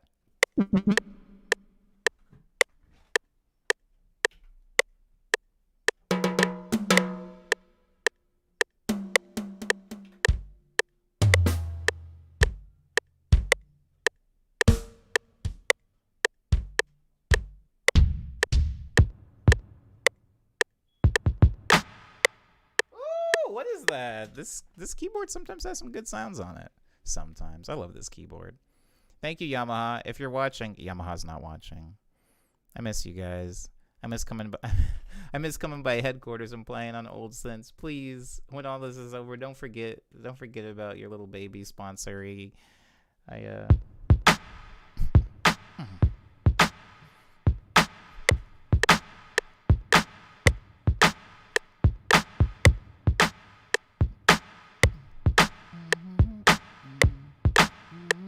I'm gonna record them separately because I don't want to deal with them being a part of the same waveform. I'll explain that in a second. Really quickly, first, what I'm gonna do is go to projects and make sure. Ooh. Oh, I have to save this as something. Hold on, guys. Okay, somebody name this song. I forgot it doesn't have a name.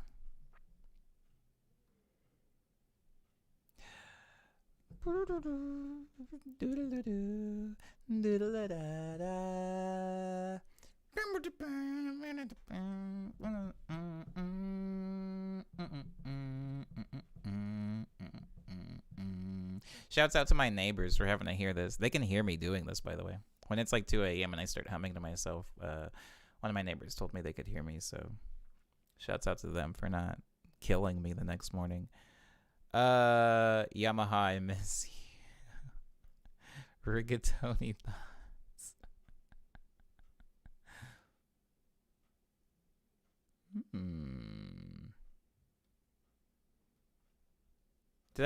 I told you guys that story about how I got in trouble for calling Yamaha Mamaha all the time, right? How it wasn't good.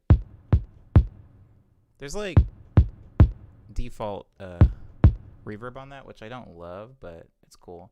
So what we're gonna do is I'm not actually gonna play these straight in all the way. What I'm gonna end up doing, hold on. What I'm gonna end up doing is recording just the sample, and then I can place it wherever I want. Okay. Oh, wait.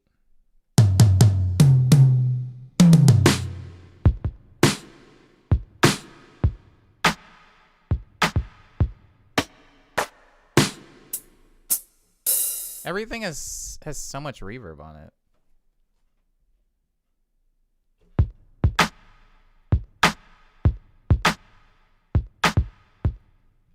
So annoying. You can't even take it off.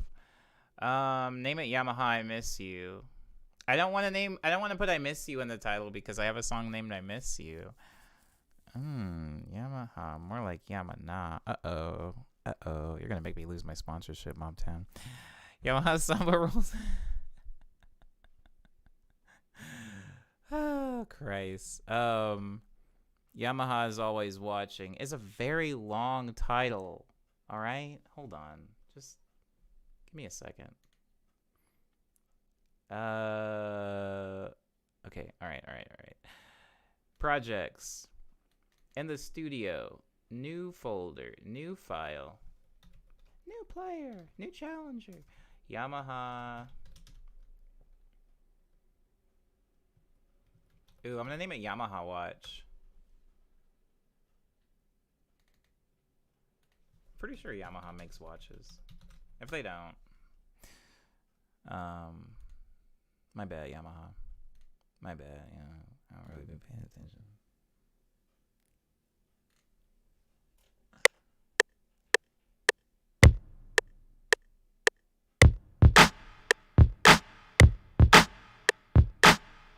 What?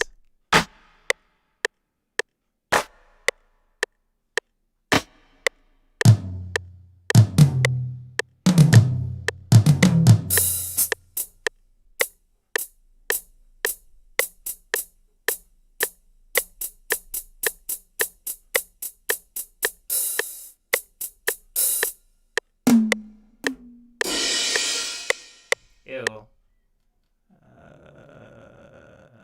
I could have done without that last sound, but let's mess around. Let's start arranging some stuff. So first things first, we're gonna normalize it.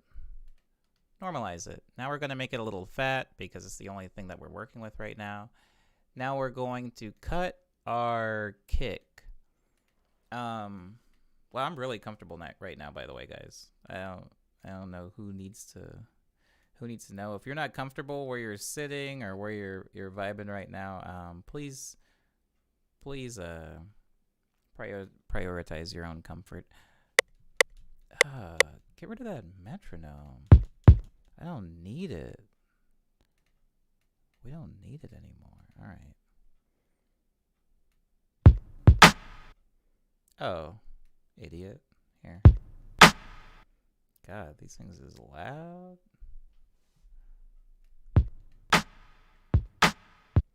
Okay, so now we have our snare. Let's let it ring out. What else do we have over here? Oh, that's my own voice. That's why that looked weird. We got some toms. We're gonna leave these isolated.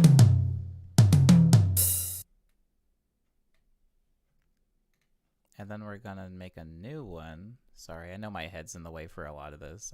I always forget that the webcam like capture covers so much of the screen. Then we have our hi-hat. I do like this a lot. I like this hi-hat, but we don't need it to be completely dynamic. Let's just try to focus on getting 1 bar out. Okay, 1 bar. 2 bars. Let's do 2 bars.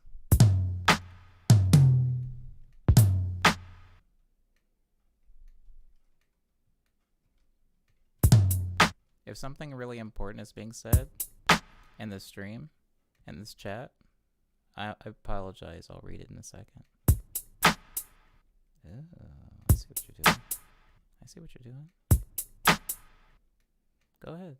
Alright, that's fine. Look at the mid-round. Interesting that there's that much space left over, but yo, I ain't mad at you, bro. Just keep going with the hi-hats. You wanna be on the You're rushing a little bit, but it's okay. It's okay. Let's put you in like this, and then we'll grab the whole family and slide them. Maybe? Maybe? Maybe? Maybe? Maybe. Okay, so cup. Cup. Okay. Remember? 2s and 4s. 2s and 4s.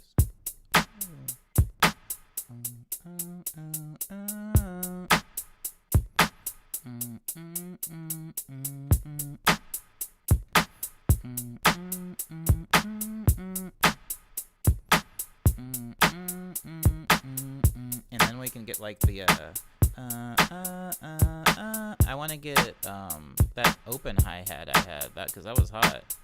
Like if I can get it to play, like if I can copy this over a few times and then get it to play get it to hit like, yeah, like that. Like, but then maybe take away the hi-hat so it's like, yeah, like that. Okay.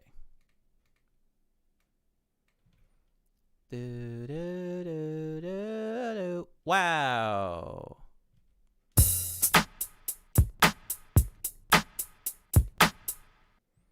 So we want to have it 1, 2, 3, 4, hit, 2, 3, and then make it do it again. 4, hit,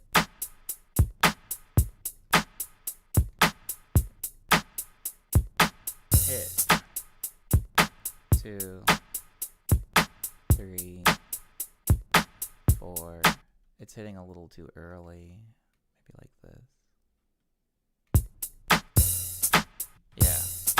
Yeah. Alright. Now let's keep these babies lined up. I think that's enough for drums. For right now. We need to get some harmony going. Get some harmonic information.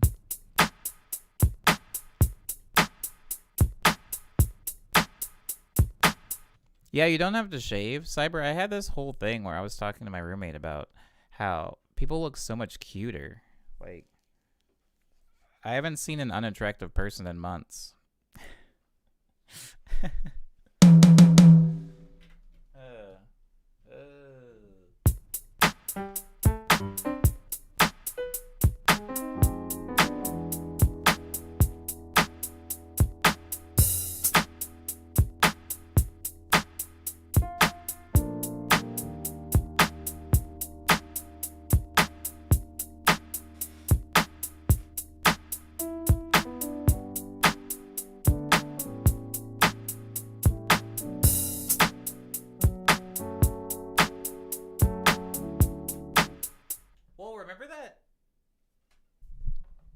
sorry. Remember that John Legend thing? I don't know if you guys can hear it. I don't know if you guys...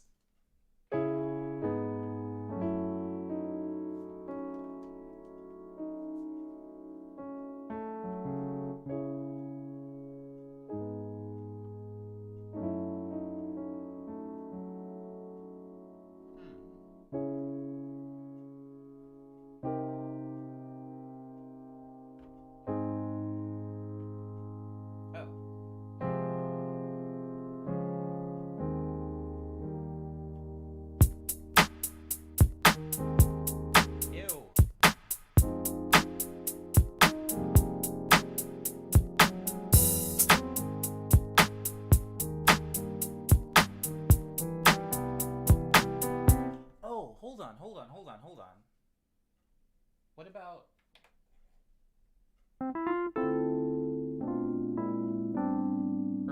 Remember that one?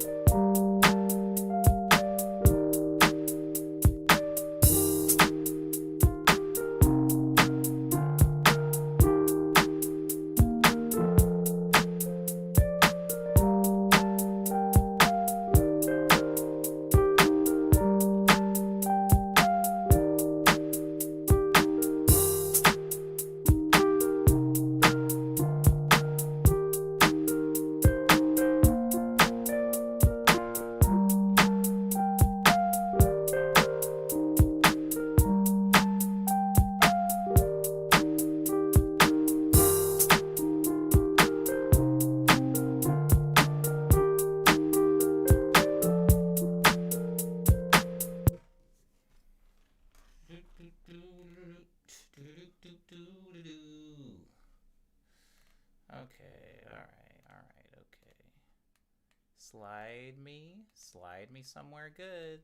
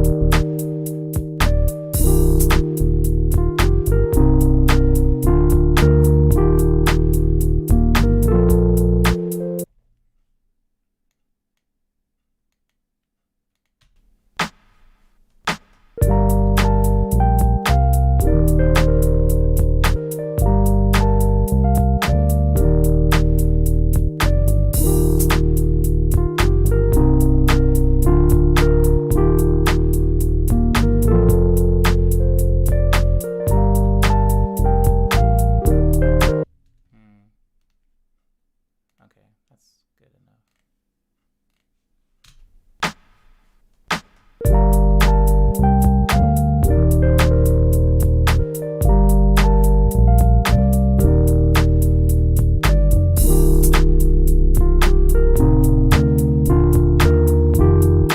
You idiot.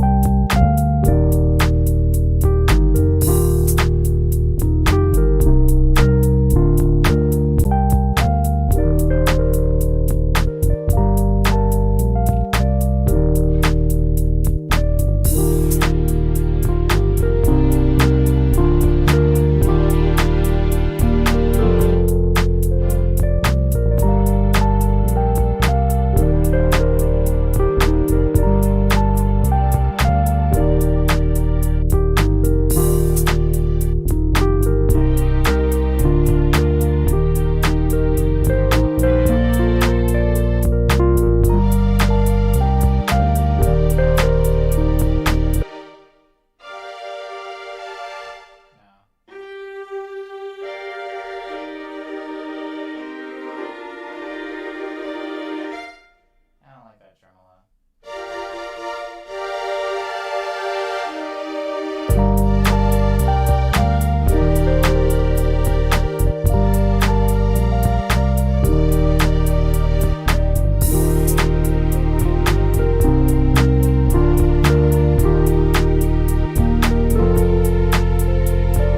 Effect or lightning in a bottle are you talking about? Talking about Mobtown? Electric Love. Electric Love? What are you talking about?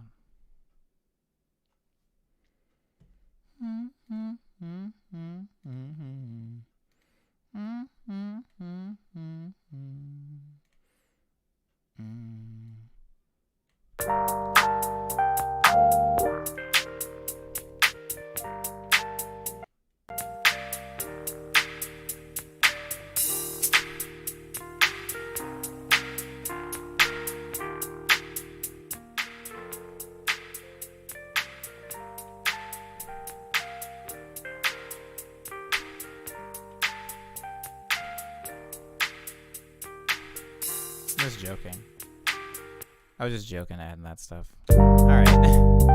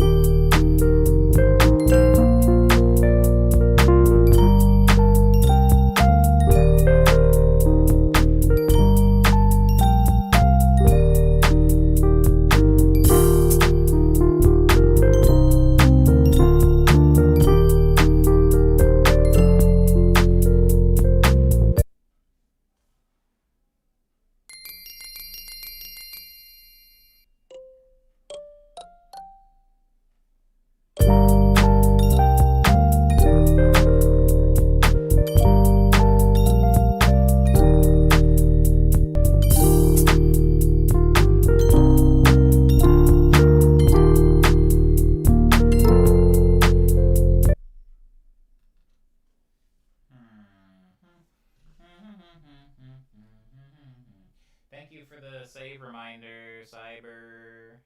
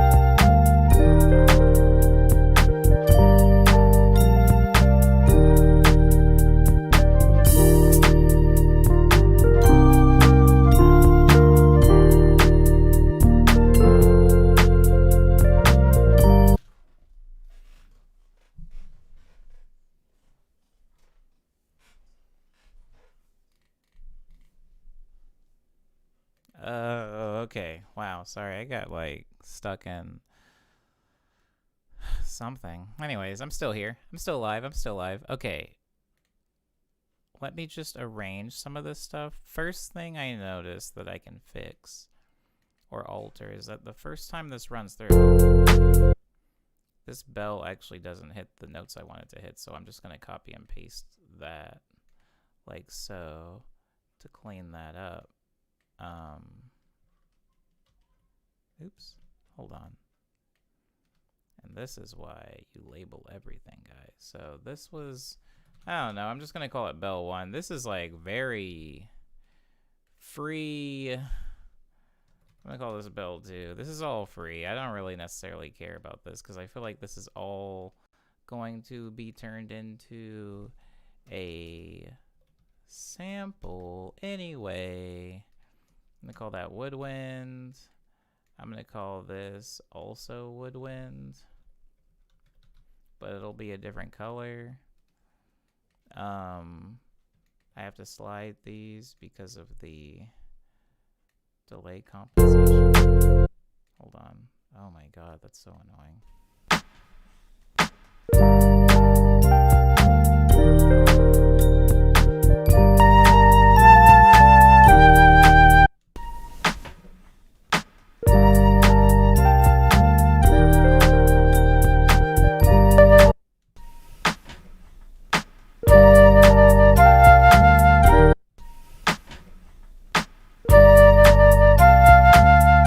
Where's that coming from? Ugh, it's so loud. Oh, it's coming from nothing. Dang it. I knew it. I knew it. All right.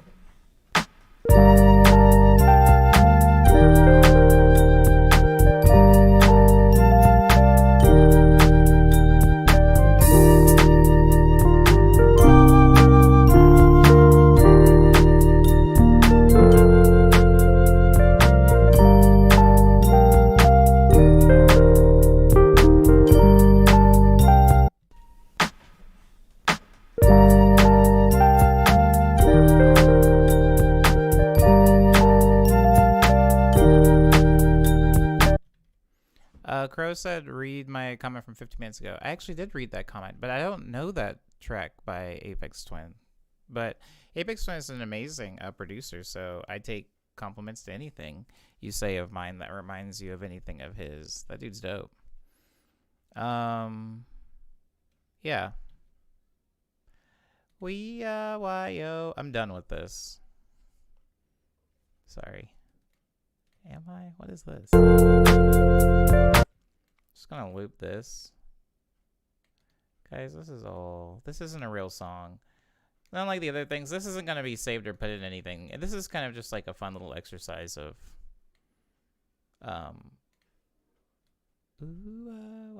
it's like Lush Dream-esque. I made some tracks for Discord again recently that were like lo-fi adjacent that sounded like this.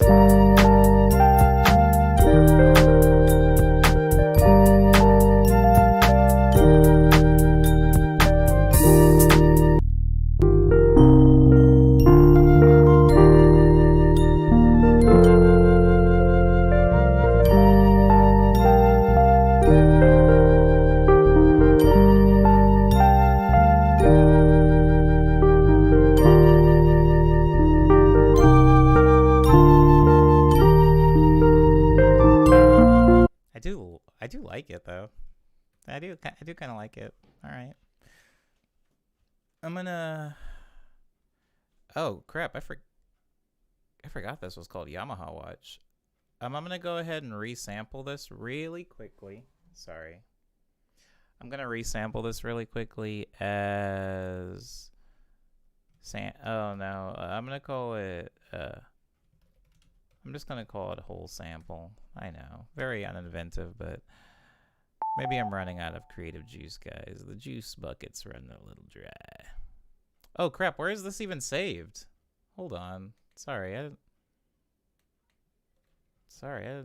don't know where I saved this. It's in.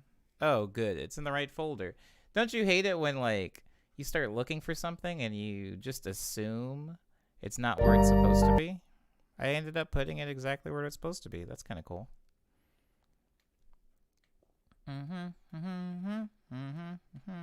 Elmo's World. Elmo's World. Elmo's World. Elmo likes his goldfish. His crayon too.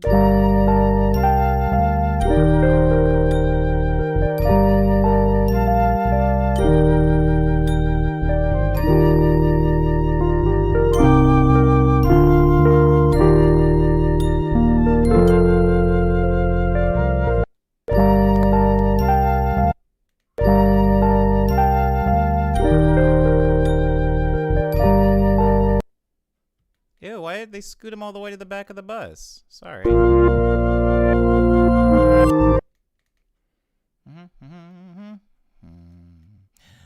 Elmo's World.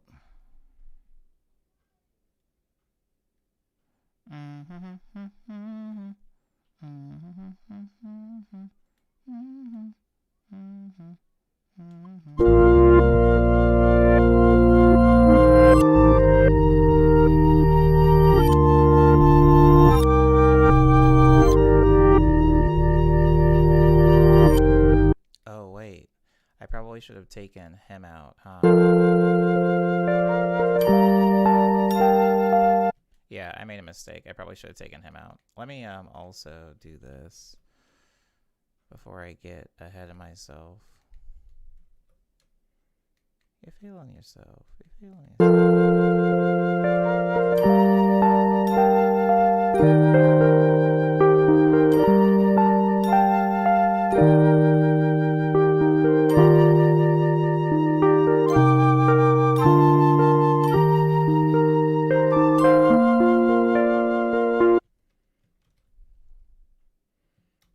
That's better. My bad. I hate that you guys can hear me typing. I hate it. I hate it so much, you guys.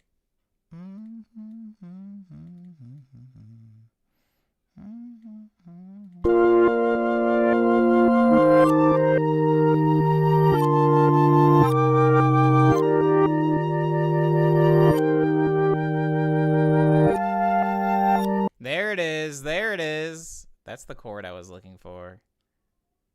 I found the chord I was.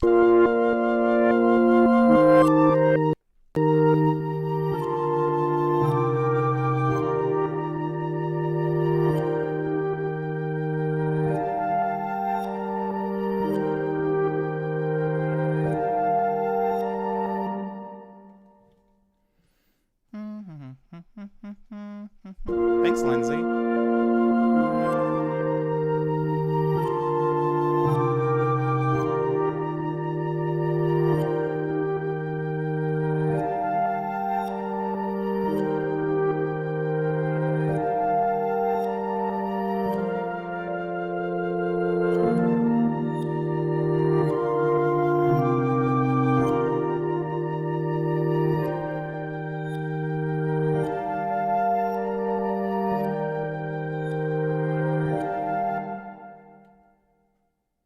Boy, did this make a left turn. Okay. I'll leave this part in the beginning, though. Because that's fun, right? I'll leave that in the beginning.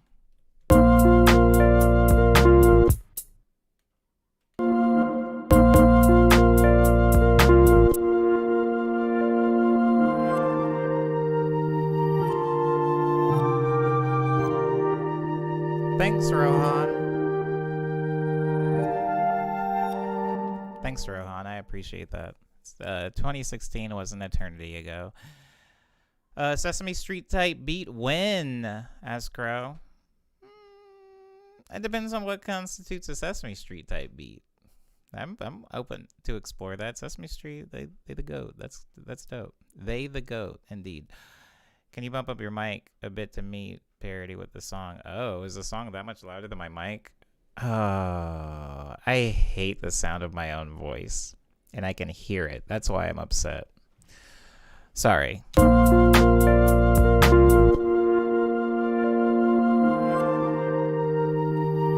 Okay.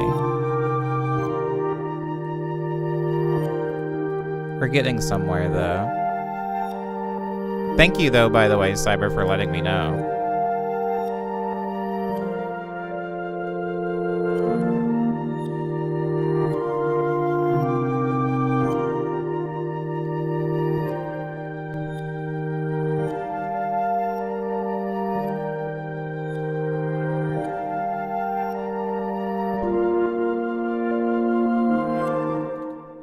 Okay.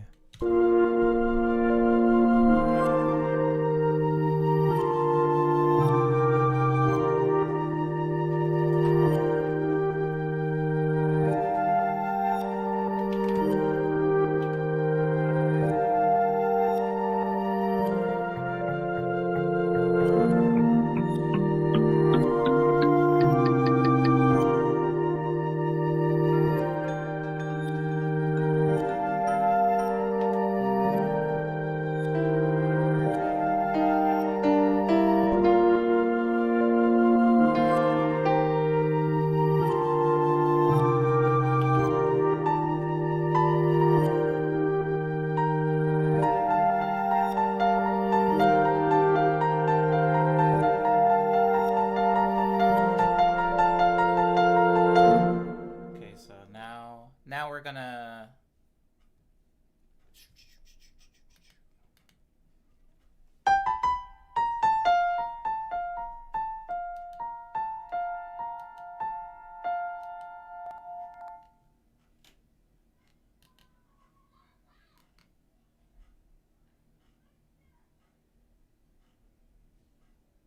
You really can't hear the clock.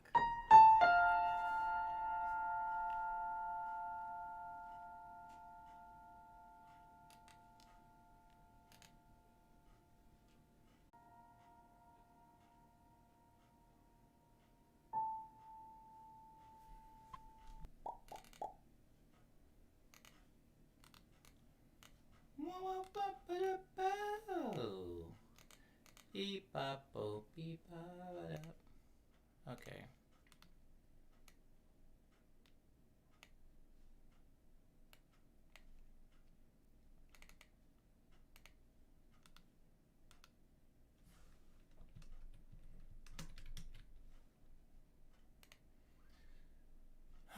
So really quickly.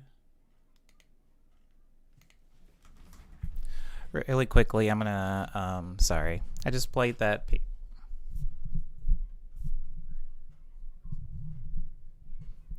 well, that's the thing.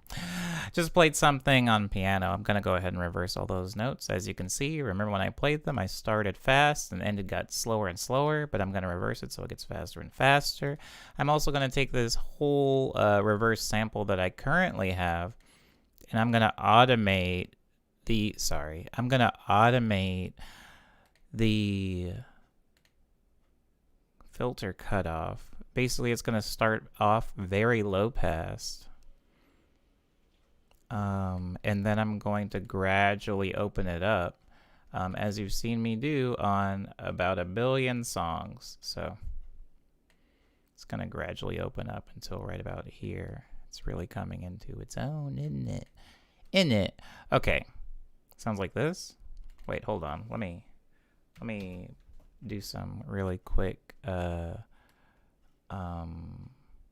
convolver stuff to that piano lead I just played.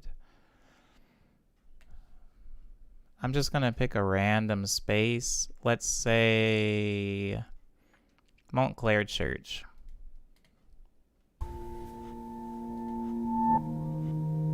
Hear that?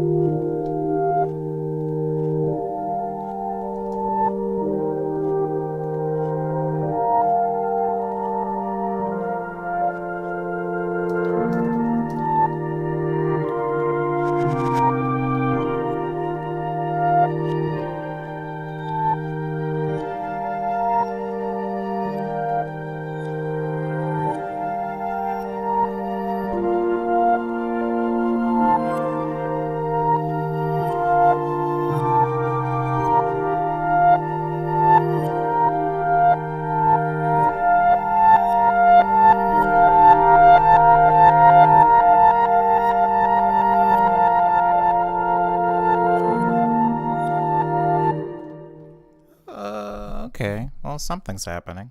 Don't know if it's good, but it's happening, and that's what's important. What is this doing, though?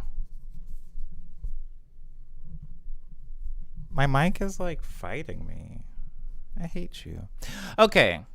Cyber is out. Thank you so much, Cyber, for being a part of this very long stream. We're actually going to be ending it soon because, as you remember, 6 hours is the morning medley in the studio, and we're at 5 hours and 55 minutes.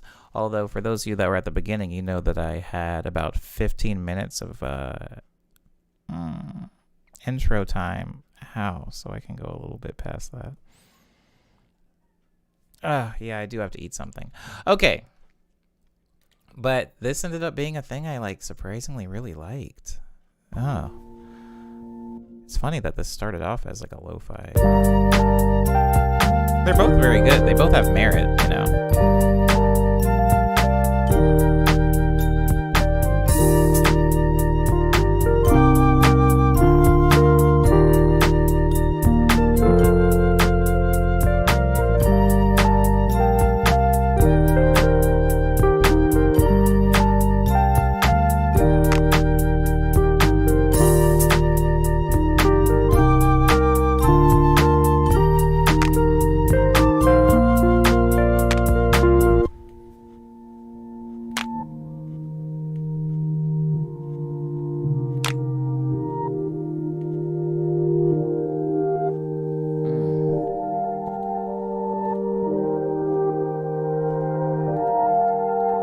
Okay.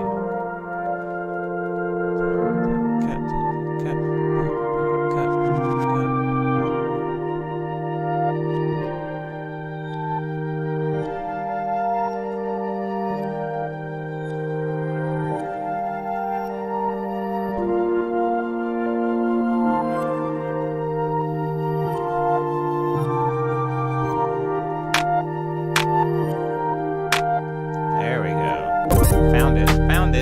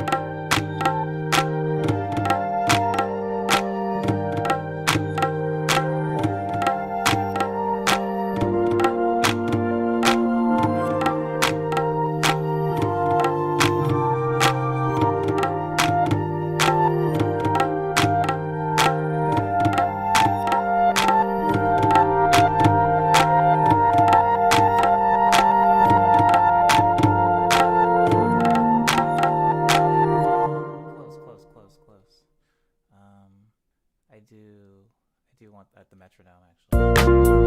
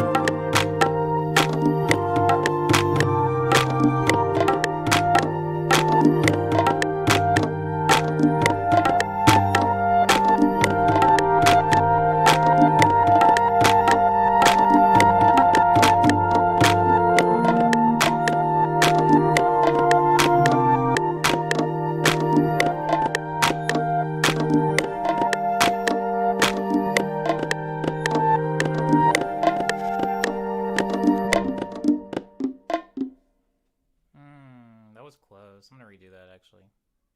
Not the whole way through though, but what did I just record? Actually.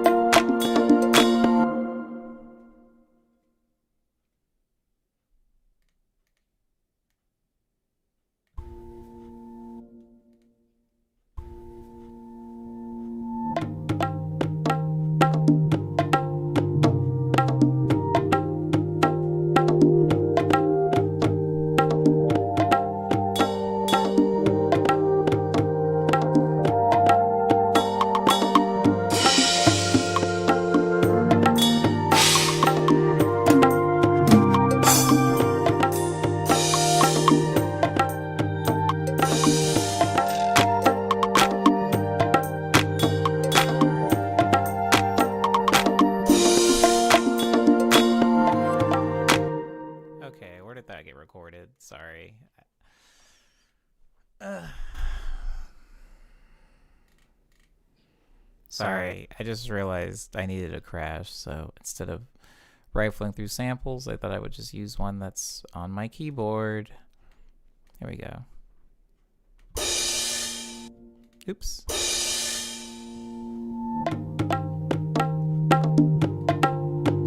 Okay.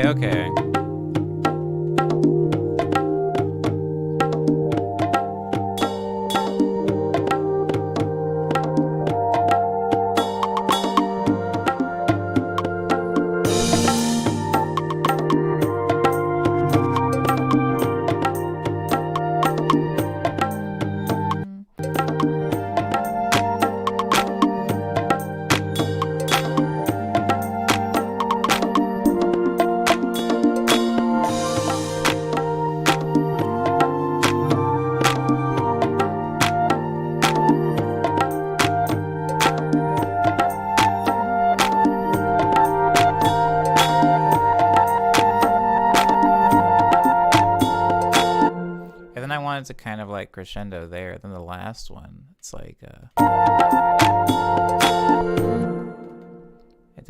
does like hold on.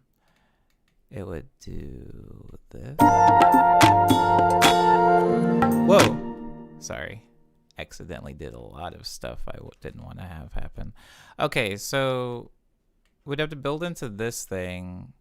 I keep getting like freaked out because I look up here on the left side and I'm seeing all of like the different takes of like recordings that I'm doing, and just seeing that giant stack is like, ugh, because they're not named. They're all just called Yamaha watches with the date on them.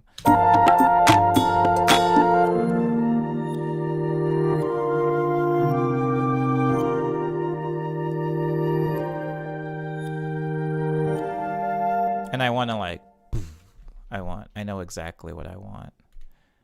I know what I want, and it's in Contact, which is a demo version. Okay, so as you guys know, I don't really pirate anything, but the version of Contact that I used recently like got put into the demo version. And OmniFocus, what are you doing? Oh, okay, so my version of Contact got put into the demo version recently. And what's weird about it is like I can still obviously go through here. Watch, I'll show you. So I'm going to go into orchestral, and then I'm going to use orchestral percussion. And I want to use, let's say I'm going to use timpani hits. I do that. And then, oh my God, this project file is a mess. Oh, is that a drum way down there? See, that's exactly what I mean. I'm going to put a pattern here, right? And then I'm going to solo it. And when you open, or when I open Contact, hear that big timpani hit?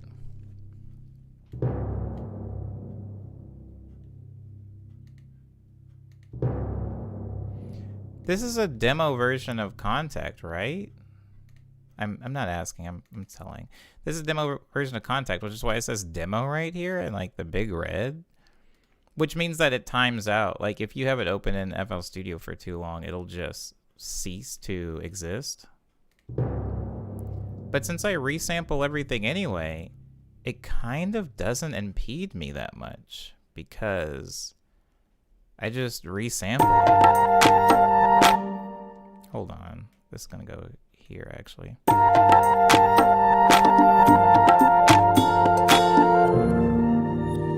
Yeah, and that's wrong, so. I hate timpani drums actually. Or I hate using them. They're really finicky. I don't like using drums that are very tuning sensitive. Oh, I think that's it. No, it's not.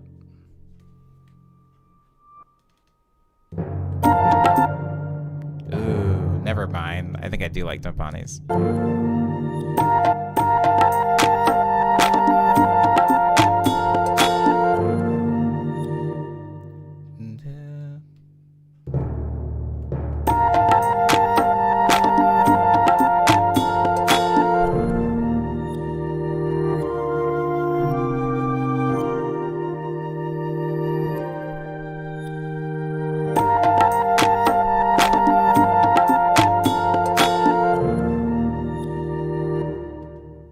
just gonna use that timpani hit then.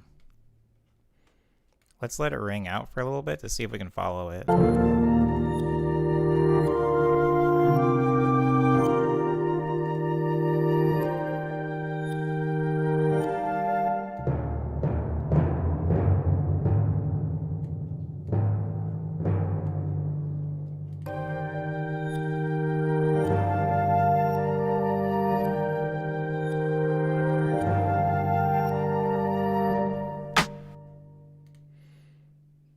This arrangement is very strange. It's strange because I wrote it with a specific length in, not length, a specific chord change in mind, and now with it reversed, it's like messed up the timing, but like in a good way. It's just made it like I would never play these chords in this order, but that's what reversing stuff will give you. It's timpani time, baby. Oh, I should not have done that. Hold on. I gotta redo it. Dang it. Guys, sometimes I'll do this if I'm in a hurry. I don't know who this will help me telling you this, but if you're going to export something or if you're going to resample something, always try to include a little bit of like, maybe like 2 seconds of silence in front of every sample. You might not always need it, but having silence in the beginning of a sample and silence in the end of the sample makes it so much easier to manipulate and control, and it also keeps things from like popping in and out, which, you know, you can mess with like quick fade-ins or like bleeding, like sample bleeding, in order to try to remedy that. But if you just set silence at the beginning and in the end, you won't have to remedy anything. Things will be fine. Anyways, let's... Oh my god, I forgot to solo the timpani. Dumb. So now I gotta do it all over again. Luckily for me, it takes 0 time. Okay.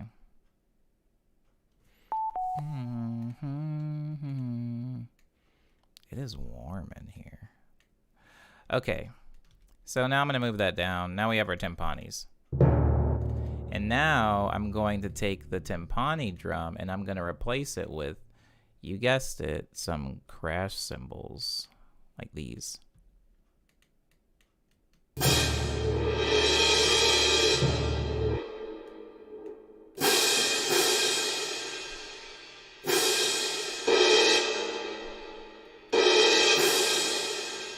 So it sounds like this.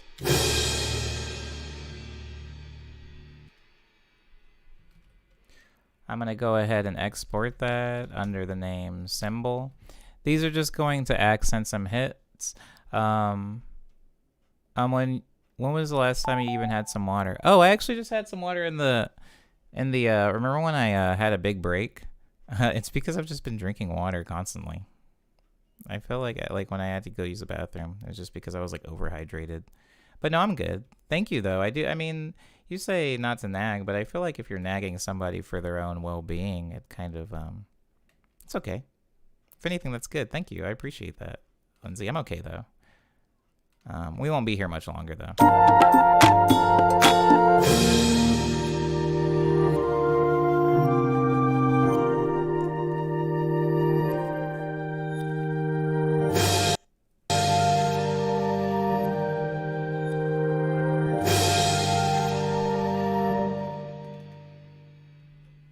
And so now these have their own channels. I'm just gonna turn them down really quick. Wait. Oh my god, that's not where you belong, bro. Get out of there. Oh, maybe it is where you belong. No, it's not. You belong here.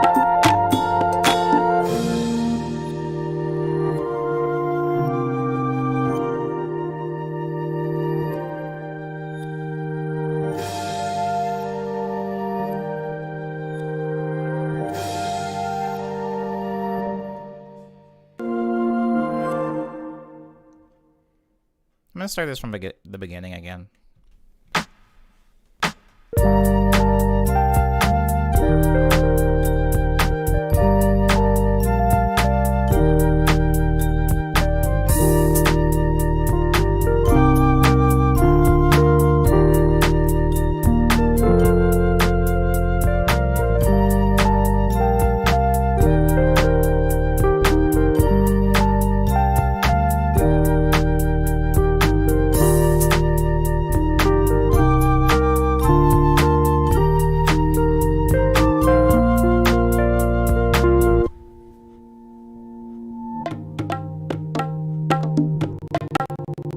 Oh!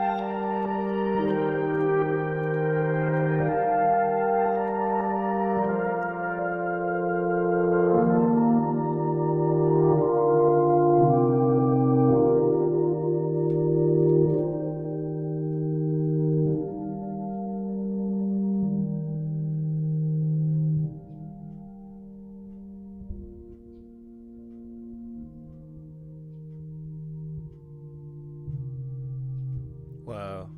The clock ticking was almost in time for a second with the song. That's actually really good news, Lindsay. Hey, growth, baby. Growth, that's personal growth. We like to hear about it. Hey, what's up, IE Taz? IE Taz says, one of my favorite drums to put in an arrangement like this is Udu. Word up. Hope I'm pronouncing that right, Taz.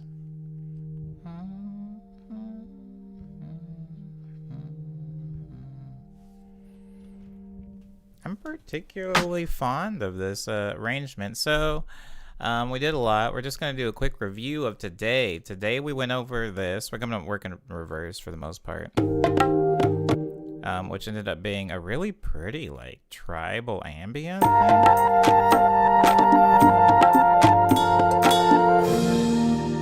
Very nice. It started off as more of a lo-fi beat, though.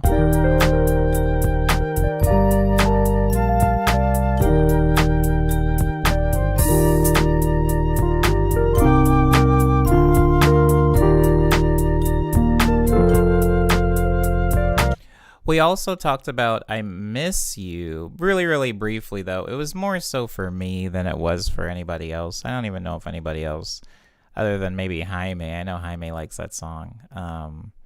Kind of a unpopular release of mine called Lost Polaroids. Well, the release itself was unpopular, but Amnesia, a single from that release, was really popular. Anyways, other than that, we went over I'm Not Dead.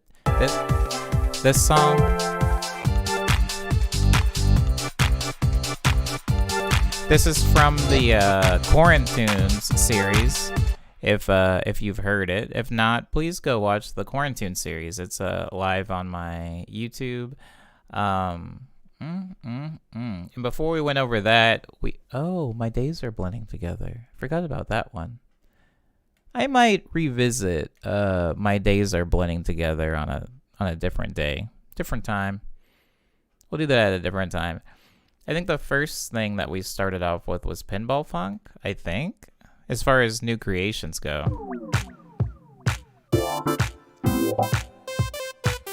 Hey! Oh, forgot about the haze. Ah!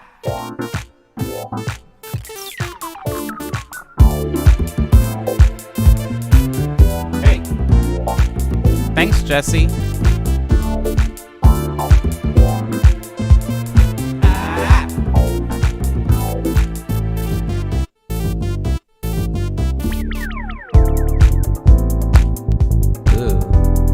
Good now, after I didn't hear it for a while.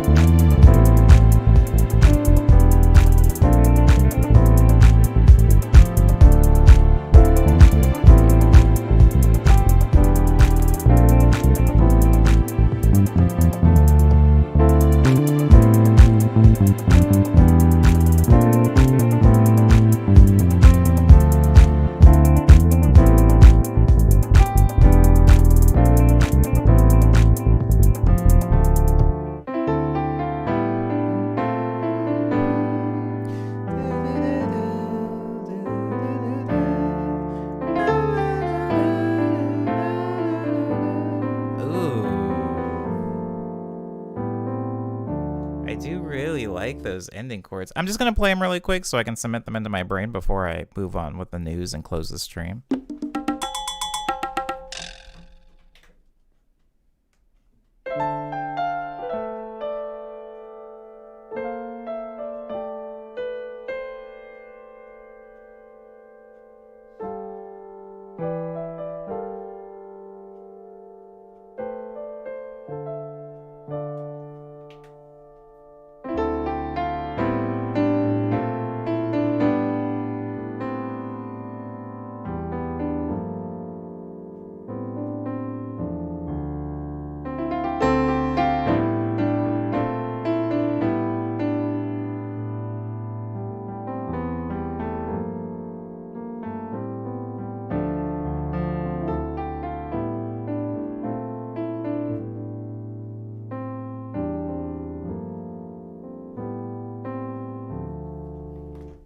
Okay, that was for me. Anyways, we ended up naming this Pinball Funk. I'll probably revisit this song, kind of like how I've revisited some of the other productions during this stream. It's not every time, but sometimes I'll go back and dig through the crates and see what we have in here. And then before that, we were just dissecting songs. Oh yeah, my mom does want this. I'll let her know before I export it. Yeah, thank you, Lindsay. I do really appreciate that. I do really appreciate that because, yeah, when this song started, I can't make it sound like what it sounded like, but it was basically just these pieces, right?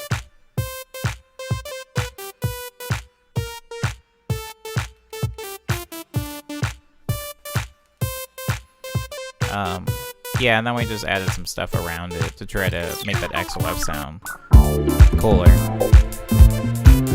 Hey!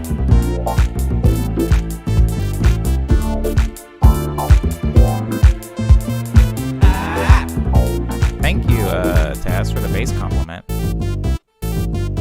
I appreciate you.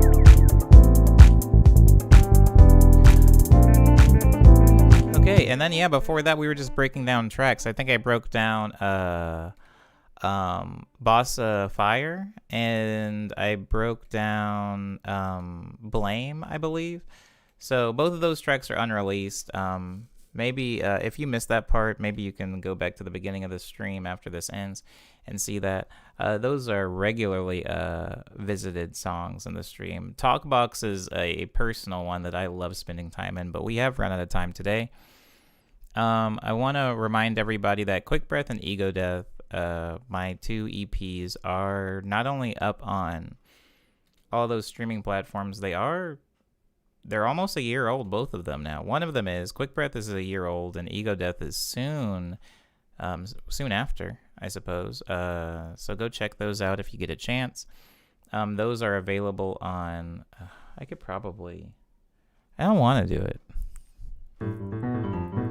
I don't want to do it. What if I do... Ooh. What if I do, like... that might not be good. That's a cool sound. It was an accident, but I didn't mind it. That was pretty cool. Okay, if I can split them, maybe between two keyboards, maybe that'll be easier for me. Sounds harder.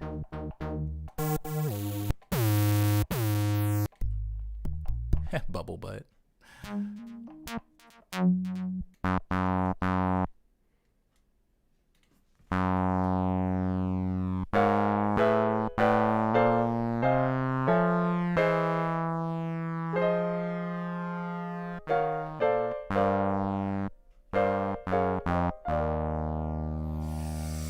Ooh, okay, alright. Bandcamp.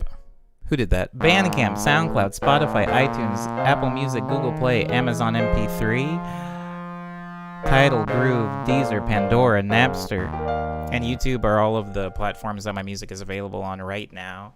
Thank you, Mobtown. I see it's you now. I'm glad that you appreciated the boom bap.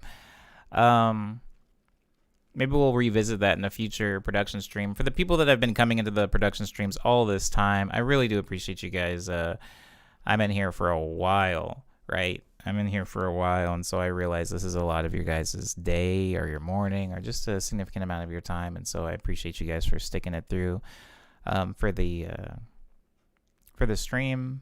I also appreciate you guys for being positive in the chat. I do know that sometimes like things crash or the stream will freeze, so thanks for not just dipping after a few technical difficulties. As far as news outside of those two releases, I'm going to be streaming. The morning medleys are still going strong. As far as music releases and like tours and stuff like that, as I've said in previous streams, like there's like a lot going on right now, and touring and releasing music for me just isn't one of them, unfortunately. But I will stay consistent with this for the most part. This coming weekend, however, not this weekend that's starting right now, but next weekend after next production stream, I will have to leave town for a while. I'm going to be in Arizona. So I do just want to let you guys know that, and I'll be updating you guys, keeping you guys updated on that throughout next week's streams. Also, hold on. Thank you, Nicholas. I appreciate you. Oh, thank you, chat, on behalf of Bombtown Tokyo as well. That was really nice of you. I'm glad that you guys are always helping each other out.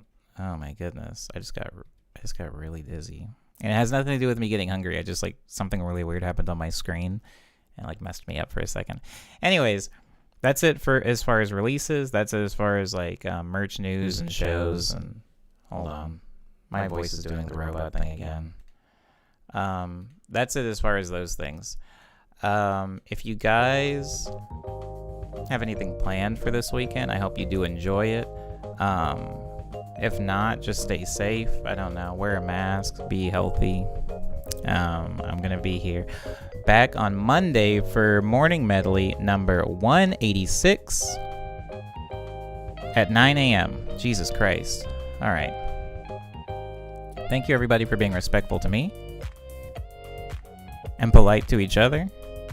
I'll see you on Monday.